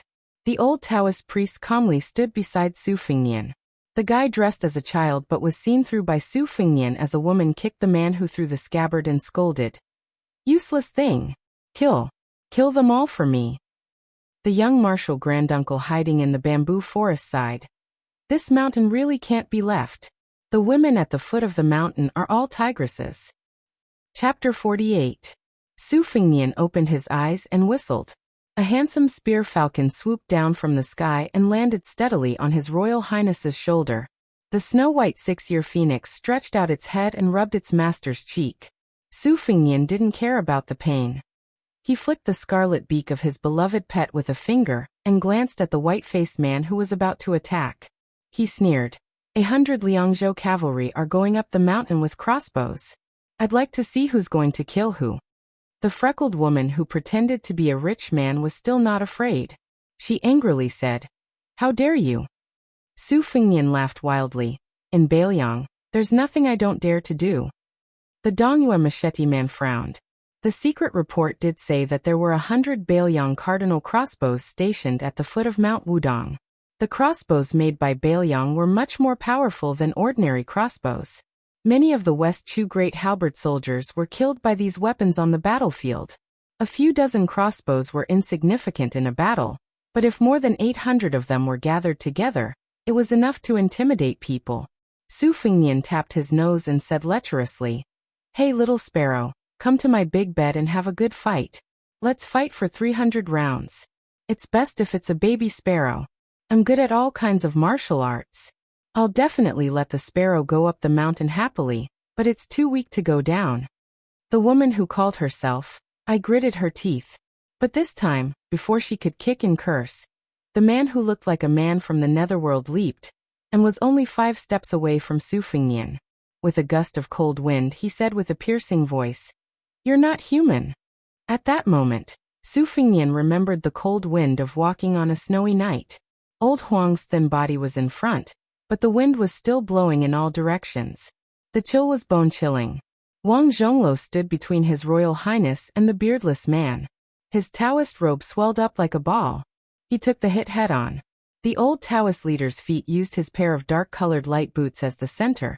A circle of soil splashed out, but the old Taoist's tall and sturdy body did not move at all, just like the Wudong Peak. Not only did the qi flowing within the Taoist robe not weaken, it even swelled up after eating its fill. The man with rosy cheeks quickly retracted his hand and asked suspiciously, "Big Yellow Court? Are you Wang Zhongluo?" The old Taoist who had once been sprayed with tea by Su Fengnian was as well-mannered as ever. He did not retaliate and smiled, "That's me." The beardless man cautiously retreated to his original position. He bent over and said a few words to the woman who was mocked by Su Fengnian as a little sparrow. Her expression was gloomy and uncertain, but she tried her best to restrain herself. She raised her small hand that was holding the 2 twin luminous pearls and pointed at the Wudong sect leader and scolded, Smelly cow nose, you want to side with the guy behind you? Aren't you afraid that your entire sect will suffer a calamity? The 4 words of the black tortoise will reign at the foot of the mountain had been hanging there for hundreds of years. I think it's quite imposing. Do you believe that I will smash it? The old Taoist laughed and lowered his hands. His fluttering sleeves slowly calmed down. He did not respond to the domineering woman's insults and turned to look at His Royal Highness. Su Fengnian returned the favor and laughed evilly. Yo, Sparrow sister, you have such a big mouth. I like it. You want to smash the archway? You still have to ask your future husband if he agrees. The lonely souls of Dongyue laughed bitterly in their hearts. This Prince Liang's mouth was even sharper than a knife. How did lame Su train such an unscrupulous son? Was it because his ears were bad that he did not hear the 2 words, this prince? Or was he pretending to be deaf? Did he really think that no one in the world could be a match for the Great Pillar State? The 100 skilled crossbowmen of the Phoenix Battalion who had abandoned their horses and went up the mountain were already in position. They shuttled through the bamboo forest and were only waiting for His Royal Highness to give the order to shoot the 3 people into hedgehogs. The world knew that the Bailiang cavalry only recognized the large flag with the word Su. The Bailiang generals only recognized the Liang King's tiger seal. The heavens were high and the emperor was far away. What's more, the Son of Heaven on the dragon throne seemed to have always trusted the last prince with a different surname. A few years ago, he even had the intention of betrothing Princess Suizhu to the eldest son of Dezhugua. It should be known that even in the capital, there were anecdotes about His Highness the heir apparent. Some scholars in Liangdi who passed the imperial examinations unanimously mocked and ridiculed the heir apparent. When they talked about Su Fengnian with their colleagues or teachers, there were always countless jokes. The common people all over the world were worried that Princess Suizhu had entered the tiger's mouth. The high-ranking officials and dignitaries in the capital who were familiar with the situation in the palace were eagerly waiting for Su Fengnian to arrive in the capital, and then be beaten to death by the princess who had the same temper as him. This Princess Suizhu, when did she not go out to play without tormenting dozens and dozens of her sons? Beside him was the powerful old Taoist priest who had been the leader of Wudong for 30 years. Behind him were 100 crossbowmen. As if he had great confidence, Su Fengnian lifted Xiaodong and pointed at the 3 people. He laughed nastily and said, "You little care woman. You Dongyue's homeless dog, man, and you imitating a woman and putting powder on your face. You are neither a man nor a woman. The 3 of you don't go down the mountain. Stay here obediently and work like cows and horses for lousy. When you have cleaned up the vegetable garden, you will see if this prince is in a good mood. If I am in a good mood, you can go wherever you want. If I am in a bad mood, other than I will chop you up and feed you to the dogs. Leader Wang, are there dogs on this mountain?" The old Taoist priest looked down and turned a deaf ear. He did not want to get involved in this muddy water. In the bamboo forest, the bull-riding martial granduncle who was being held by the Bailiang crossbowman shouted, "His Royal Highness, there are a lot of wild dogs on the mountain. They howl very loudly at night. It is probably because they are not full." The old Taoist priest had a headache and sighed. This little junior brother, why did he blindly join in the fun? If he fanned the flames, he would accidentally burn down Wudong, which was not a human, completely. The beardless man flew into a rage. No one in the world dared to humiliate him like this to his face. The woman who had been given an unpleasant nickname for no reason tugged at the sleeve of the extremely angry man beside her. She asked a few questions in a low voice. The man's expression was rather helpless, but he answered truthfully. Her imposing manner suddenly fell to the bottom. She glared at Su Fengnian, but her words were still loud and carefree. "How much money can this broken vegetable garden be worth?" Su Fengnian laughed and said, "If I say it is worth 1,000 taels of gold, then it is worth 1,000 taels of gold." She flew into a rage out of humiliation. Her small chest that was wrapped in cloth trembled violently. She gritted her teeth and said, "Fine, 1,000 taels of gold it is." She raised her hand and threw a luminous pearl at Jiang and I, who had been standing silently in the vegetable garden. "For you."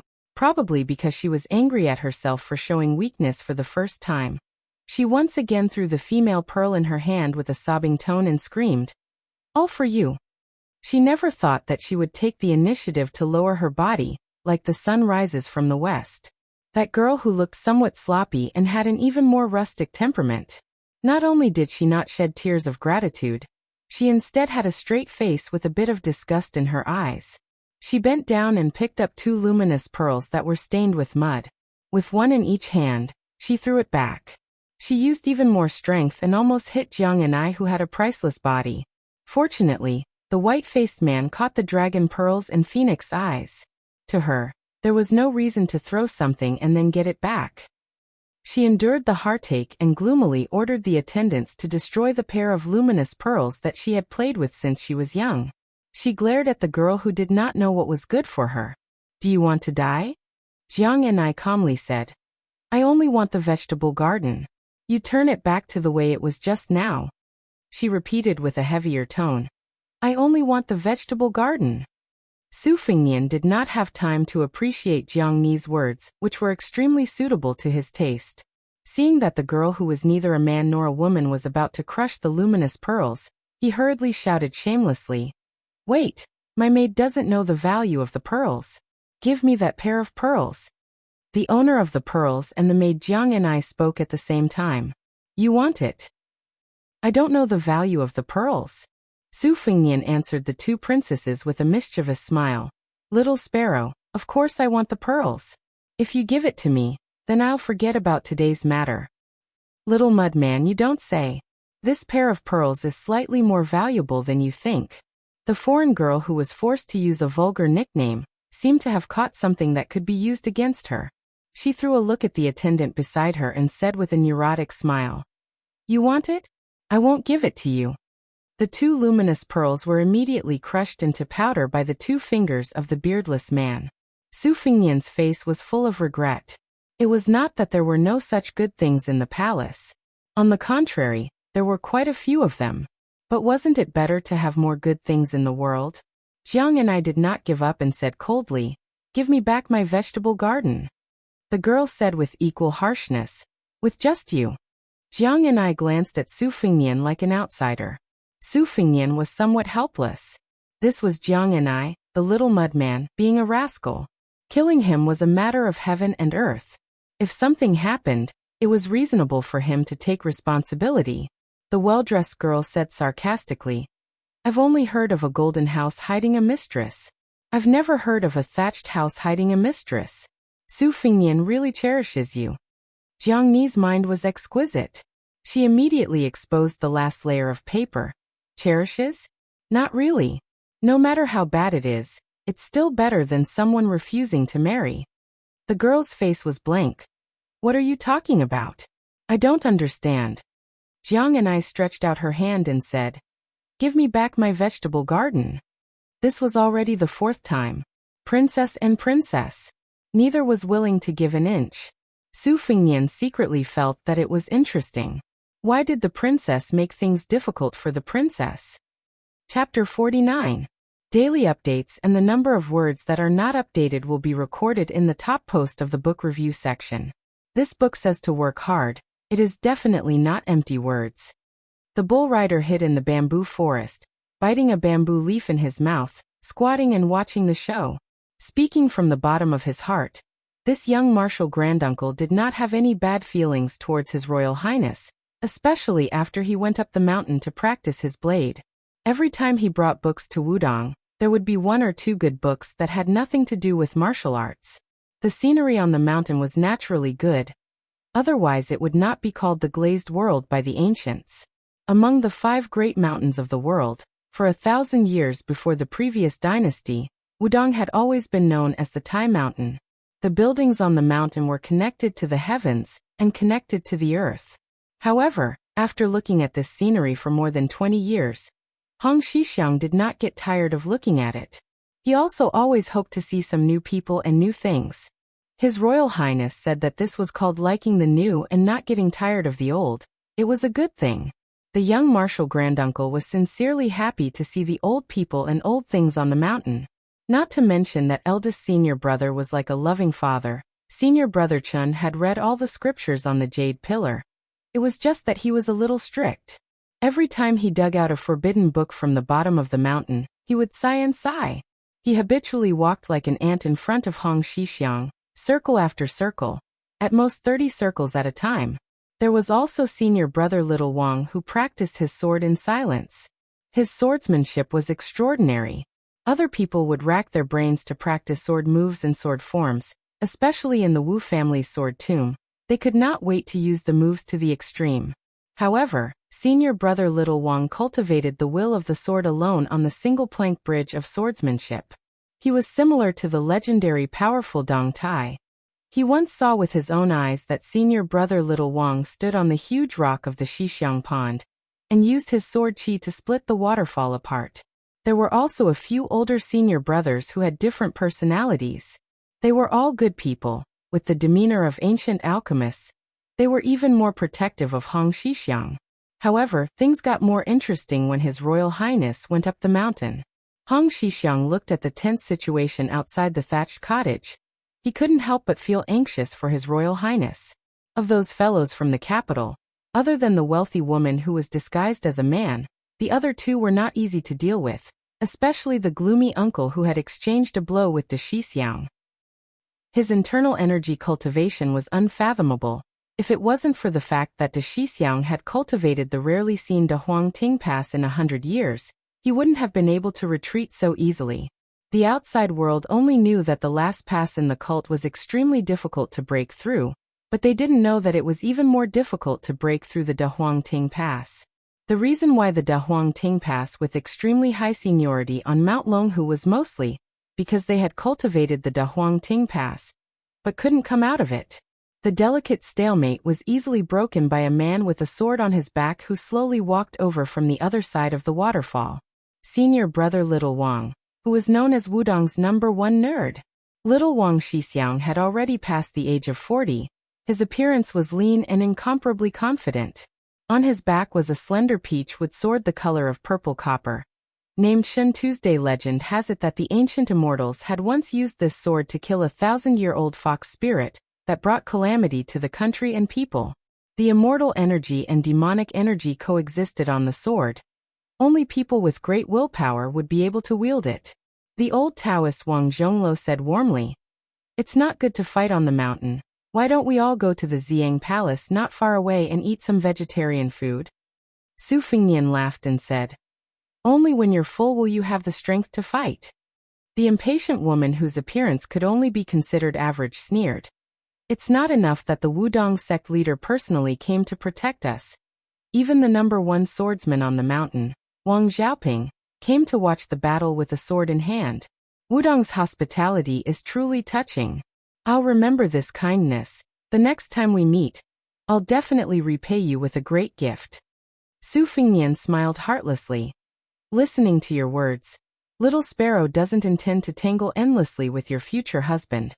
Then I'll let these 100 crossbow-wielding soldiers escort you down the mountain.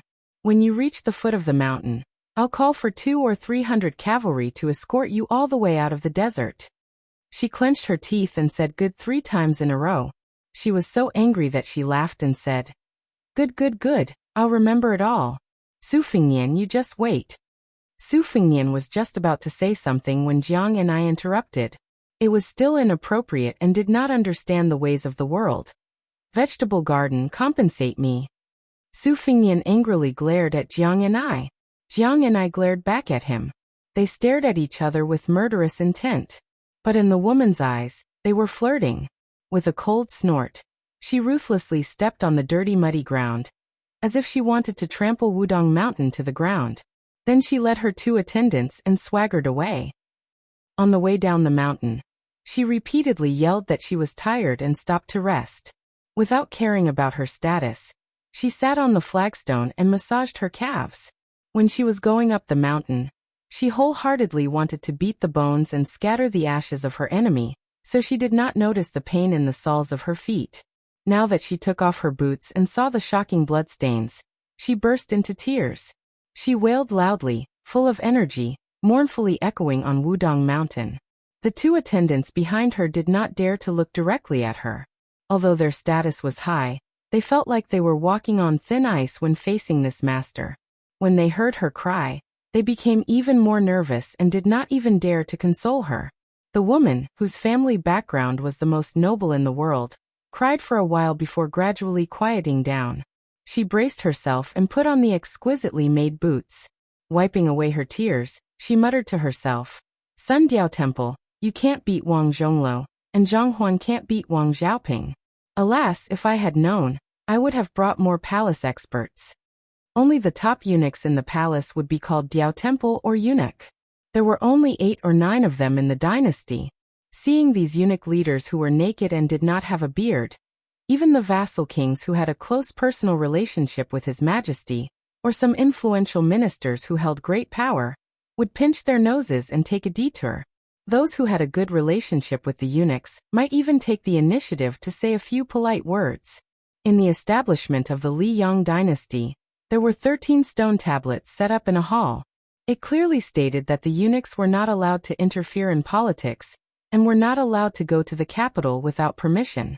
Since Eunuch Sun could leave the capital in plain clothes, the woman's identity was also revealed. Only the lawless Princess Sui Zhu could have such a heaven-defying treatment, and make the current emperor turn a blind eye. Eunuch Sun had been humiliated by His Royal Highness on Wudong Mountain today. He had already thought of 100 ways to make things difficult for lame Su when he returned to the capital. It was fine if he could not topple the deep-rooted Su family, but it would be good if he could discuss the great pillar state thousands of miles away from the capital. A towering tree. A towering tree? As high as the emperor? Eunuch Sun sneered in his heart. Princess Sui Zhu, who had lost a pair of beloved luminous pearls, looked up and said fiercely, Zhang Huan, I know you are going to write a secret report to my father. Just write that Su Fingnian has been hiding his strength and biding his time these years. His playboy behavior is all a disguise. This crown prince has monstrous ambitions. After meeting me in Liangdi, he treated me very warmly. The prince of the former dynasty of the fallen Dongyue was stunned.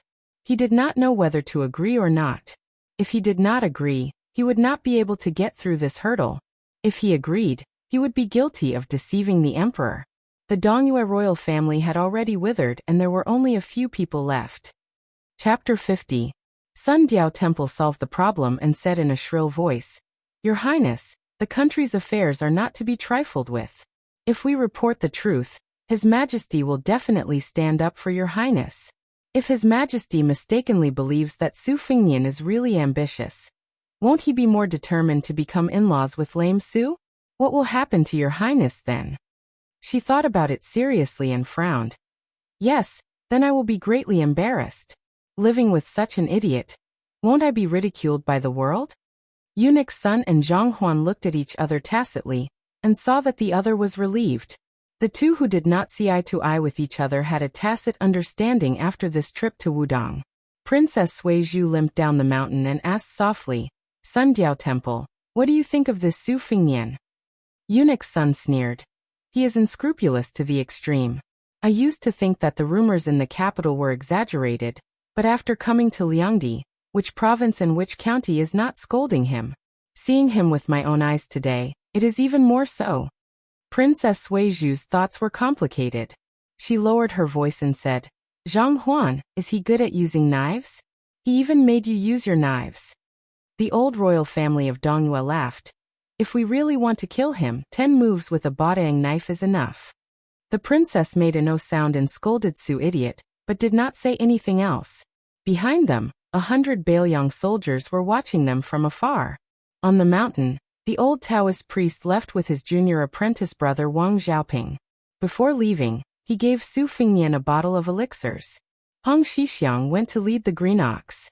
Only Su Fingnian was left standing at the edge of the messy vegetable garden, looking at Jiang and I, who was in a daze.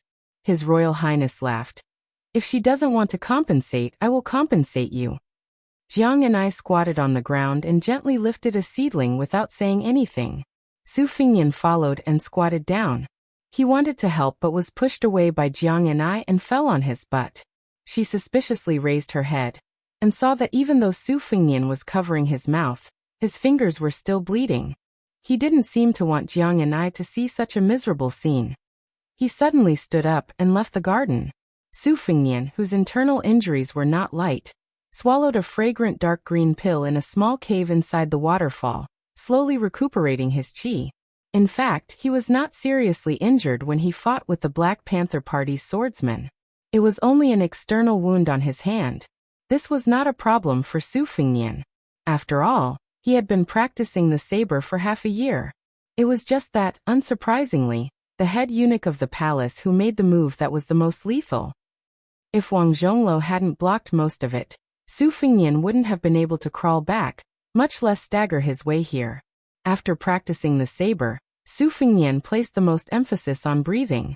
Without a teacher, he circulated the qi and blood in his body through a few small Kunlun mountains. He felt slightly better. When he opened his eyes, he saw Hong Shixiang, who had brought some vegetarian food over. The young Grand Marshal uncle said softly, "You're a good person." Su Fengnian shook his head and laughed. "She's my servant. If I want to hit, scold, and tease her, that's my law. What's wrong with other people bullying her? Slapping her, isn't that the same as slapping my face?" The bull-riding man sighed. "I don't understand these things." Su Fengnian mocked. "You only know sh*t. The man who brought the food over out of goodwill did not refute. Last time, His Royal Highness went up the mountain to beat him up. First, he didn't hit his face, and second, he didn't hit his bird. Hong Shixiang, who was content, was glad. He suddenly thought of something and asked carefully, "Is that girl really the Princess Suizhu that you rejected?" Su Fengnian laughed coldly. "You know all about it?" The young Grand Marshal uncle, who didn't look like a Taoist master, laughed foolishly.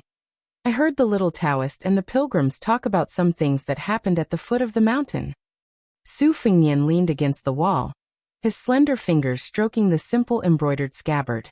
He changed the topic and said calmly, "Back then, the old emperor wanted to overturn the forbidden Jianghu by force. He wanted all the martial artists in the country to willingly kneel at the feet of the emperor and be obedient dogs. However, some of the vassal kings said that they were sick. Some of them said that it was inappropriate, and some of them said that it was righteous or because of benefits. The generals were also unwilling to be evil people. In the end, who was the one who carried the world's infamy? It was Su Shao. That damned cripple had just destroyed Western Shu. With the Su banner, he targeted all the martial artists in the world. Among them, there were many Bailiang soldiers, especially the family roots of some of the generals. At that time, the morale of the army was more chaotic than any other time. Before the Bailiang army even started the war, there were already 20,000 veteran soldiers who resigned and returned home. There were also countless fierce generals from Jianghu who resented Su Shao and transferred to other armies.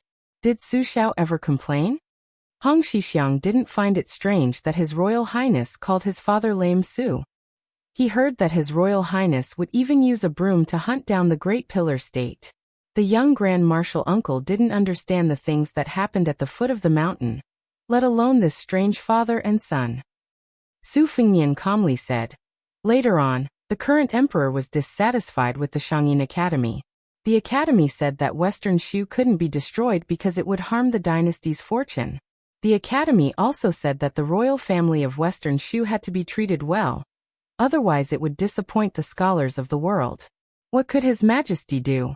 In the end, he still let Su Shao take the lead. In a spurt of energy, he destroyed Western Shu in just 2 months.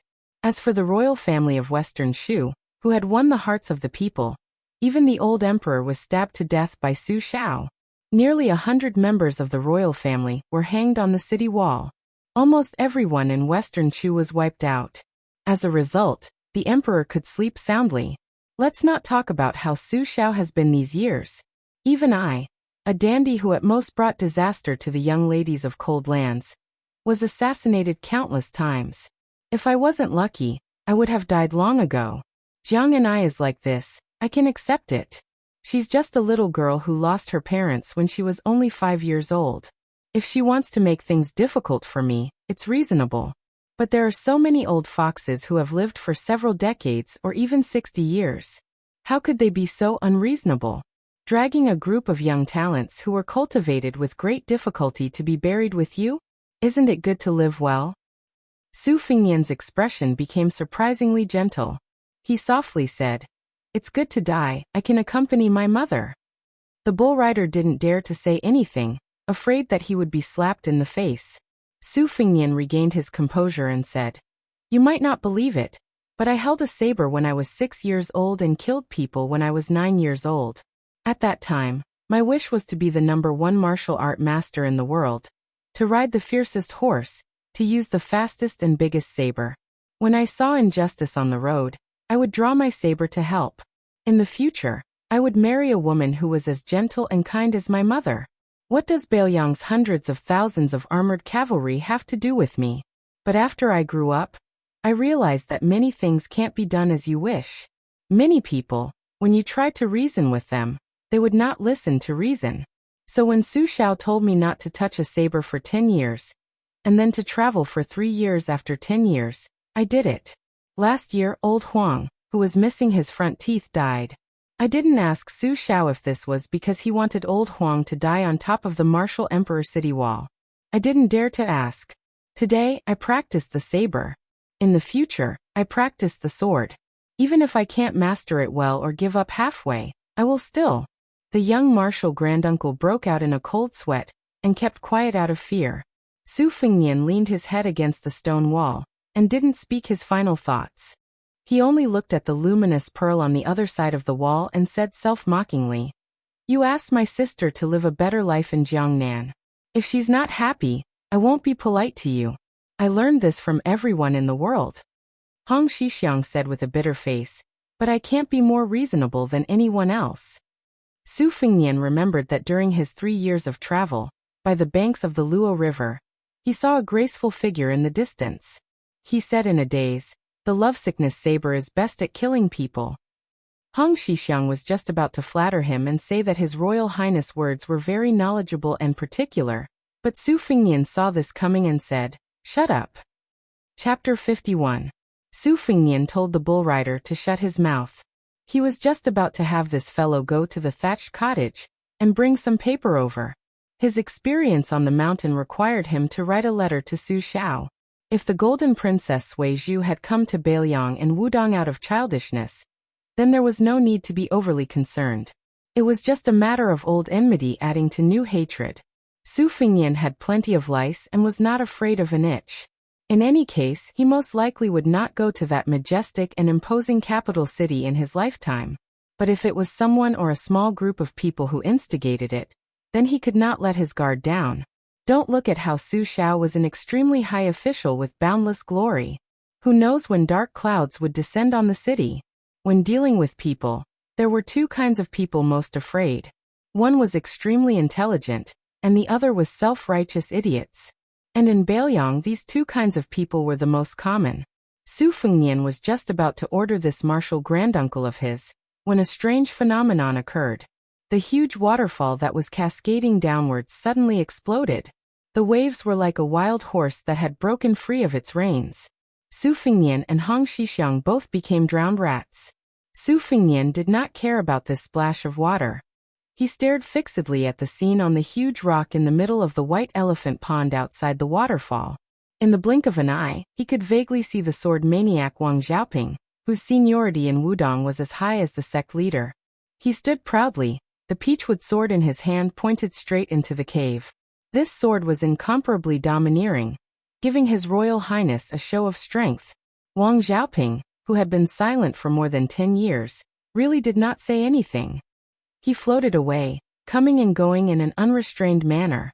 Just like Su Fingnian when he was traveling in exile, he probably liked this kind of young chivalrous hero. His nose was up in the sky, arrogant beyond belief. Even when crossing a river, he did not want to sit on a small boat, and instead wanted to float on the water. The problem was, if you float, you can float, but don't splash the water and let the common people on the boat be covered in water.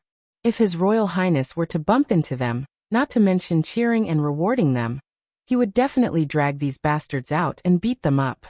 He would soak them in water for a few months, and see if they still dared to show off in the future. The baffled Su Fingnian glared at Hong Shixiang, who was implicated. The latter said innocently, "Junior brother Wang was born in the year of the ox. That's why he has such a stubborn temper. He used to practice his sword here, so he's probably a little annoyed." His Royal Highness was magnanimous enough to not lower himself to senior brother Wang's level. His Royal Highness will become the #1 saber master in the future. And he will become the #1 saber master in the world. He will become a legend in Wudong. Su Fengnian ordered unhappily, "Go to the hut and get me some paper and ink." Hong Shixiang eagerly ran off to carry the things. Su Fengnian opened the food box. He had just picked up the bowl, and was about to use the chopsticks to pick up a mouthful of dried bamboo shoots and vegetables when he spat out a mouthful of blood into the bowl. The red and white mixed together.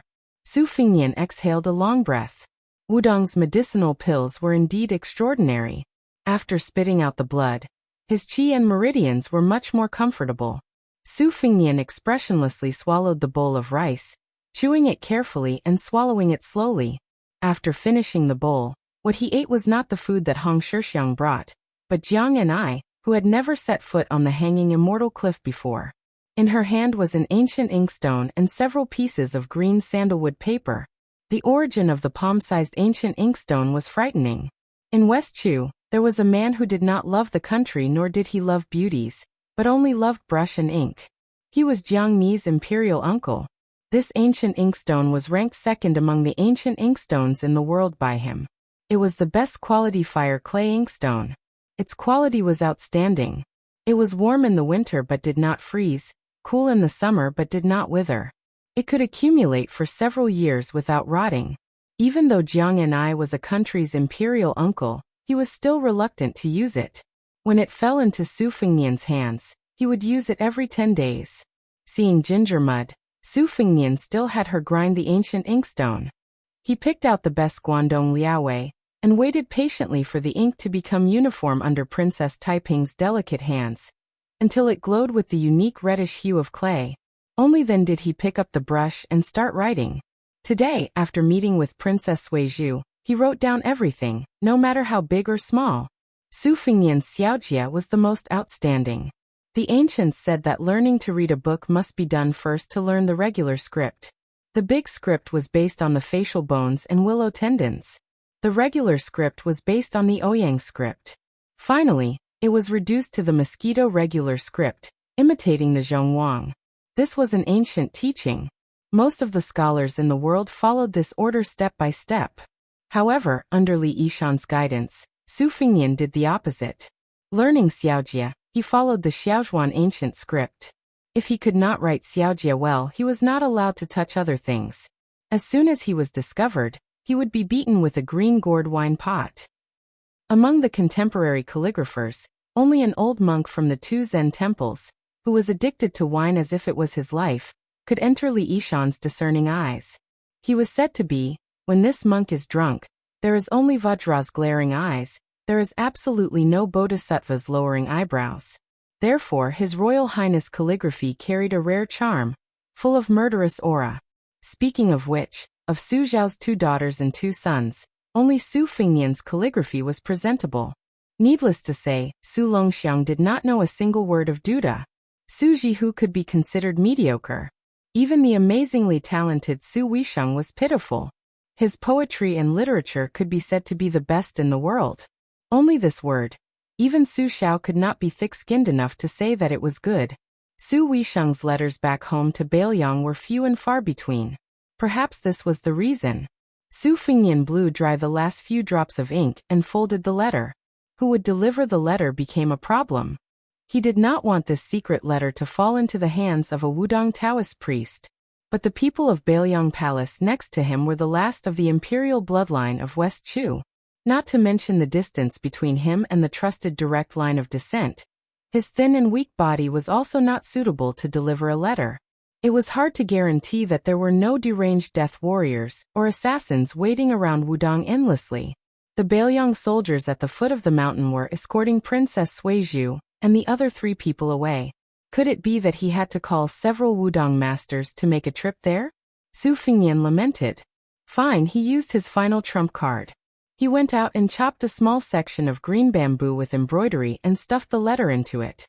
He put 2 fingers to his mouth and whistled, summoning the blue and white Luan from the top of Wudong Mountain.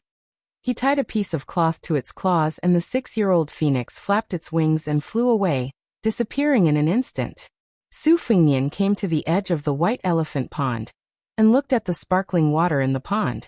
He also looked at the breathtaking huge rock that looked like a dragon's horn. Jiang and I, who had been standing behind Su Fengnian all this time, said firmly, "I want to go down the mountain." Su Fengnian frowned and said, "You don't even want to take care of the vegetable garden? Are you going to let that little garden be abandoned?" She repeated in an old-fashioned manner, "I want to go down the mountain."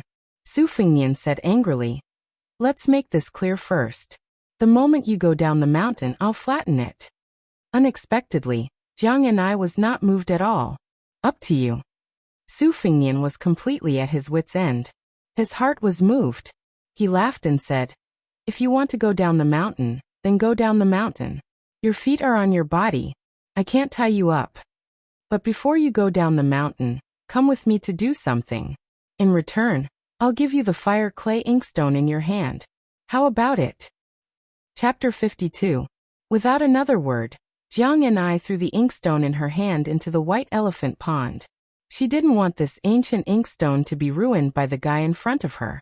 The reason why she cared so much about it was that it had become a demon in her heart. Not only was it a relic of West Chu's former glory, but there was also a secret that she had hidden very deeply. In Bailiang Palace, there were only two people she dared to express her hatred for. Other than Su Fengnian, who was ranked first, there was also that Su Weisheng, who was flawless except for his handwriting and appearance. That year, when she tried to assassinate His Royal Highness in bed, she failed. Su Fengnian only gave her a slap on the face and said a few harsh words, but Su Weisheng came back from Shangyin Academy thousands of miles away and threw her into the well. The well water wasn't as high as a person. It couldn't drown anyone, but it was dark without daylight. Moreover, the most vicious woman in the world added frost on top of frost and covered her with a slate, making her stay at the bottom of the well for 3 days and 3 nights. After she came out of the well, she accidentally learned that Su Weisheng's calligraphy was terrible. Jiang and I began to practice hard on her own. She didn't have a brush or an inkstone, it was fine. She used a branch as a brush, rainwater, snow, and all kinds of water without roots could be used as ink. Her memory of copying before she was 5 years old had long been blurred. Later on, Jiang and I only cared about venting her emotions. She could write numbers with one stroke. Often, the writing on the ground was strange and abnormal, contrary to the current calligraphy style. Su Fengnian looked at the sky and said, "I'll call you at night." Jiang and I didn't ask anything. She went to the hut and squatted down to look at the vegetable garden for the last time. It could be seen that although she was stubborn, she was still reluctant to leave. Su Fengnian shouted, "The one who rides the bull, get out here." The young Shirshu really came out. Su Fengnian was used to this birdman's appearance and disappearance. He said, "Go prepare some wine and meat, a large awl for writing on the board. If it's really not enough, a broom is fine, and a bucket of ink. Go now." Hong Shixiang was puzzled. What is His Royal Highness doing? Su Fengnian laughed, "Practicing calligraphy." Hong Shixiang said in panic, "Don't tell me he's going to write on the wall of Xiang Monastery?" Su Fengnian comforted him. "How could I do such a tasteless thing?" Hong Shixiang said uncertainly, "Really?" Su Fengnian gave him the word scram. Apart from praying for his own good fortune, Hong Shixiang also prayed for Purple Sun Temple. This His Royal Highness better not cause any trouble. Which of the 100 or so Taoist priests of Xiang Monastery wasn't living in fear these days? It was said that the Taoist priest couldn't sleep well every night. Every day, he would go to the eldest senior brother's place to complain, pleading for the devil incarnate who was stirring up trouble at some unknown time to be invited to another place. Su Fengnian waited for an hour. When Hong Shixiang brought the things over, he returned to the waterfall to rest. The bull rider brought a pot of fragrant rice wine, 2 pounds of cooked beef, a giant awl half the height of a person, and a barrel of ink. It was very complete. Su Fengnian really didn't know what this bull rider was doing every day. If he wasn't running errands and delivering food, he would be sitting by the waterside in a daze. If not, he would be herding cows and riding cows. How did he cultivate the way of heaven? If cultivating the way of heaven was so comfortable and easy, Su Fengnian would want to go and cultivate it. The 15th day of the month was a full moon. With such a large silver plate hanging in the sky, there was no need to carry a lantern when walking at night. Su Fingyan originally wanted to use a night pearl to illuminate the way, but there was no need for that. He called Jiang and I, who had been staying in the vegetable garden like a clay figurine, and walked towards the peak of the mountain. Xiang Monastery had avoided a calamity, but the pitiful Taishu Temple, the first of Wudong's 36 palaces, was about to suffer.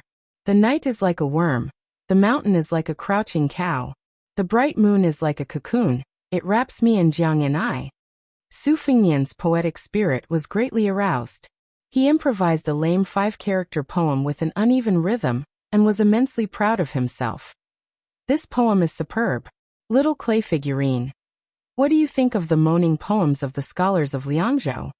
Almost all of the heavy objects were carried by her. Jiang and I, who was on her back, didn't even have the time to change her expression. Su Fingyan brought Jiang and I up the steps, heading straight for the Taishu Temple at the peak of Big Lotus Peak. There was a white jade plaza, the most suitable place to write and paint. Which scholar would dare to use a large awl to write the characters fighting in front of Wudong's Taishu Temple? Only His Royal Highness. This was a true hedonist. In an evil village, he only knew how to bully men and tyrannize women, climbing walls and looking at red apricots. He was too petty. Arriving in front of the Taishu Temple, the mountain breeze brushed against his face, cooling his body. Su Fingyan had Jiang and I place the things on the steps. He tore off a piece of beef and sat down, thinking about how to write. Regular script, running script, or the cursive script that he secretly practiced. Should it be the Futu Temple monolith, Huangzhou cold food calligraphy, or urgent calligraphy? Compared to regular script, Su Fingyan was actually more fond of cursive script, unrestrained and unrestrained. However, Li Yishan said that his skill was not enough, and that he was far from the level where success would follow naturally. He did not allow His Royal Highness to touch it, which was a regrettable matter. The roof of the Taishu Temple's main hall was paved with peacock blue glazed tiles. The 3 ridges hung down from the roof, with yellow and green as the main hall's decorative carvings. The large eaves were flying upwards, the world-famous Beijing corner eaves. Su Fingyan got up and picked up the large awl, and dipped it into the water bucket. He shook it a bit but still couldn't think of what to write. When it was time to write, he regretted not having enough books, but when it was time to write, he regretted being lazy. The ancients did not deceive him. Su Fingyan held the large brush and sighed again and again. In the end, he decided to drink a few mouthfuls of wine. Perhaps he could write something good with the wine. When he turned around, he was stunned. Jiang and I had already raised her head and gulped down a large mouthful of wine. She, who had never drunk wine before, immediately flushed red, just like the peach blossoms in the West Chu Palace. It was rumored that the West Chu Emperor doted on Princess Taiping to the extreme. The little princess asked the peach blossoms in the courtyard how heavy they were. Su Fingyan sighed quietly and dipped the large brush into the ink bucket. Today he wanted to see her calligraphy. Although the present world's cursive script was far from Li Chao, it was still what his master Li Yishan called Zhang Chao. It was far from Li Yishan's realm of removing all rules, writing until the end is illiterate. There were only a few people in the world, such as the strange monk in the 2 Zen temples, who could be like what scholar Li Yishan said. Joys and sorrows, riches and honor, poverty and poverty, yearning, intoxication, injustice, resentment, only when the heart moves and the words become one with heaven and earth. Jiang and I walked shakily towards the large ink bucket. After holding it with both hands, she walked to the center of the square and began to write. At that time, Su Fingyan knew that when she smiled, the scenery was moving. When she was sad and wanted to cry but did not cry, it was even more moving. The brush in her arms moved like a dragon. It was as if there was a ghost at the tip of the brush. The large brush had 245 characters. One stroke often had 5 or 6 characters. It started with West Shuyue, mountains and rivers die. East Yu, mountains and rivers die. At the head of the river, the people suffer. At the end of the river, the people suffer. It ended with Jiang and I swears to kill Su Fingyan. She held the large brush and sat near the character Nian. Her body was covered in ink. She was lost in thought and tears streamed down her face. Su Fingyan sat on the highest step and muttered to himself, "What a good great gung horn swearing to kill under the moon." Chapter 53. That night, Jiang and I, who was no longer Westchu's Princess Taiping, went down the mountain alone. Su Fengnian did not fly into a rage out of humiliation and destroy her rebellious cursive script. He just lay on the stone steps, drank half a pot of rice wine, ate all the beef, and waited for the east to turn white before leaving Taishu Temple. That day, Su Fengnian was still diligently practicing his blade. A clumsy bird always flies backward, always suffering a little. After dawn, the little boy sweeping the floor saw the scribbled words on the square and was shocked. He thought that an immortal had descended to the mortal world to write a heavenly book. He threw away his broom and ran back to the hall to call for his master. After his master read it, he called for his master again. Finally, the 6 most senior martial grandmasters of Wudong were all gathered. The only person in the world to have completed the Great Yellow Court Pass in the last 60 years was the sect leader Wang Zhongluo. Chen Yao, who was in charge of Wudong's moral precepts, was inflexible but not inflexible. He was over 90 years old, but his body was still healthy. He loved to walk in circles and reprimand the most talented disciple on the mountain. Before he finished scolding, he would begin to feel sorry for him. Song Jiming, who had lived for 2 centuries and was a full 140 years old, appeared to be the lowest in seniority.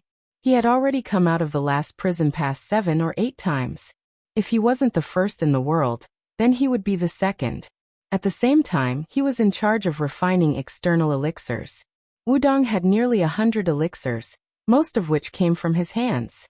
Yu Xingrui, who had just returned from his travels in the Eastern Sea, was dressed sloppily. His inner strength was vigorous, second only to Wang Zhongluo. He had just reached 60 years old, and had taken in a disciple with an exceptionally good constitution. The child was not even 20 years old. Wudong's seniority often had nothing to do with age.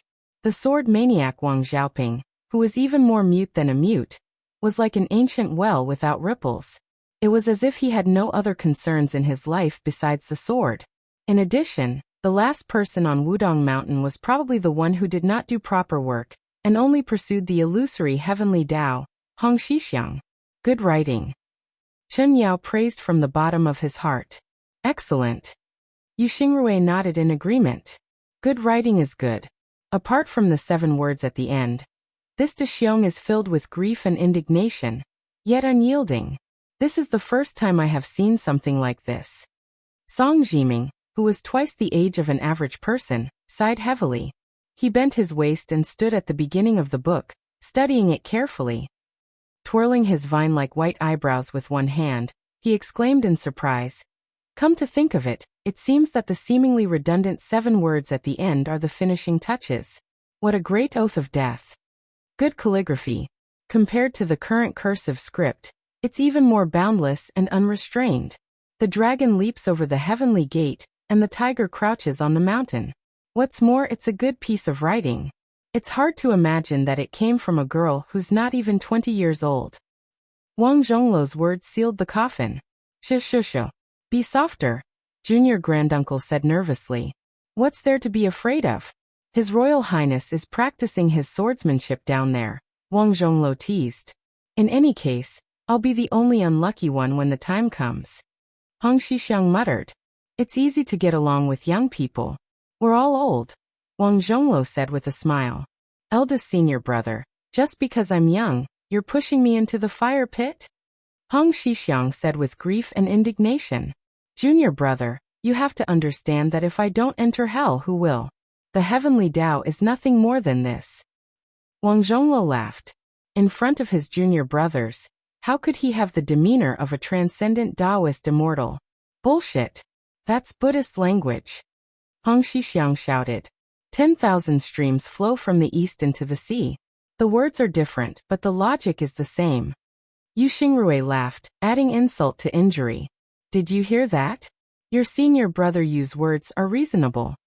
Wang Zhongluo patted his junior brother's shoulder, then exchanged a smile with Yu Xingrui. They were all old, and had no hope of immortalization. The greatest joy they had was to tease their junior brother a little. Who knew when they would be lying in a coffin, so they would say as many words as they could. Wang Zhongluo said, "Junior brother, your calligraphy is the best here. Take advantage of the clear weather and copy it. Place it on the top floor of the sutra depository, and store it carefully. Hong Shixiang rolled his eyes. If I don't write it, if His Royal Highness finds out, I'll lose a layer of skin. Wang Zhonglo laughed. At most, you won't copy the last 7 words. What's there to be afraid of? Hong Shixiang muttered. In any case, the one who gets beaten up won't be eldest senior brother. Wang Xiaoping, who had not spoken for 16 years, stood still for a long time. Finally he said hoarsely, "There's sword intent in the words." The 4 older senior brothers looked at each other, then they all smiled knowingly. Hong Shixiang, who had not heard his 6th senior brother speak ever since he came up the mountain, said in despair, "I'll write it." 3 days later, thunder boomed loudly. Su Fengnian came to the Great Void Temple again with an oil paper umbrella. After the rain, there was only darkness on the ground. The rain gradually became heavier. The raindrops poured down on the umbrella and made a pitter-patter sound. He saw a thin figure carrying a peachwood sword come to the square and stand in the other corner. Su Fengnian did not know if the white-haired old man had left Bailiang Palace or not. Otherwise, he could have called him over to fight with this sword maniac. After the life-or-death battle with the Dongyue swordsman, it was different to watch experts fight. It was no longer just a show. Dispelling this tempting idea, Su Fengnian turned and went down the mountain. Outside the thatched cottage, Wutong Garden's first-class maid Bluebird stood in the thunderstorm. She held an oil paper umbrella with a blue wand painted on it, quietly waiting for His Royal Highness. Bluebird brought with her a letter that de Zhugua had personally handed to her. Su Fengnian walked into the room that was filled with secret manuals and almost had no place to stand. The bed, table, and chairs had already been piled up. There was only a clean space in the corner. Unsurprisingly, that was where Jiang and I slept. Su Fengnian sat on a pile of books. He tore a few pages from the tiger cage saber to wipe his face, and then tore a few pages to wipe the rain off his hands. Only then did he open the letter. In the letter, Su Xiao wrote that he had already sent people to the capital to gather information. He did not hide anything. He had begun to prepare to invite a bodhisattva to suppress Eunuch Sunday. In 2 years, he would make Eunuch Sun lose his power. What really stunned Su Fengnian was that Su Xiao had finally uncovered the mystery. Why did he want him to come to Wudong? He wanted Wang Zhonglo to transfer his mystic understanding cultivation to him. This was a shady business that defied the heavens. Was he not afraid of being struck by lightning? Su Fengnian destroyed the secret letter. His heart was in turmoil. He raised his head to look at Bluebird, who was standing at the door, and asked, "Can internal energy be transferred to others? If so, as long as one passes on one's internal energy before death, won't the experts of the sects and large sects become stronger with each generation?" Bluebird said calmly, "The effects of a pill or a bowl of rice vary from person to person. The amount of internal energy transferred is at most half. There was once a devil in Jianghu. His internal energy was profound. He liked to forcefully transfer internal energy to others. He saw with his own eyes how those people's bodies could not bear the burden. In the end, their limbs exploded and they died. Only a complete head was left." Su Fengnian was dumbfounded. "There's such a madman who harms others without benefiting himself?" Bluebird nodded. Su Fengnian asked, "Do you think this is Su Zhao's idea, or my master's?" Bluebird replied honestly, "I don't dare to say." Su Fengnian said helplessly, "Then it must be Su Xiao." Chapter 54. Bluebird looked around and unexpectedly smiled. Su Fengnian said softly, "Wait for the rain to lessen before you go down the mountain." Bluebird made a sound of agreement. Bluebird still had to go down the mountain in the end. Su Fengnian accompanied her to the Black Tortoise Dongxing Memorial Arch before turning around. Returning to the thatched cottage, Su Fengnian looked at the muddy vegetable garden and chuckled. "If you hate me, why do you have to write it down? If second sister finds out, won't you be looking for a beating again? Girl, you don't remember a good beating." Following that, His Royal Highness continued to immerse himself in practicing his blade. However, he began to boldly go to the purple bamboo forest on Big Lotus Peak to look for trouble. It must be known that that was the forbidden area of the founder, Wang Xiaoping. Few of the same generation as this sword maniac on Wudong Mountain dared to disturb him. Only the young martial granduncle would go there to graze, or find some suitable slender purple bamboo, to make a fishing rod. The first time Su Fengnian went to the purple bamboo forest, he was forced out by a sword strike that cut through dozens of purple bamboo trees. The second time, he recklessly took a sword strike, and ended up lying on a wooden plank bed for half a month, causing Wudong Mountain to take out a good bottle of high-grade pills. When Su Fengnian was able to split open a waterfall, he visited the purple bamboo forest again. However, after a sword strike, he was forced to withdraw. He still didn't see the sword maniac's face. However, he didn't immediately fall to the ground and couldn't get up.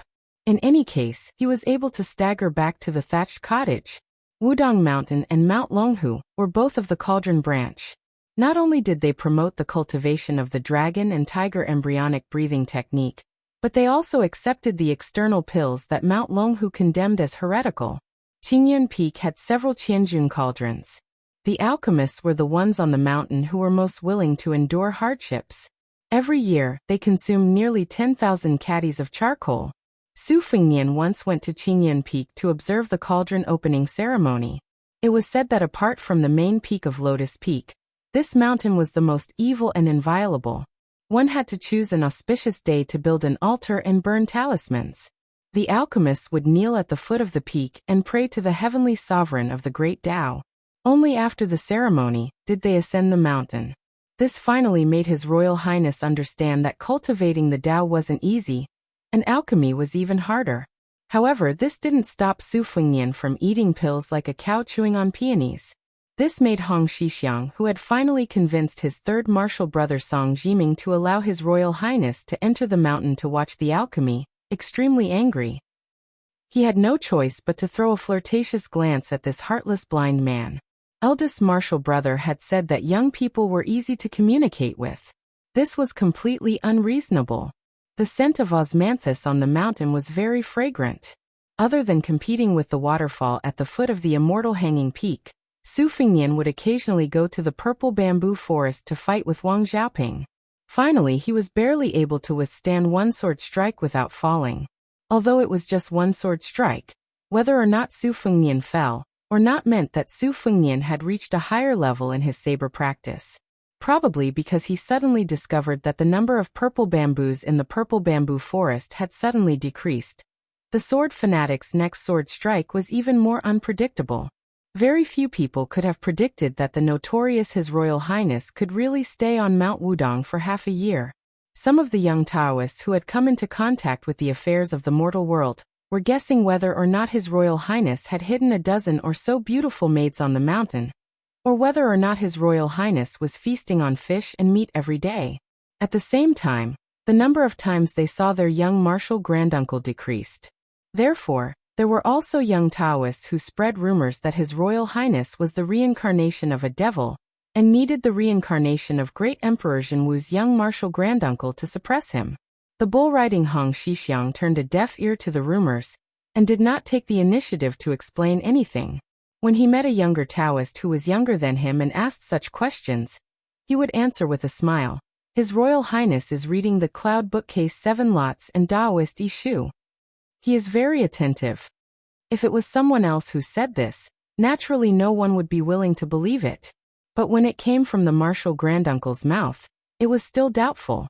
Occasionally a Taoist priest, whose seniority was neither low nor low, would ask with righteous indignation, Hong Shirshu, that person surnamed Su did not want to be His Highness the heir apparent. Why did he come to Mount Wudong to abuse his power? Who is he practicing his blade for? The young martial granduncle laughed and said, probably for him to practice his blade for himself. His Royal Highness is born rich and noble. His hobbies will always be different from ordinary people. He is indeed a bit different. There would always be people who couldn't help but sneer. He must have secretly learned our Wudong's secret techniques and practiced his blade, so that he can go down the mountain to commit evil. At this time, the young martial granduncle fell silent. Today he had released the green ox and walked alone through the mountain forest towards the hanging coffin. He saw a Wudong Mountain's unique autumn cicada fly past his eyes. Hong Shixiang didn't seem to speed up his pace, but after walking a few steps like a drunkard, he caught up with the autumn cicada and gently pinched it, blocking it just before it crashed into a spider web. The young martial granduncle lowered his head and bent his waist as he walked past the spider web. Only then did he release his 2 fingers and release the autumn cicada. Actually, after this cicada evolved from a larva to an adult, its lifespan was at most 3 months. But Hong Xixiang still saved it, without any reason. He just did a small thing that couldn't be more natural. This martial granduncle, who had been doing small things like this for more than 20 years on the mountain, had always been regarded by everyone as the best candidate to comprehend the way of heaven. But it seemed that he himself didn't know what the way of heaven was, nor did he spend any effort to think deeply. He ate, drank, pooped, herded cows, read books, and enjoyed the scenery. Hong Xixiang slowly walked out of the thatched hut and saw His Royal Highness picking a cucumber from the vegetable garden and putting it in his mouth to chew on. Hong Xixiang wanted to steal a cucumber to taste while His Royal Highness wasn't paying attention. But Su Fengnian used the embroidered winter scabbard to slap away his claws. Hong Xixiang, who could only crouch on the side and watch curiously, asked, "His Royal Highness, is he really willing to part with the red and tender wine face, clear and beautiful singing voice, delicacies and brocade bedding of the prince's estate?" Su Fengnian laughed, saying, "If you did this every day for more than 10 years, you would also be willing." Hong Xixiang shook his head, saying, "I just can't bear to part with this mountain." Su Fengnian said disdainfully, "You're a coward, these are 2 different things." Hong Xixiang pursed his lips. This was the young martial granduncle's greatest protest. Su Fengnian said mockingly, "I even dare to go up the mountain to practice the blade. You don't dare to go down the mountain? Are there groups of demons and monsters at the foot of the mountain, or are there demons and monsters everywhere? Taking a step back, even if there are, don't we need you Taoists to slay demons and monsters?" Hong Xixiang still shook his head vigorously. Su Fengnian didn't waste any more saliva, asking, "I'm going to the purple bamboo forest, are you coming with me?" Hong Xixiang shook his head even more like a rattledrum, waving his hand, saying, "I'm not going. Even senior brother Wang won't let me go there to graze the cows anymore." Su Fengnian gnawed on a cucumber, carrying the winter embroidered blade as he left the little vegetable garden, saying vaguely, "What's so great about being number 1 in the world? It's better to be the only one in the world. Everyone is fighting for the title of number 1 in the world. In the end there's only one person, but the latter is something that everyone has a chance of attaining. This is the way of the heavens." Hong Xixiang squatted on the ground, his hands supporting his cheeks as he sank into deep thought. "I understand a little, but I don't understand a little." Su Fengnian, who was walking with his back facing Hong Xixiang, coldly snorted, "Don't steal cucumbers anymore, I've already counted them. If I find out that you're missing even one, I'll beat you until your 3 legs are covered in blood. Do you understand?" Hong Xixiang squeezed out a smile, saying, "I understand very well." Chapter 55. Su Fengnian was just about to go to the mute sword maniac to learn about the so-called sword energy, when he heard a pig-like wail that sounded like a pig being slaughtered, accompanied by a mournful cry that sounded like the death of one's parents. Su Fengnian turned around with a smile, and saw a big meatball rolling and crawling over. He quickly used the winter embroidery scabbard to block the momentum of the meatball that weighed 150 kilograms. Only Chu Lushan, this fat weirdo, dared to act so shamelessly and seductively in front of His Royal Highness. Seeing the dark-skinned Su Fengnian, the fat man nicknamed Wuxia, struggled to squat at the feet of the crown prince with snot and tears. His white and fat hands held the winter embroidery scabbard as he sobbed. Su Fengnian liked to see Wuxia's exaggerated actions the most. He was happy every time he saw it. As for whether it was real or fake, as long as the Su royal banner didn't fall, it couldn't be any more real. Su Fengnian pulled out the scabbard and patted the dignified General Long Wu's cheeks. "Get up and talk. You're a 3rd-rank secondary class general. I've never heard of you kneeling to your parents before me.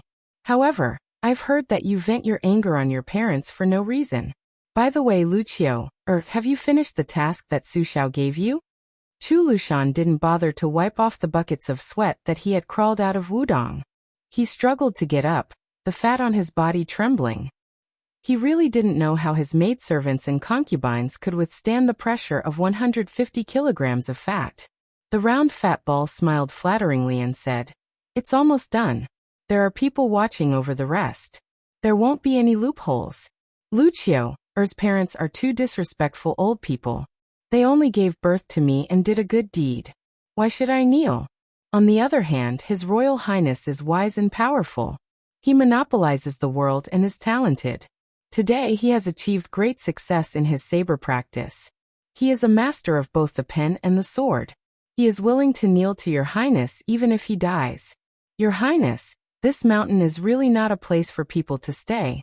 Lucio boldly invites your highness back to the mansion. Hey, Lucio went out to do some work this time and found a pair of lovely twin lotus flowers on one stalk in Gangnam-do for your highness. They are only in their prime, but they are as plump as a beautiful woman. Your highness, you can pick them. Su Fengnian's face was gloomy.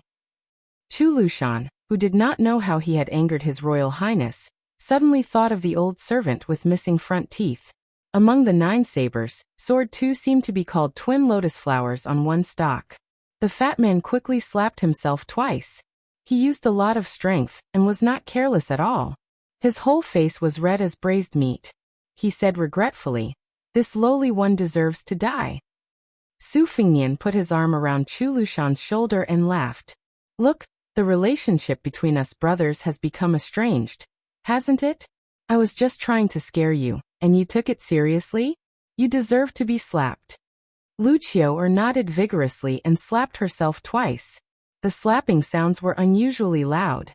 She had definitely used all the strength she had last night to drink milk. Chu Lushan was notorious in Liangland. He had truly reached the level of innumerable crimes.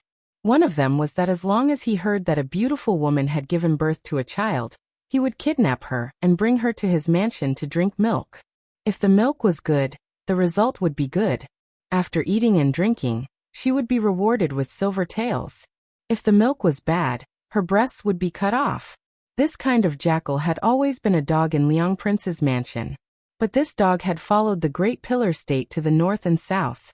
It had once carried Su Xiao on the battlefield and blocked a full 11 swords. Therefore, when Su Xiao was conferred the title of queen, he had promised his adopted son Chu Lushan that he could commit 11 capital crimes and not die. The other adopted sons had their own factions, but they all despised Chu Lushan.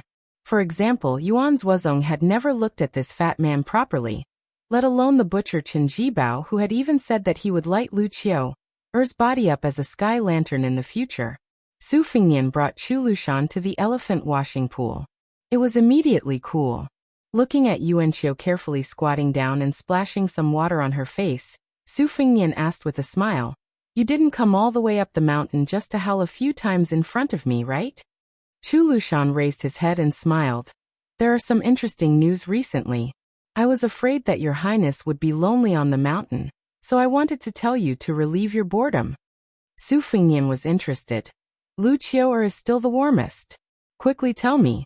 Chu Lushan sat down on a stone and said with a smile of exultation, "The first is that a young genius swordsman named Wu Luding appeared in the Wu family's sword tomb. He left the sword tomb at the age of 20, and went down the mountain to challenge the world's famous swordsman. So far, he has not been defeated. He will soon reach the Yu King's sword pool. There will be a good show soon. This man surnamed Wu's swordsmanship is very good. He walked from the north to the south with a single sword. Although he has never fought with a level 1 master, there are 6 or 7 masters who died under his sword who have been famous for decades. However, Lucio thinks that no matter how powerful his sword is, it is like an embroidery needle compared to your highness' saber." Su Fengnian smiled and did not comment. He signaled with his eyes for Lucio to continue. Lucio wiped the water droplets on his face that were warmed by his body temperature as soon as he came out of the pool. He continued, "The next 2 things are related to Second Commandery Princess. 2 years ago, Second Commandery Princess was the invigilator of the Shangyin Academy. She gave a 5-character quatrain to a scholar from Western Shu and said that it was unbearable to look at. The scholar was not convinced and asked who in the world could look good in poetry. Your Highness, do you know what Second Commandery Princess said?" Second Commandery Princess's comments almost angered all the literary and famous scholars in the dynasty. She commented that Song Qimen's poetry was dispirited, and full of lewdness in the boudoir, and the feelings of visiting prostitutes. She commented that Grand Secretary Yuan Jiang, Shen Haidang, Zhang Jiao and the like were weak in technique and thought, fishing for fame. Overall, their talent was not high and their interest was not high. They were far from being called great poets. She commented that the great poet of Shangyin Academy, Yan Jidao's short chapter, Shaoling, was pure music of nature and could not be seen through human effort. Even second commandery princess's teacher Su Huang did not escape the disaster. He was commented that he was full of emotion and less of reality. For example, although the beauty from a poor family was extremely beautiful, she lacked the bearing of wealth and honor. In the end, the scholar who was arrogant because of his talent was dumbfounded and had no more arrogance. He could only quietly ask the first Ci deity, Li Fujian, what should he do?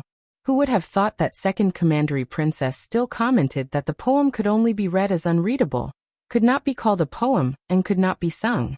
As for the rest of the people under Li Fujian, they could not even read it. Chu Lushan was panting as he spoke, but he was in high spirits. It was strange to say that Su Jihu, one of the two women of the Pillar State, hated Lu Qiu, or to the core and wished that he could beat her to death. On the contrary, Su Weisheng, who had an outstanding reputation, did not have much dislike for this fatty. As for his younger brother, Su Fingnian, who was hanging out with Chu Lushan, he had never asked about it. Su Fingnian laughed and said, "This is great. The scholars in the world will be mad and stomping their feet." Lu Qiu laughed and said, "Your Highness is wise. Once this comment was out of the academy, the world will be full of curses. On this trip, I will chop off the 10 fingers of a guy who dared to write an article accusing second commandery princess of being arrogant and overconfident." Su Fingnian intentionally skipped this topic and asked, "The last one?" Chu Lushan's face was fierce. A young man came out of nowhere and ran to Shangyin Academy. He wanted to play chess with second commandery princess, saying that he wanted to learn from the ancients and play 10 rounds of chess. Su Fingnian was surprised. "My second sister agreed?" Chu Lushan, whose eyebrows were full of murderous intent, sighed and said helplessly, "Second commandery princess agreed." They played 10 rounds in 10 days, 5 wins and 5 losses. Su Fingnian smiled and asked, "I guess it's still the 12 chessboards and not the 19 that my second sister created?" Chu Lushan nodded. Su Fingnian understood and said, "This means that no matter how good that person is at chess, he is not qualified to play with my sister on the 19 chessboards." Chu Lushan, who was in the shape of Mithraea, withdrew his murderous intent and immediately became complacent. Su Fingnian smiled and said, "After hearing your words, I remember one thing. My second sister doesn't like me to practice the knife. I have to go down the mountain and flatter her." Lu Qiu's eyes narrowed into slits, and she seemed to be very happy. Su Fingnian stood up and said, "I still have to practice the knife. When you go down the mountain, go to the vegetable garden and pick 2 cucumbers to try. Fatty like you can't live without meat. You can only live long if you eat vegetables occasionally." Chu Lushan hurriedly stood up, his face full of gratitude. Su Fingnian took off his clothes and placed the embroidered winter saber on the shore. He jumped into the deep pool like a fish. Chu Lushan picked 2 cucumbers, 1 in each hand, no more and no less. After walking for the time it takes to burn a stick of incense, he met up with the imperial bodyguards and slowly went down the mountain. He went up the mountain by the main road that led to the Black Tortoise Dongxing Memorial Arch. When he went down the mountain, he chose the southern divine path, where pilgrims went up the mountain to offer incense. The path was more than 20 miles long, with peaks like bamboo shoots and rivers like silk. Chu Lushan was silent, and even ate the bottom of the cucumber into his stomach. The imperial bodyguard commander was a strong general who killed people like scything flax. He had a good relationship with the master and servant of this adopted son of the Great Pillar State. He half-jokingly said that the general was in such a good mood that he was even interested in cucumbers. Chu Lushan didn't say anything and slapped him. The force was heavy and extremely vicious, knocking out several of the general's teeth. The general swallowed the blood and teeth in his stomach and knelt on the ground, trembling in fear. Lu Qiu, who was laughing at His Royal Highness's teasing and even slapping, was expressionless. She walked on the mountain path, and didn't even look at the terrified commander. She only looked back at the towering lotus peak and said softly, "I'm really not suited to be on the mountain." Chapter 56. Su Fingyan found a large handful of pebbles at the bottom of the lake, threw them on the ground, and then jumped into the deep, bone-chilling lake. He repeated this process repeatedly, and in half a day, he had found more than 40 pebbles. He filtered out half of them and piled them in the cave behind the waterfall. After doing this strange thing, he took his saber and went to the bamboo forest. Although it was called the purple bamboo forest, it was actually mixed with a lot of Phoebe bamboos and abacus bamboos. Tens of thousands of bamboos gathered together to form a sea of bamboos. When the wind blew, the bamboo billowed, full of vitality. Su Fingyan liked to come here to catch some bamboo chickens and zither-playing frogs to eat. There was no reason for him not to take advantage of the situation. He heard from the bull rider that when winter came, the winter bamboo shoots here were the most delicious. Su Fingyan did not know if he could survive until that day. Wudong's number one idiot lived in a simple bamboo house in the depths of the sea of bamboos. When he practiced his sword, he liked to walk on the waves above the bamboo forest. The power of his sword was like a wave, truly irresistible. As soon as Su Fingyan entered the bamboo forest, he took out the embroidered winter, always on guard against that sword maniac Wang Xiaoping's inexplicable sword. But today, for some reason, even when Su Fingyan saw the bamboo house, Wang Xiaoping still had not made his move. Su Fingyan's clothes were already soaked through. No wonder His Royal Highness was walking on thin ice. That sword maniac was a real idiot. He did not care about Baoyang's 300,000 strong cavalry, did not care about the great pillar state Su Shao, and did not care about the 4-character memorial arch at the foot of Mount Wudong. In his heart, there was only the sword. Therefore, every time he only made one move, Su Fingyan had to concentrate all his energy and be careful to deal with it. Wang Xiaoping slowly walked out of the bamboo house and sat on a bamboo chair.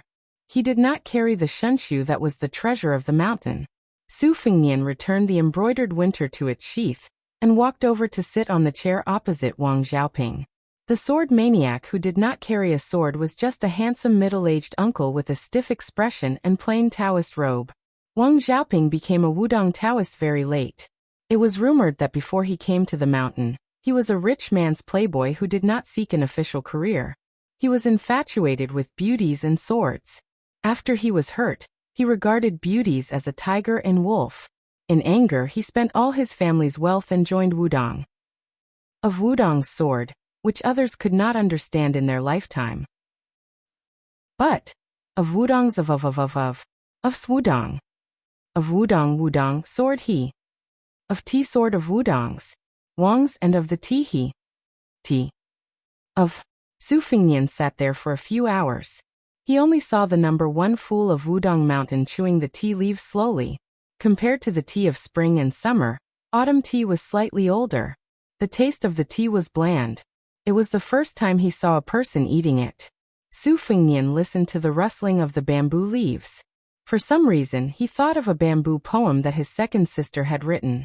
It described the sound of bamboo as the sound of people's suffering and the sobbing of beauties in their twilight years. At that time, it was very praised by scholars.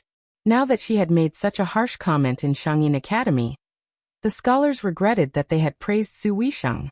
Su Fingyan looked around. There was only bamboo. He felt bored. Holding the embroidered winter tightly, he got up and left silently. Wang Xiaoping looked at His Royal Highness's back. He seemed to be hesitating whether or not to make a long sword out of a bamboo. Su Fingyan left the bamboo forest. His clothes were soaked again. The bamboo forest was indeed not a place for people to stay. Su Fingyan's heart trembled even more when he didn't use his sword. The osmanthus seeds on the mountain had all fallen. Su Fingyan didn't know how many times he had gone up and down the deep pool at the bottom of Xianxian Peak. He didn't leave behind any other places on Mount Wudong with water and lakes. He finally found more than 400 pebbles. They were black and white, and he piled them up in the thatched cottage. His Royal Highness used the embroidered winter to chop the waterfall, and used the embroidered winter to carve stones. There was a sword art in the Qingshui Pavilion sword practice record that was similar to women's embroidery.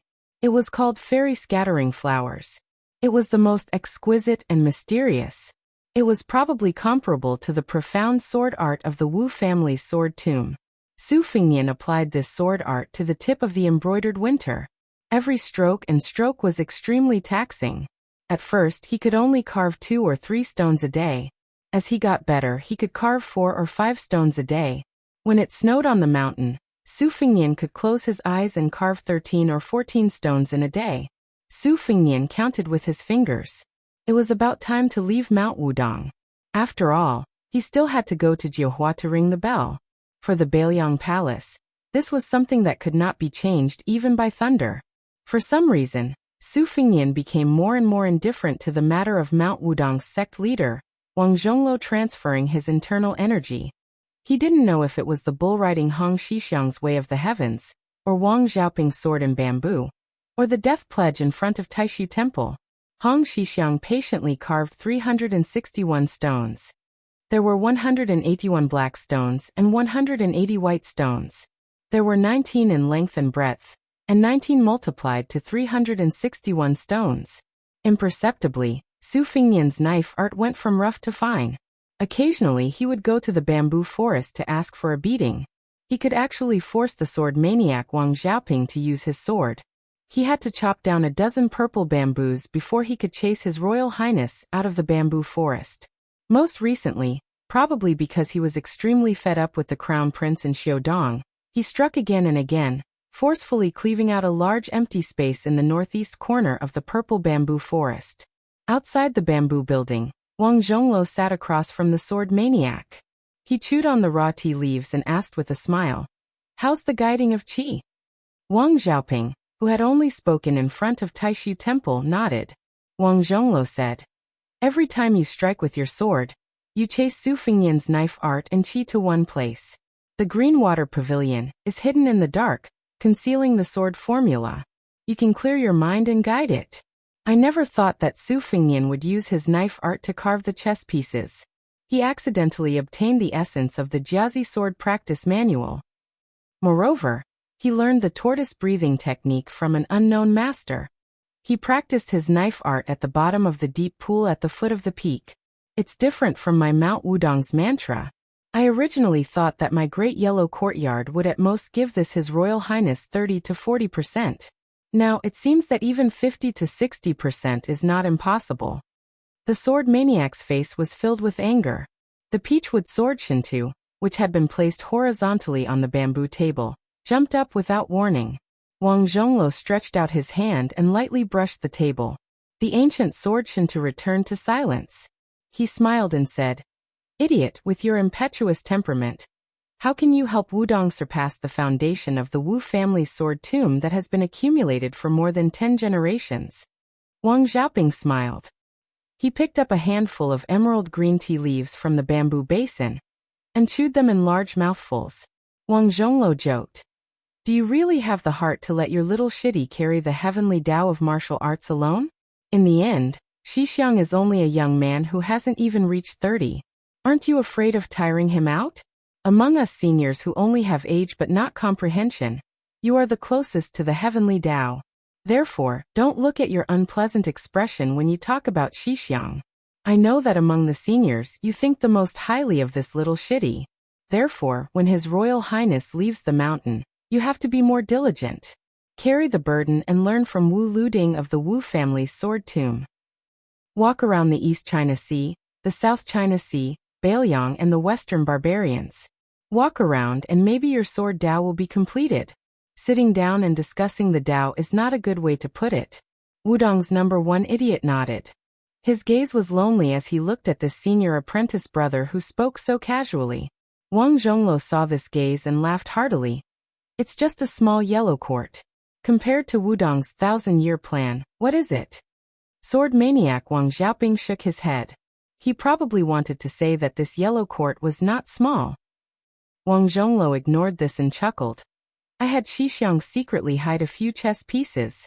At this time His Royal Highness probably couldn't find our little shitty.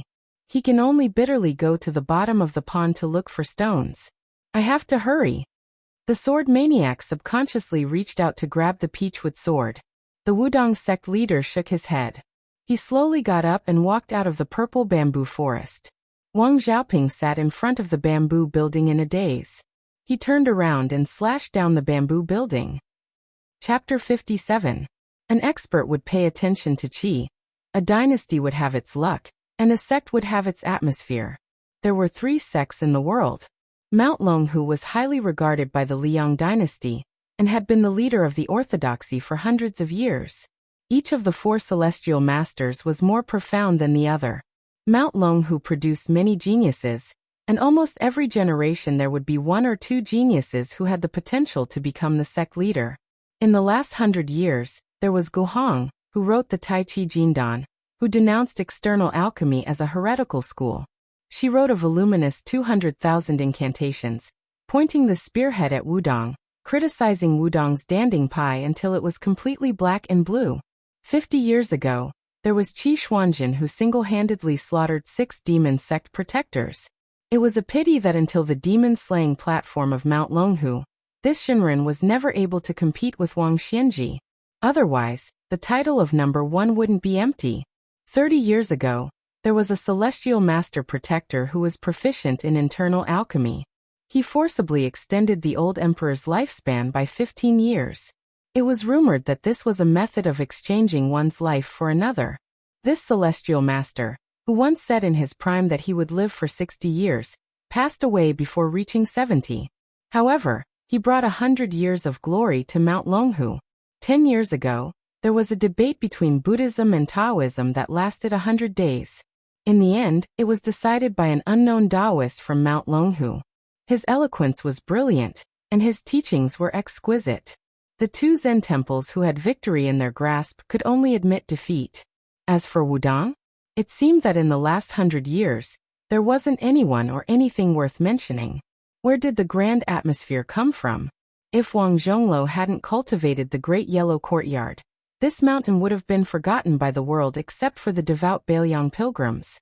There were still big and small lotus peaks, jade pillars, and the black tortoise. Today Hong Xixiang was concocting pills with the oldest senior on the mountain, Song Jiming. However, it wasn't the blue cloud peak with the largest pill furnace in the world, but rather the little lotus peak.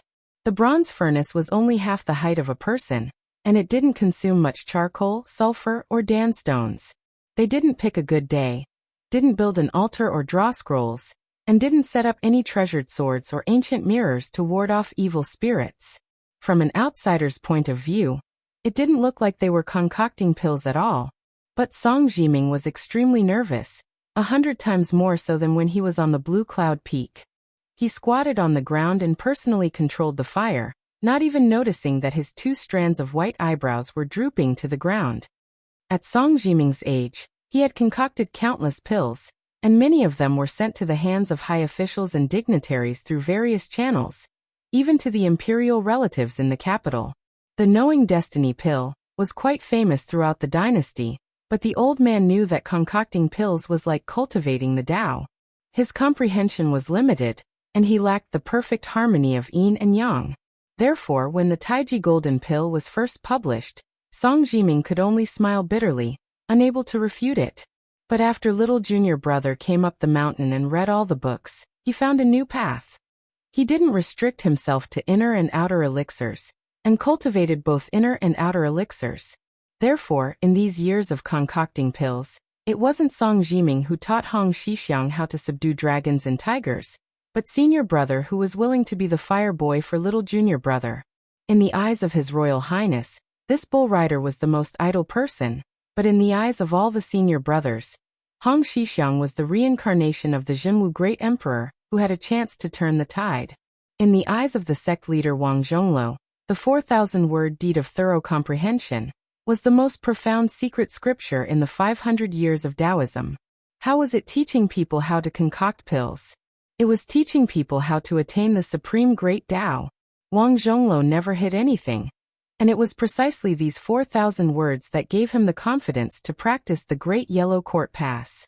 There was also the fist technique that Su Fengnian learned, which was clearly the highest realm of combining the Jade Pillar Mantra and Wudong swordsmanship. It wasn't found in the pavilion of scriptures as Hong Xixiang said, but was comprehended by this young grand martial uncle in his boring daily divinations. It was the most compatible with the Tao of heaven. How would the young Taoist priest know how shocking his actions were? Perhaps even if he knew, with his cowardly character of being scolded by His Royal Highness every day as a coward, he would only nag that the bottom of the mountain was too scary, and that he wouldn't leave the mountain until he became number one in the world. Hong Xixiang furrowed his brows as he stared at the pill cauldron. He suddenly pulled senior brother Song and shouted, "Retreat!" Song Jiming knew something was wrong. No matter how precious a cauldron of pills that cost countless gold and silver was, how could it compare to junior brother? He immediately rolled up his sleeves, bringing Hong Xixiang with him as he swiftly floated backwards. With a boom, the pill cauldron exploded. The entire Wudong sect heard this ear-piercing boom. Thick green smoke could be seen rising in spirals from all the Taoist temples and palaces on the various mountain peaks. They didn't make a fuss about it, and after looking up and seeing this smoke, they continued to work. "Ha! Our Grand Marshal Uncle is being naughty again." On Little Lotus Peak, the two Marshal brothers were in a very sorry state. The cuffs of Song Jiming's Taoist robe had become rags, but in any case he was still able to protect the main culprit, junior brother. Hong Xixiang ran over to the bronze pill cauldron. This cauldron was personally forged by him, bit by bit. Moreover, the number of pilgrims in Wudong sect these past few years had been declining day by day. The mountain was famous for being short on money. If it wasn't for senior brother Song opening the cauldron day and night at Clear Sky Peak, and not missing any good day to refine pills, he would have long been so poor that his bell would have rung.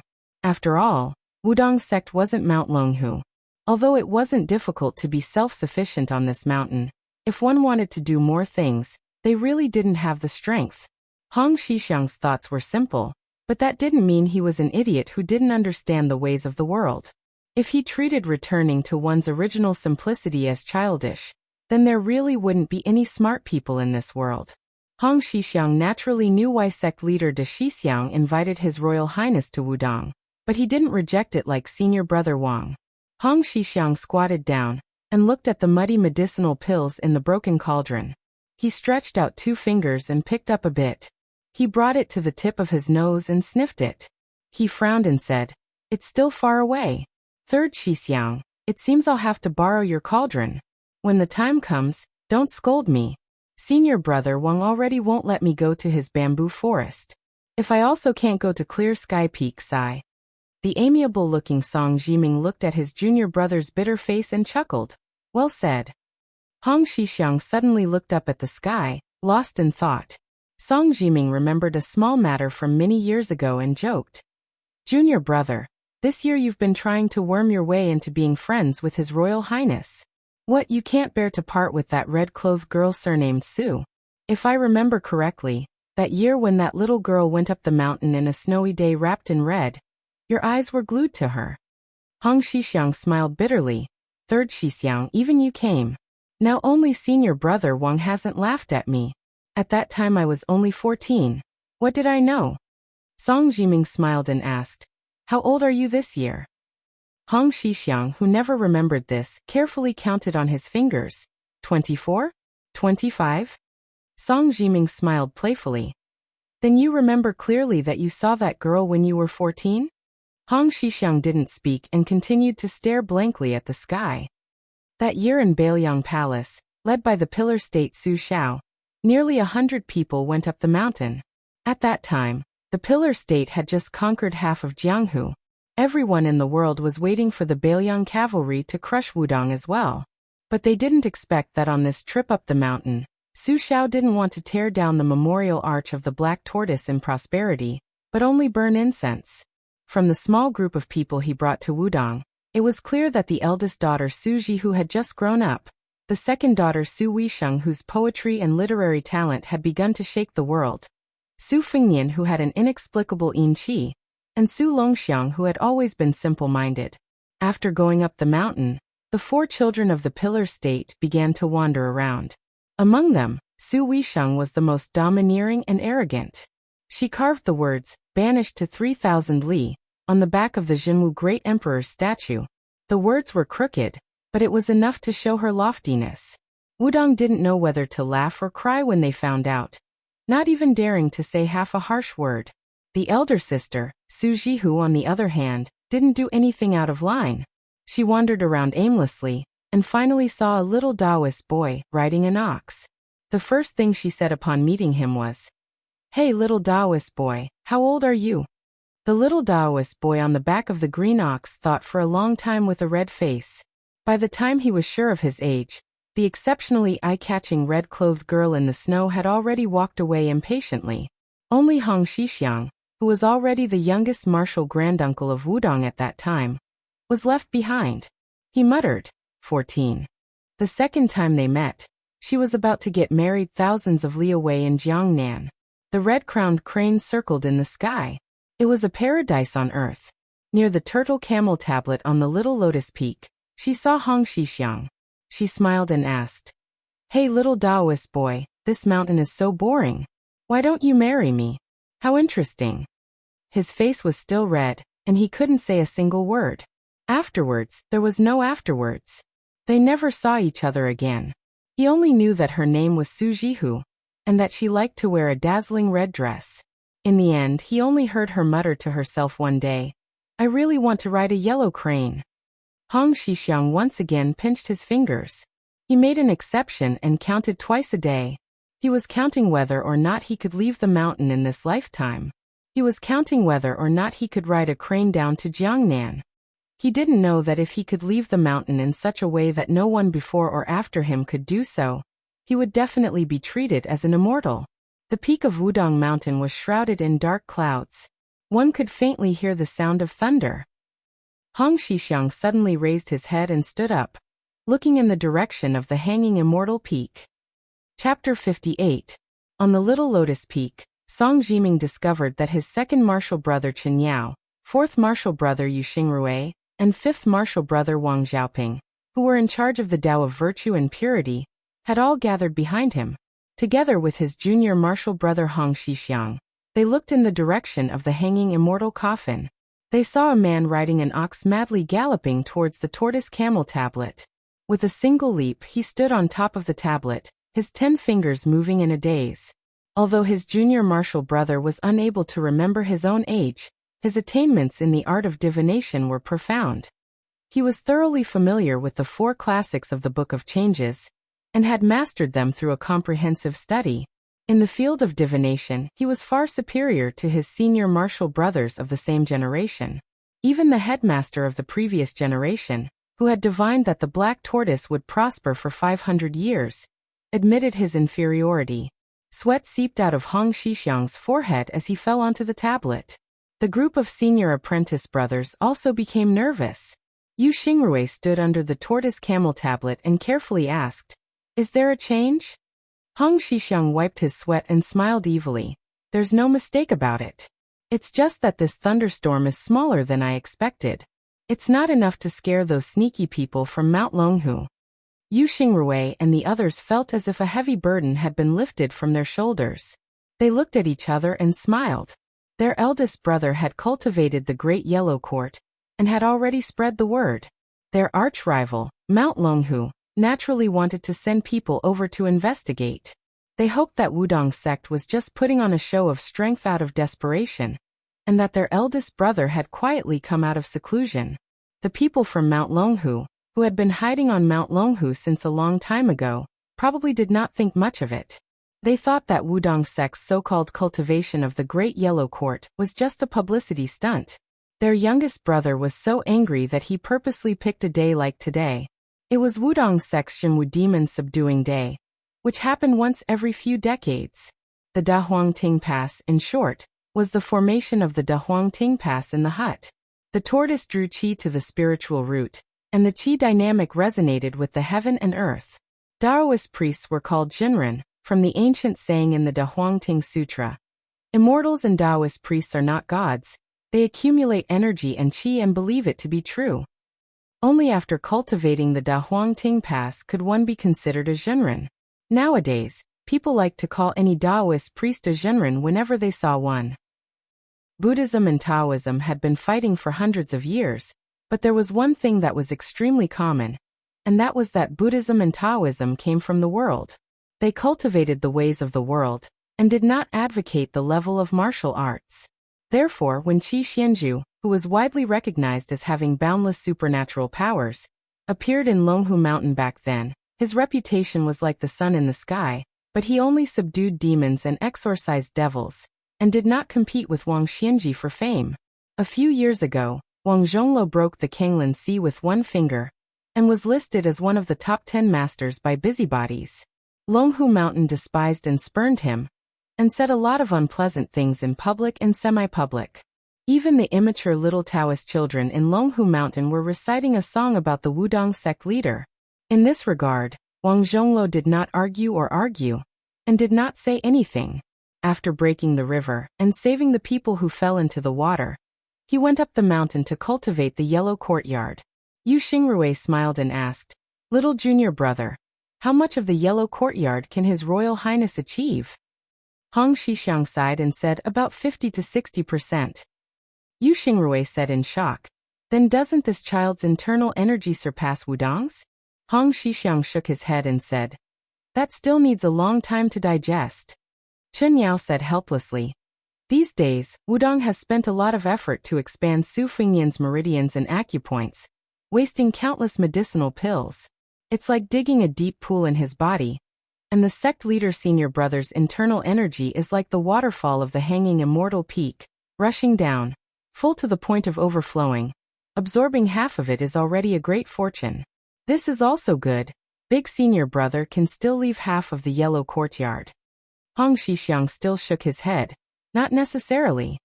Chen Yao was puzzled. "What do you mean?" Hong Xixiang revealed a secret that the sect leader Wang Zhongluo told him before he went into seclusion.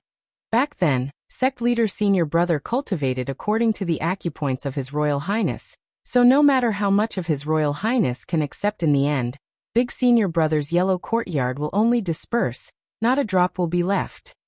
Yu Xingrui's face was pale. He muttered, What should we do? What should we do?" Chen Yao smiled bitterly. "Why bother sect leader senior brother? No matter how weak our Wudong is, we don't have to be so afraid of that great pillar country." Wang Xiaoping looked at the sky, turned around and left. Hong Xixiang did not even turn his head. He only said softly, "Little senior brother Wang, don't go to the yellow courtyard peak to find trouble with the Taoists of Mount Longhu. It will ruin your pure heart of the sword. If you don't kill people who don't deserve to be killed, once an exception is made, the Shinta sword will be entangled by the inner demon, overshadowing the Xianji sword will. In this life, little senior brother Wang will gradually drift away from the path of the sword. The harder you work, the further you will drift away." Wang Xiaoping paused for a moment. It was only a slight pause. Then his heart was free of worries. He still carried the Shinta sword on his back and left. In the elephant washing pool, His Royal Highness, who had pierced into the deep pool to pick pebbles to use as chess pieces, slowly bent down and groped around at the bottom of the pool. Except that his speed was slightly slower than walking on land. Other than that, there was nothing unusual. The pool was 1,000 feet deep. It was even colder than the bottom of the lake in the prince's mansion. Su Fengnian thought that he had only learned how to swim. He did not know that this strange breath-holding was the same as the Taoists' return to the origin breath. Not to mention that Su Fengnian's internal energy was still thin, he still found the right path. The difference was huge. From afar, a mountain man could not compare to a mountain climber, but after climbing a mountain and not finding the path, he could not compare to a person who found the path. As for the thousands of paths up the mountain, which path to take and which step to reach, it all depended on fate, opportunity, and personal hard work. Su Fengnian picked up a dozen or so smooth pebbles. He was not in a hurry to float to the surface of the water. Looking at the scenery at the bottom of the pool was also very interesting. Otherwise His Royal Highness would not often go to the bottom of the lake to visit the white-haired old man. It's just that the pool was deep and serene. The scenery he could see when he looked up or down was blurry. Su Fengnian did not know about the thunder and lightning on the summit of Mount Wudong. He only felt that the waterfall's power had increased a bit. The bottom of the pool was getting colder and more unbearable. Walking to the edge of the huge rock rooted at the bottom of the pool, Su Fengnian carried his spoils of war and sprinted to the surface of the lake. Above the elephant washing pool, A white waterfall poured down like a vase of guanine. Wudong's sect leader Wang Zhongluo flew to the huge rock, bent his knees and sat down. Looking at the bottom of the pool, he smiled slightly, closing his eyes. Gently exhaling, gently inhaling. The mist on the surface of the water rose and diffused. Chapter 59. As the leader of one of the three major Taoist sects in the world, the old Taoist priest did not have many ups and downs in his life. He was born poor and lonely. In order not to starve to death, he was sent to the mountain by his parents at the age of 12. Other than morning and evening classes, he was on duty at the Taishu temple. Every day he swept the floor until the incense burned out. Day after day, year after year. At that time, his master, Chen Yingning, had not yet become the leader of Wudong, but he had more than 20 disciples. Among them, Wang Zhongluo's aptitude was below average. He was only willing to immerse himself in reading scriptures. When he swept the floor, he would hold an introductory classic. Only at the age of 24 was he qualified to read The Fortune of Pilgrims. At the age of 40, he could barely be considered to have achieved a small success in Taoism.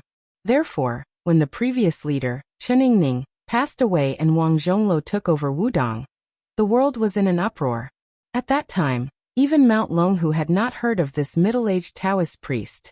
Unexpectedly, most of the immortals of Wudong's generation had amazing skills when they were young, but stopped when they were old.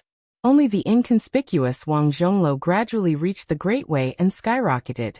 Wang Zhongluo waved his sleeves. His Taoist robe surged and fluttered. It actually managed to pull the waterfall that was falling down with great force over. The waterfall tilted like a bridge.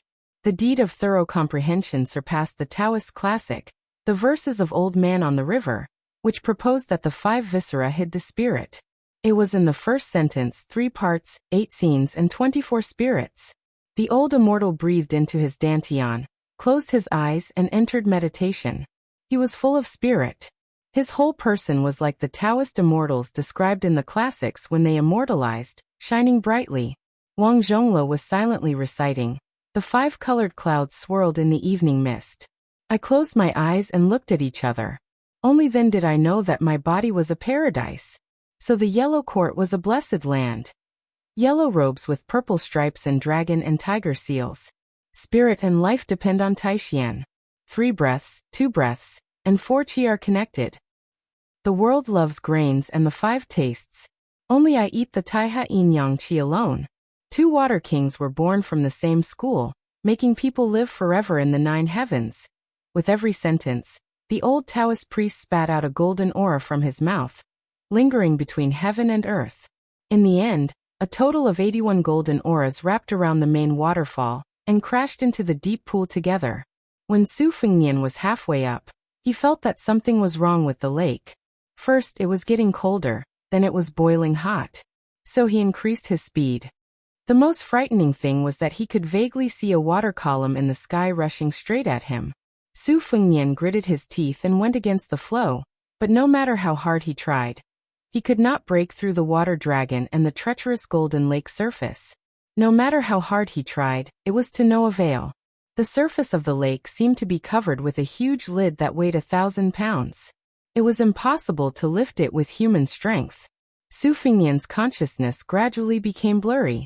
He still held tightly onto the pebble that he was going to use the green water pavilion sword formula to carve a chess piece. In his unconsciousness, he suddenly remembered the words of his second sister, Su Weisheng, who doesn't burn in the furnace of heaven and earth. He also remembered how he almost drowned in the lake when he was young and playful. He also remembered the first time he used a knife to kill someone. Was he going to die? Su Fengnian fainted. The pebbles in his hand fell to the ground. Wang Xiaoping went to Huangting Peak, but did not kill anyone. The 3 from Mount Longhu tactfully left the mountain. The sword maniac's sword was truly terrifying. It wasn't that the 3 of them didn't have the strength to fight back, but Wang Xiaoping had all the advantages on Mount Wudong. Her chances of winning were too slim. Wang Xiaoping came to the elephant washing pool and sat down with his eyes closed. The peachwood on his knees jumped and buzzed. His Royal Highness was held up by the golden aura. He floated above the waterfall crashing down on his head.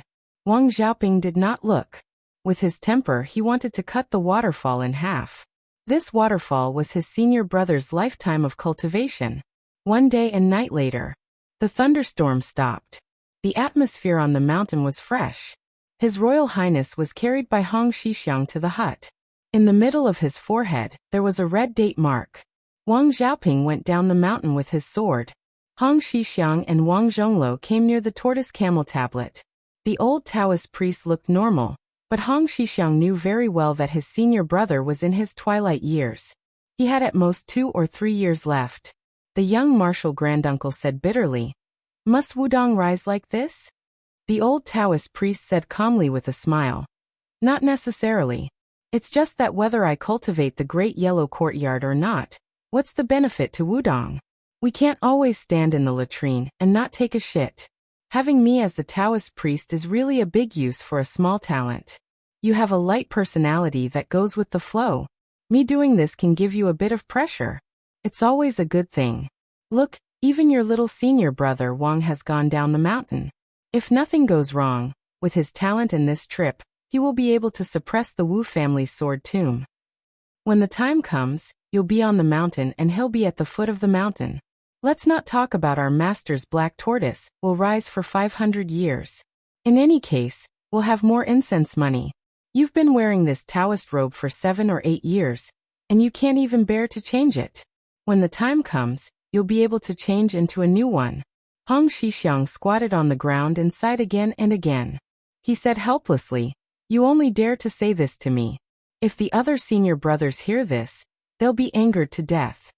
The old Taoist priest laughed loudly, without any dispirited or dejected expression. Hong Xixiang was silent.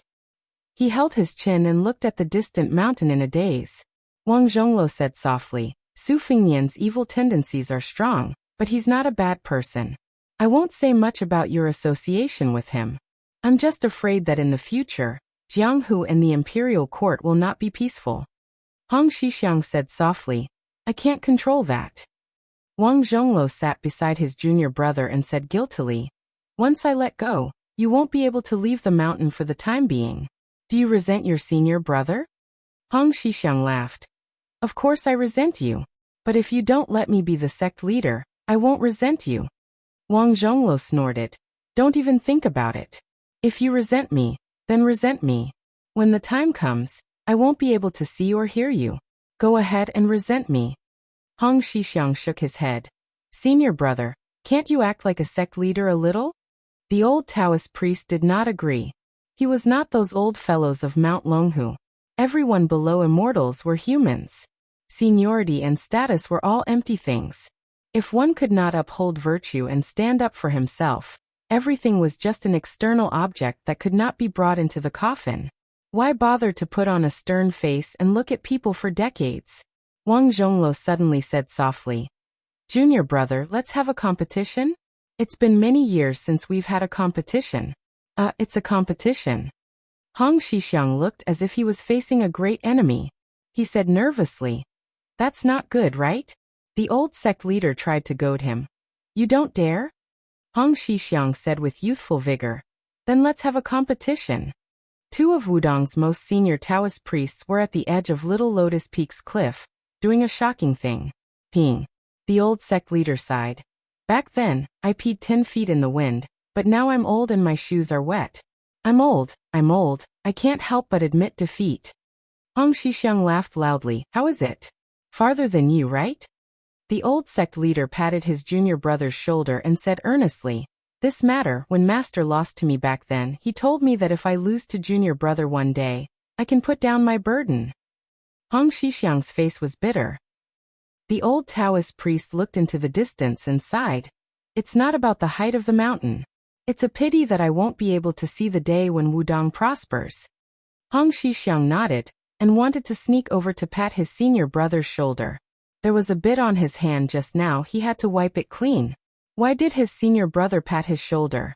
Hong Xixiang was clear about it. The old sect leader skillfully dodged and said angrily, "Your Taoist robe is older than mine. Senior brother's is brand new." Hong Xixiang withdrew his hand and said angrily, "That's too unfair." The Wudong sect leader laughed heartily and left Little Lotus Peak.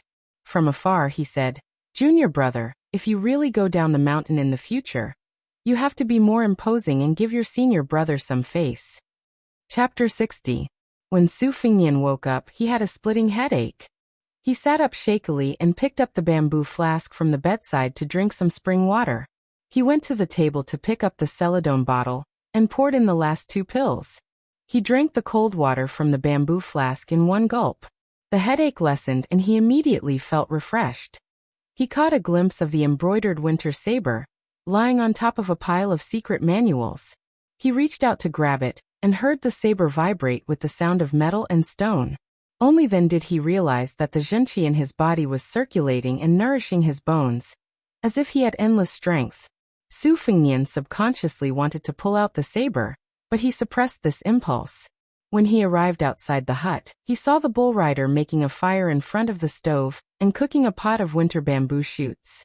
Su Fingnian asked, "Did you steal those chess pieces of mine?" The young Shishizu pretended to be stupid and said, "I don't know." Su Fingnian frowned. Before he even pulled out his saber to threaten him, the bull rider ran away with a guilty conscience. He had dug out 2 to 3 caddies of winter bamboo shoots with great difficulty, but running for his life was more important. He did not have time to care about the delicious winter bamboo shoots. Su Fingnian walked to the stove and cooked the winter bamboo shoots. He picked up a pair of chopsticks and slowly ate it clean. Only then did he go to the cave under the immortal hanging peak and found a small pile of uncarved pebbles. He must have been the bull rider to make up for his mistake. He smiled and sat down against the wall. Following the superior sword style described in the Greenwater Pavilion sword practice record of Jiazi, he used the embroidered winter saber to carve the chess pieces. However, the first strike was too fast and the hard pebbles were cut in half. Su Fingnian was stunned for a moment. He was no longer in a hurry to use the saber. He sat down cross-legged and meditated, breathing in and out. Along the way, Su Fingnian had already noticed that his 5 senses were unusually sensitive. At this moment, he felt that the divine qi in his body was abundant and clear. He felt a bit of a mysterious empathy for the Taoist chant of breathing in and out is embryonic breathing. Su Fingnian opened his eyes and said to himself, "This is the great yellow courtyard?" The bull rider cautiously appeared at the entrance of the cave and smiled. "This is the great yellow courtyard. His Royal Highness can't be wasted." Su Fingnian mocked himself. What a waste. The one riding the bull shook his head and laughed. "You said that too early." Su Fingnian calmly said, "There are several hundred books in the thatched cottage. If I give them all to Wudong, will you accept them?" The young grandmaster laughed foolishly. "Keep." Su Fingnian laughed and said, "From now on, I will give Wudong Mountain 1,000 taels of gold as incense money every year. Do you dare to accept it?" The one riding the bull thought for a moment and smiled bitterly. "I wouldn't dare." Su Fingnian laughed it off and waved his hand, indicating that the bull rider could disappear. Hong Shixiang left the room and walked back in. He said softly, "His Royal Highness, don't hold a grudge against me for stealing your chess piece." Su Fingnian said softly, "Get lost." Su Fingnian spent half a day getting used to the strength of the knife. Then he went to carve the chess pieces. The shape was round and smooth. Looking at the 2 piles of black and white chess pieces, he let out a long sigh of relief. He accidentally blew the chess pieces into a mess and the black and white pieces mixed together. Su Fingnian scolded him in the Western Shu dialect. He packed up again and went to the purple bamboo forest. He chopped 2 luohan purple bamboo and carried them back to the thatched cottage. After splitting them, he spent a day weaving 2 chess boxes. To be able to do this, he had honed his mediocre skills from 3 years of traveling and weaving straw sandals. After putting the 361 chess pieces into the boxes, Su Fingnian looked at the thatched cottage where the secret manuals had not been moved. He then hung the knife on his waist and carried the chess boxes out of the cottage. He looked at the deserted vegetable garden. The 2 made sweet potato and bluebird were waiting quietly by the side. There was only Hong Shixiang and Wudong to send him off. It was almost the same as the welcoming party of only 2 people in the beginning. As expected, Hong Shixiang sent him to the memorial archway with the words, "Xuanwu Dang Xing." Su Fingnian had already seen the 200 Bailiang cavalry in their armor. He looked back at Lianhua Peak and asked without rhyme or reason, "What's the saying again?" Sweet Potato smiled sweetly and said, 60 years in the mountain is 1,000 years in the world. Su Fengnian smiled and said, "Has that white fox face in the tide-listening pavilion reached the 3rd floor yet?" Sweet Potato shook her head and said softly, "Not yet. Everyone in Wutong Garden is betting on this. I bet there's still a year and a half left. I bet 6 taels of silver. Green Ant and the others think it will be later." Su Fengnian sat in the carriage and said, "Then I bet 10 taels of silver that white fox face will reach the 3rd floor in a year." Sweet Potato massaged His Royal Highness' shoulders while Su Fengnian leaned against her chest. He opened the chess box and rubbed a chess piece with 2 fingers. He closed his eyes and said softly, "More important." Sweet Potato, whose natural body fragrance would fade in the winter, made a sound of agreement. Her eyes glanced at Blue Bird in Wutong Garden, who did not get along with her the most. Blue Bird did not say anything. She only looked at His Royal Highness's forehead. Her eyes were bright and full of spirit. The thoughts of her 2 personal maidservants were unspoken. The 200 cavalrymen entered Liangzhou. The people on the main road consciously dispersed. Su Fengnian stopped the carriage halfway and asked Sweet Potato to buy some soy sauce beef to satisfy her appetite. The cooked meat here was the most delicious. The beef was the best in Beiliang. The secret sauce was second to none. The amount of ingredients such as yellow sauce, cinnamon, ginger, star anise and other ingredients was just right. Not to mention the other ingredients. Just the old soy sauce on the table alone was enough to make many diners want to steal it after eating the soy sauce, but they never succeeded. In the past, Su Fengnian, Li Hanlin, Yin Qiji and a few other bad friends would come here to eat to their heart's content after committing crimes. Li Hanlin was even more tyrannical and cruel. He almost moved the entire century-old shop back. If it were not for Su Fengnian's pleading with the old shopkeeper, whose face was covered in tears and snot, the people in the city would not be able to eat this authentic dish. Of course, it was mainly to take care of their own picky tastes. The most interesting thing was not the soy sauce beef, but the delicate little girl in the shop. It was said that she was the daughter of a distant relative of the shop owner. In short, their relationship could be thousands of miles away. Surprisingly, the girl returned to the city for the first time 5 or 6 years ago with a rope in her hand. It was led by a big black and white cat that looked like a bear, but it was not a cat. Later, the learned scholars of Liangzhou cited the classics and discovered that it was the bai beast that only existed in western Shu. Its nickname was the panda.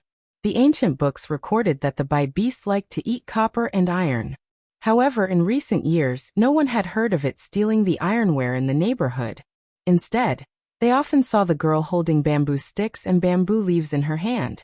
After returning from his travels, Su Fengnian never saw the girl and the big cat again. When he went to the shop to eat beef during his travels, he loved to tease the girl. Li Hanlin tried to steal soy sauce several times, but she would hit his hand with a bamboo stick. If it were not for His Royal Highness stopping him, the little girl would have been thrown into the animal cage together with her pet. When Su Fengnian was waiting for the beef, he saw an old beggar leaning against the wall in the distance, shivering. His face was ashen, and he was hungry and cold. He was not far from death. The rich all liked winter.